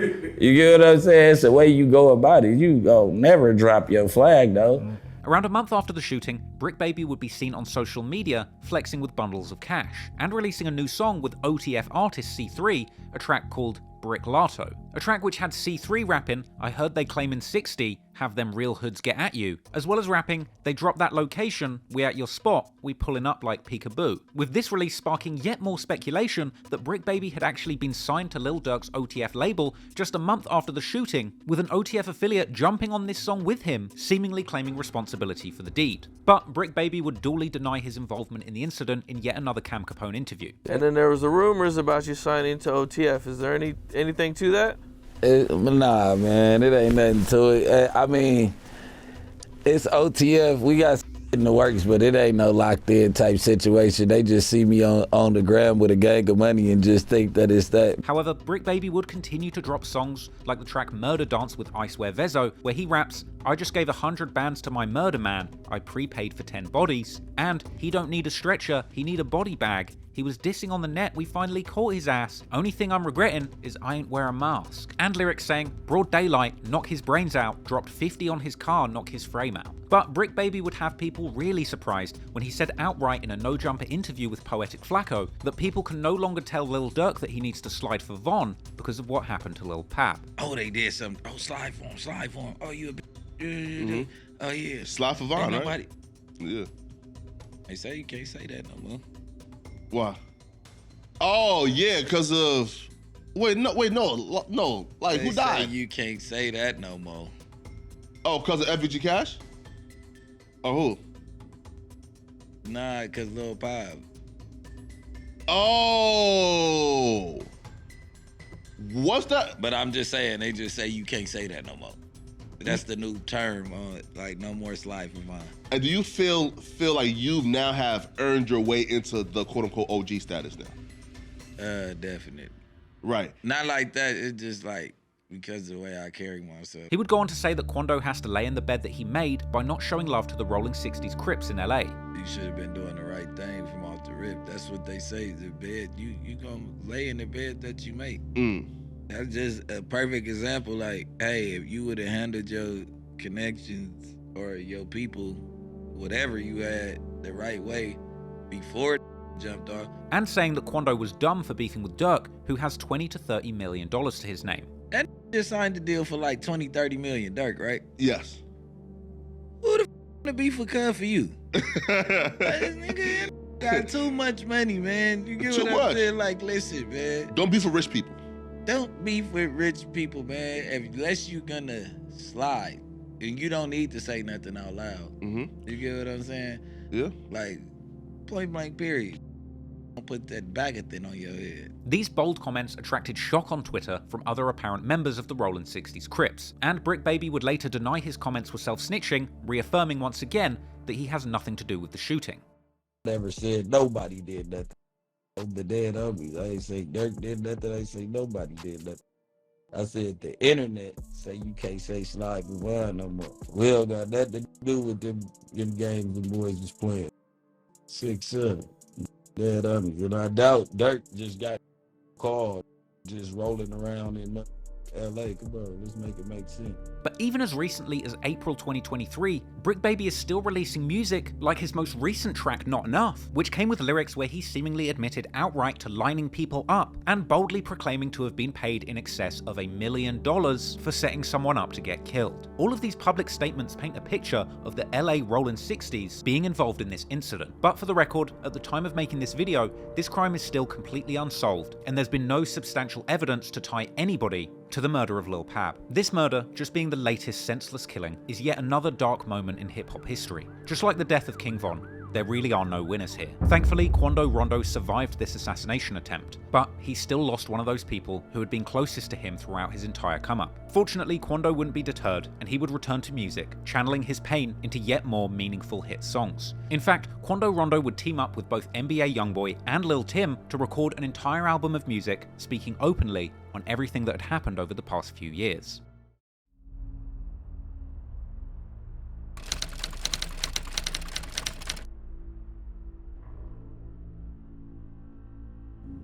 Despite the never-ending backlash for the role that he'd played in the death of King Von, even in the face of assassination attempts and arrests, Lil Timm was determined to translate his street infamy into musical fame. The month after Lul Pab was killed in LA, on September the 26th, 2022, Lil Timm goes ahead with his latest music release, dropping a video for his track, Third Day In. In the video, Lil Timm would be seen mobbing in an alleyway surrounded by Lul Pab and other 33rd Street goons. And while the track didn't include any disrespect towards King Von or Lil Durk, Lil Timm is seen in the video dropping the O Block gang sign upside down, a sign of disrespect to King Von and his gang O Block. That's the way you gotta throw up O Block. How do I do that? Yeah, throw up O Block. Everybody throw up O Block. And while Lil Timm was still releasing some of his first songs and getting his rap career going, his mortal enemy Lil Durk, at this point a veteran of the drill music game, would be using his feature slots on other huge artists' songs to drop shade on Quando and Lil Timm. On October the 21st, 2022, Lil Durk makes a guest appearance on Jeezy's new track, Most Hated. And in his verse, Durk accuses Quando of being too scared to perform and suggesting that the police denied cancelling his shows, as well as saying that they would have slid on him, but Quando is hiding like a ghost. Durk would also mention Mimo 600 going to Savannah in the cold of winter, saying that they wanted to catch him lacking in the snow and wipe his nose. Durk would even go as far as to mock Quando for losing his two friends, Fendi and Lul Pab, in August. Durk would also seemingly reference King Von's reputation as a killer, saying that after beating his body, he told Durk that he would kill again. Unfortunately for Lil Timm, on October the 24th, 2022, he ends up getting arrested once again on drug charges, once again leaving Quando to fend for himself in the industry beef. But Quando would end up coming back with a huge response to Lil Durk's frequent disrespect in music. Way back in February 26, 2022, Quando Rondo announced a joint project between him and Lil Durk's other arch nemesis NBA YoungBoy, a joint mixtape called Who They Hate. This project never released, but later in the year, that joint project transformed into a new joint album titled 3860. This project was named after NBA YoungBoy's native 38 block in Baton Rouge, and Quando Rondo's past in the Rollin' 60s Crips in Savannah. Quando would tell Rolling Stone in an interview about the project that the album was all about him and YoungBoy paying tribute to their deceased friends, with Quando revealing that he had recorded much of the album in his old hood to remain inspired, inferring that his segments of the album were recorded whilst he was surrounded by killers in places that he felt scared to be. On November the 16th, 2022, the cover art and track list for 3860 debuts on Lil Timm's Instagram account, and this post contains the bombshell announcement that Lil Timm himself is the only other rapper to be featured on the project. That album, 3860, released on the 25th of November 2022, and the entire album is essentially a giant middle finger to Lil Durk and King Von's friends. Lil Timm featured as the first verse on the album's opening track titled I Swear. This song, in my opinion, is an incredible track and is shockingly underrated. The official audio of this song still has less than 1 million views, which is unbelievable to me, especially considering the fact that in many ways, this song is the very moment where Quando, YoungBoy, and Lil Timm all stand together and address what's been happening over the past few years in complete defiance of all of their enemies. The song itself features a great and heartfelt performance from all three artists. Quando's singing on the hook is on point, and when Lil Timm touches the mic for the first verse, he delivers bold lyrics and addresses pretty much everything about what he's gone through since the death of King Von, opening the verse by saying he has all these bodies on his conscience, and rapping crazy, catch him walking out a party, hop out, walk him down, seemingly another reference to King Von's song Crazy Story, combined with a literal description of Von's killing outside of a nightclub. In the verse, Lil Timm acknowledges that there is a bounty on his head, and he ends his verse by saying that he has plenty of bodies and he's beat plenty of cases, and at this point is undefeated in the streets. I'll be honest, Lil Timm actually surprised me with how good his rapping and flow was on this track. His earlier songs didn't show nearly as much potential, but this song shows that he does have it in him to become a genuinely compelling rapper. But then, to take the track to the next level, NBA YoungBoy jumps in, delivering a hard verse, singing directly to God that people are plotting to kill him,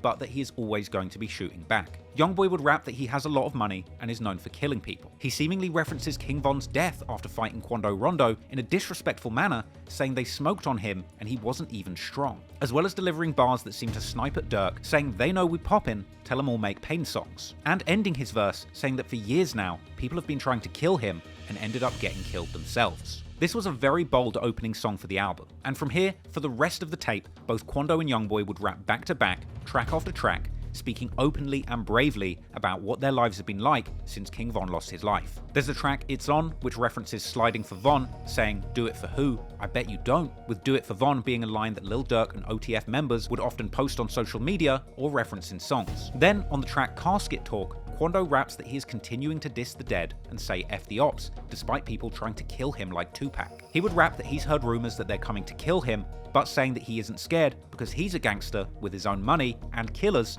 who could get you whacked first. In his verse, he thanks Timm for saving him from Von and rapping that people don't like him because they don't fight, they shoot. On a YoungBoy's verse, he raps about people wanting to beef about their dead friends and saying that people now describe him as a rapper slayer who has anyone that disses him killed. There's the song Want Me Dead, where Quando dissed Von and his sister, saying his favorite op dead and his sister talks too much, a reference to King Von's sister Kayla B tweeting about the situation when Quando and YoungBoy were going back and forth with NLE Chopper. Quando would also rap that Lil Timmy rolled her brother up and stepped on him. He would shout out Jump Out Gang and Fallen member Sosa, and he would also diss Lil Durk, referencing Durk's song directed towards him, Aha, with Quando rapping, Aha, I don't think it's funny, we stepped on your brother, as well as mocking Lil Durk for failing to kill him and Lil Timm for an entire year. He would reference the shooting in Georgia, saying that they shot 100 times and missed, and he would diss King Von again, saying that they're smoking weed from O Block and that Von was a stepper, but he got stepped on, ultimately ending the verse by dissing famous Chicago set 300 that Lil Durk is affiliated with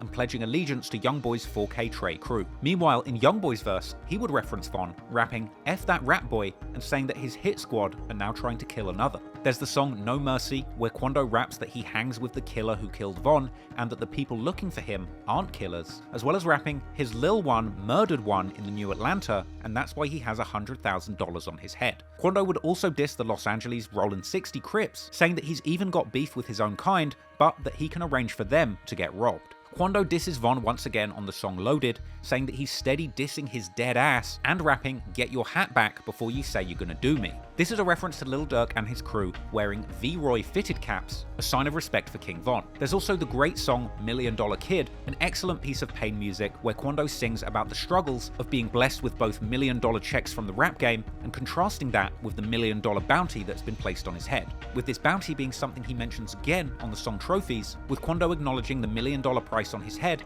saying that if someone catches him, they're collecting $1 million, and rapping that all of these bodies on his conscience have got him feeling like Lil Timmy, as well as rapping that he stained a rapper, and even mentioning Lil Pab's unsolved RICO charges and saying that that was his best friend. On the song At the Top, Quando raps about the bullets coming through the car door when Pablo was killed and being traumatized from the incident. On the song Heat Tucked, Quando raps that I bought the body from Lil Timm, it's both of ours, rest in P. Another outrageous statement where he seems to suggest that he rewarded Lil Timm financially for protecting him from Von, and that as a result, Quando is just as responsible for the killing of Von as Timm is. 3860 was a bold and brazen statement, essentially flipping the middle finger to King Von, Lil Durk, and whoever killed Lil Pab. Quando and YoungBoy wanted the world to know that they were outside and not scared. And the album was described by one critic as hard as nails with ruthless lyrics. But it would turn out that when it came to releasing this project, things behind the scenes were a little more complicated, and perhaps these lyrics were a little too ruthless, as YoungBoy would later claim that both him and Quando mutually agreed that the content on this album was too demonic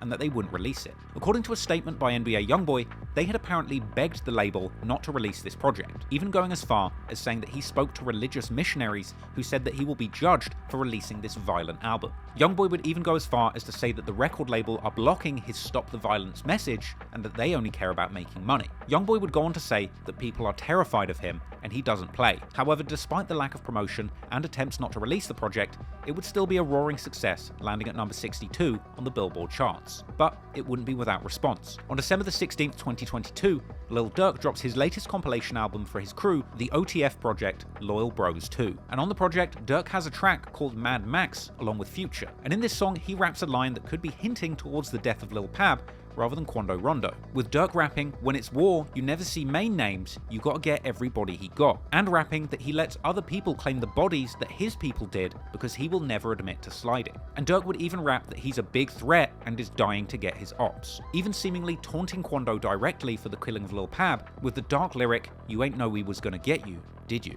Elsewhere on the track Threats to Everybody, Durk raps that putting money on people's head has people that his ops have never even seen before coming to shoot at them. with this likely being a reference to whoever was sent to shoot up Quando and Lul Pab in LA being motivated by a large bounty put up by Lil Durk, with Durk even going as far as to make fun of his ops for wanting to avoid gas stations. Lil Durk was clearly not in the mood to let the beast settle after 3860 released, and he would use his album to hint at having had something to do with Quando's recent misfortunes, regardless of how incriminating it seemed. And Durk would continue to drop jaw-dropping lyrics that hinted at his involvement in the murder of Pab. On the song Wonderful Wayne and Jackie Boy, a collaboration with Babyfaced Ray released on December the 2nd, 2022, Durk would rap that an op he doesn't like just got their head pierced, and that he would rather get revenge than money. Durk would then rap that his ops say his name for clout, but in the streets they get hurt, likely a reference to Lul Pab dissing Durk in the clubhouse with Lil Varney. Durk would even end his verse with a brutal sequence that mocked Quando Rondo for screaming no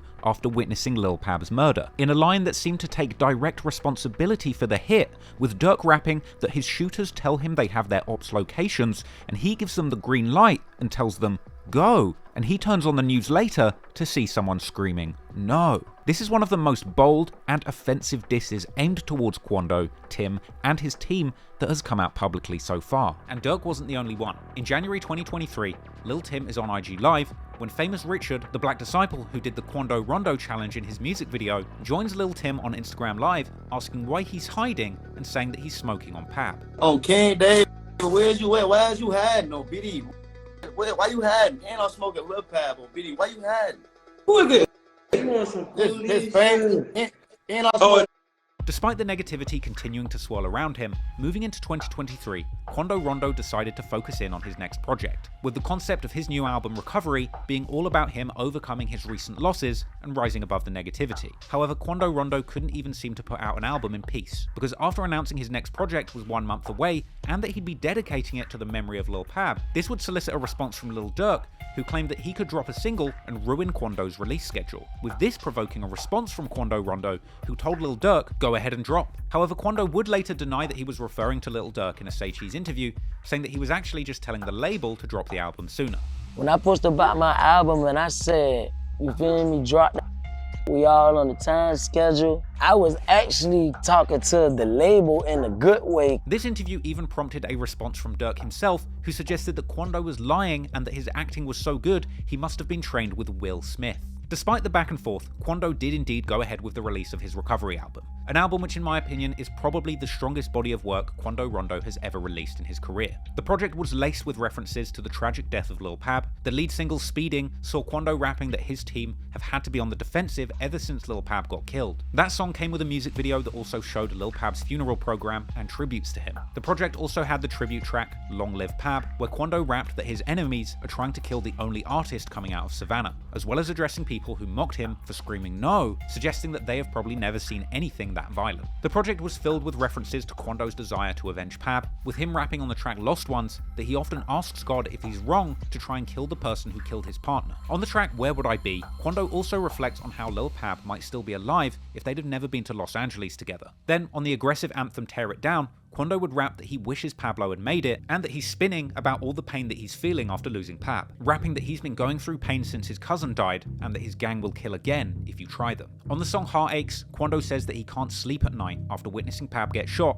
and saying that he's hoping for Get Back. But he would also still reference the death of King Von, rapping on the song Vision that you don't want to see Lil Timm on that monitor. You've also got the track 50, where Quando even raps that before he gets off stage, he has to scream that he's smoking Von. Now, my favourite song on that album is the track R.I.P. Fat Fat, an inspirational and positive banger dedicated to the memory of another of Quando's friends who unfortunately lost their life in the lead up to this project's release. This was apparently the result of a shooting in the early hours of the morning on the 4th of March 2023 in the Savannah Fields neighbourhood. An incident, unsurprisingly, followed by chatter on social media debating whether or not this was connected to Quando's ongoing beefs or not. Aside from being one of the hardest songs in Quando's catalogue, the song R.I.P. Fat Fat would also see Quando declaring his intentions to return to California to avenge Pab. In fact, the very last song of the album is titled Forever 16 and is once again dedicated to the memory of Lul Pab. On the track, Quando raps that he's going to make his ops bleed about Savannah, aka Lul Pab. In fact, in the very last lyric of this very last song of the project, Quando raps the ominous bar, "We gon' get some get back," pledging publicly in front of the whole world to avenge his friend Lul Pab. A few months after Quando's Recovery album, in May, Lil Durk would resurface and release a new album of his own, Almost Healed, which dropped on May the 26th, 2023. And the album contained yet another scathing diss track aimed at Quando Rondo, the song War Bout It with 21 Savage, which contained a brutal chorus where Durk repeatedly mocks Quando, screaming "No" at Pab's death and telling him to come outside and go to war about Von, even asking Quando where Pab went and saying the morgue got him. It also featured a bunch of other disrespectful lyrics, like one seemingly referring to YoungBoy and saying that he must have heard Quando screaming no and had to turn the sound off. But Durk's disrespect went far beyond music, as in the lead up to the album dropping, he would form a closer relationship with DJ Academics, who would not only interview Durk on his podcast Off the Record, but in the build up to Durk's album release, seemingly in an effort to taunt Quando Rondo, Academics posted a story to his Instagram at the Beverly Center where Lul Pab ultimately was shot, later losing his life, along with a Lil Durk song in the background, where Durk would rap, "We don't care what the rumor is." And when Lil Durk and Academics actually met for their interview, they would continue the disrespect, with Durk saying he used to have Quando in a headlock like a little boy, referring to the time that Quando and Von were wearing the same outfits backstage before they started beefing. I think he feel like his career, Quando's career, has been affected because Quando's a little boy. Well, I mean, that's his artist. I used to have him like this. You mean Quando? 63rd, me and Von. Durk would then go on to say that he was disappointed that the person who killed Von, Lil Timm, is a nerd. Everybody else, like, when a real gangster, you know what I mean? When a real gangster get took out by like a nerd type.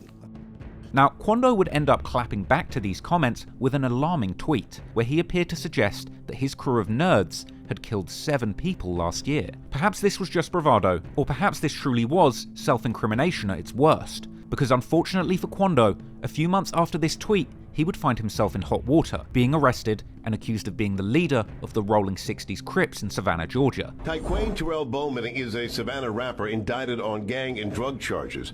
A Chatham County grand jury indictment accuses him of being a leader of the so-called Rolling 60s gang. Quando Rondo is sitting in the Chatham County jail after the district attorney indicted him for gang and drug charges. In my hand is the 17-page, 49-count indictment dating back to October 2022. The Rolling 60s are currently one of the largest and most violent street gangs in Savannah. And that man is the leader of them. Leading to a serious legal case and efforts to actually ban Quando from the city of Savannah due to repeated attempts on his life, allegedly causing a danger to the community. The district attorney's office filed a motion to have the famous Savannah rapper banned pending trial from Chatham County. The filing claims he was the target of a number of shootings, including this one 10 days ago on Skidaway Road. And because of those shootings, prosecutors say Bowman's presence poses a danger to the citizens of Chatham County. However, in the midst of all these serious charges aimed at Quando, Lil Timm, on the other hand, would at least be having some luck, as on August 20th, 2023, it was announced that the murder charges against Lil Timm for the killing of King Von had officially been dropped, and Timm would celebrate with a disrespectful celebratory song titled Left a Stain, where he discussed beating his charges and his sadness at the loss of Lul Pab. Now, we don't know what's going to happen next, but if I've learned anything from looking at every piece of information related to this situation, it's clear that there can never be a winner. Quando Rondo was born into some of the most challenging and dangerous circumstances. Since he was a teenager, he's been in and out of jail, losing friends to the streets. He's been surrounded by killers since day one, and it's truly sad that him and King Von ended up crossing paths in the way that they did. Because in many ways, Quando and King Von had so much in common. Both came from the worst parts of their respective cities, and despite getting deeply involved in the life of crime as teenagers, both Quando and Von had made it out of that situation through their music.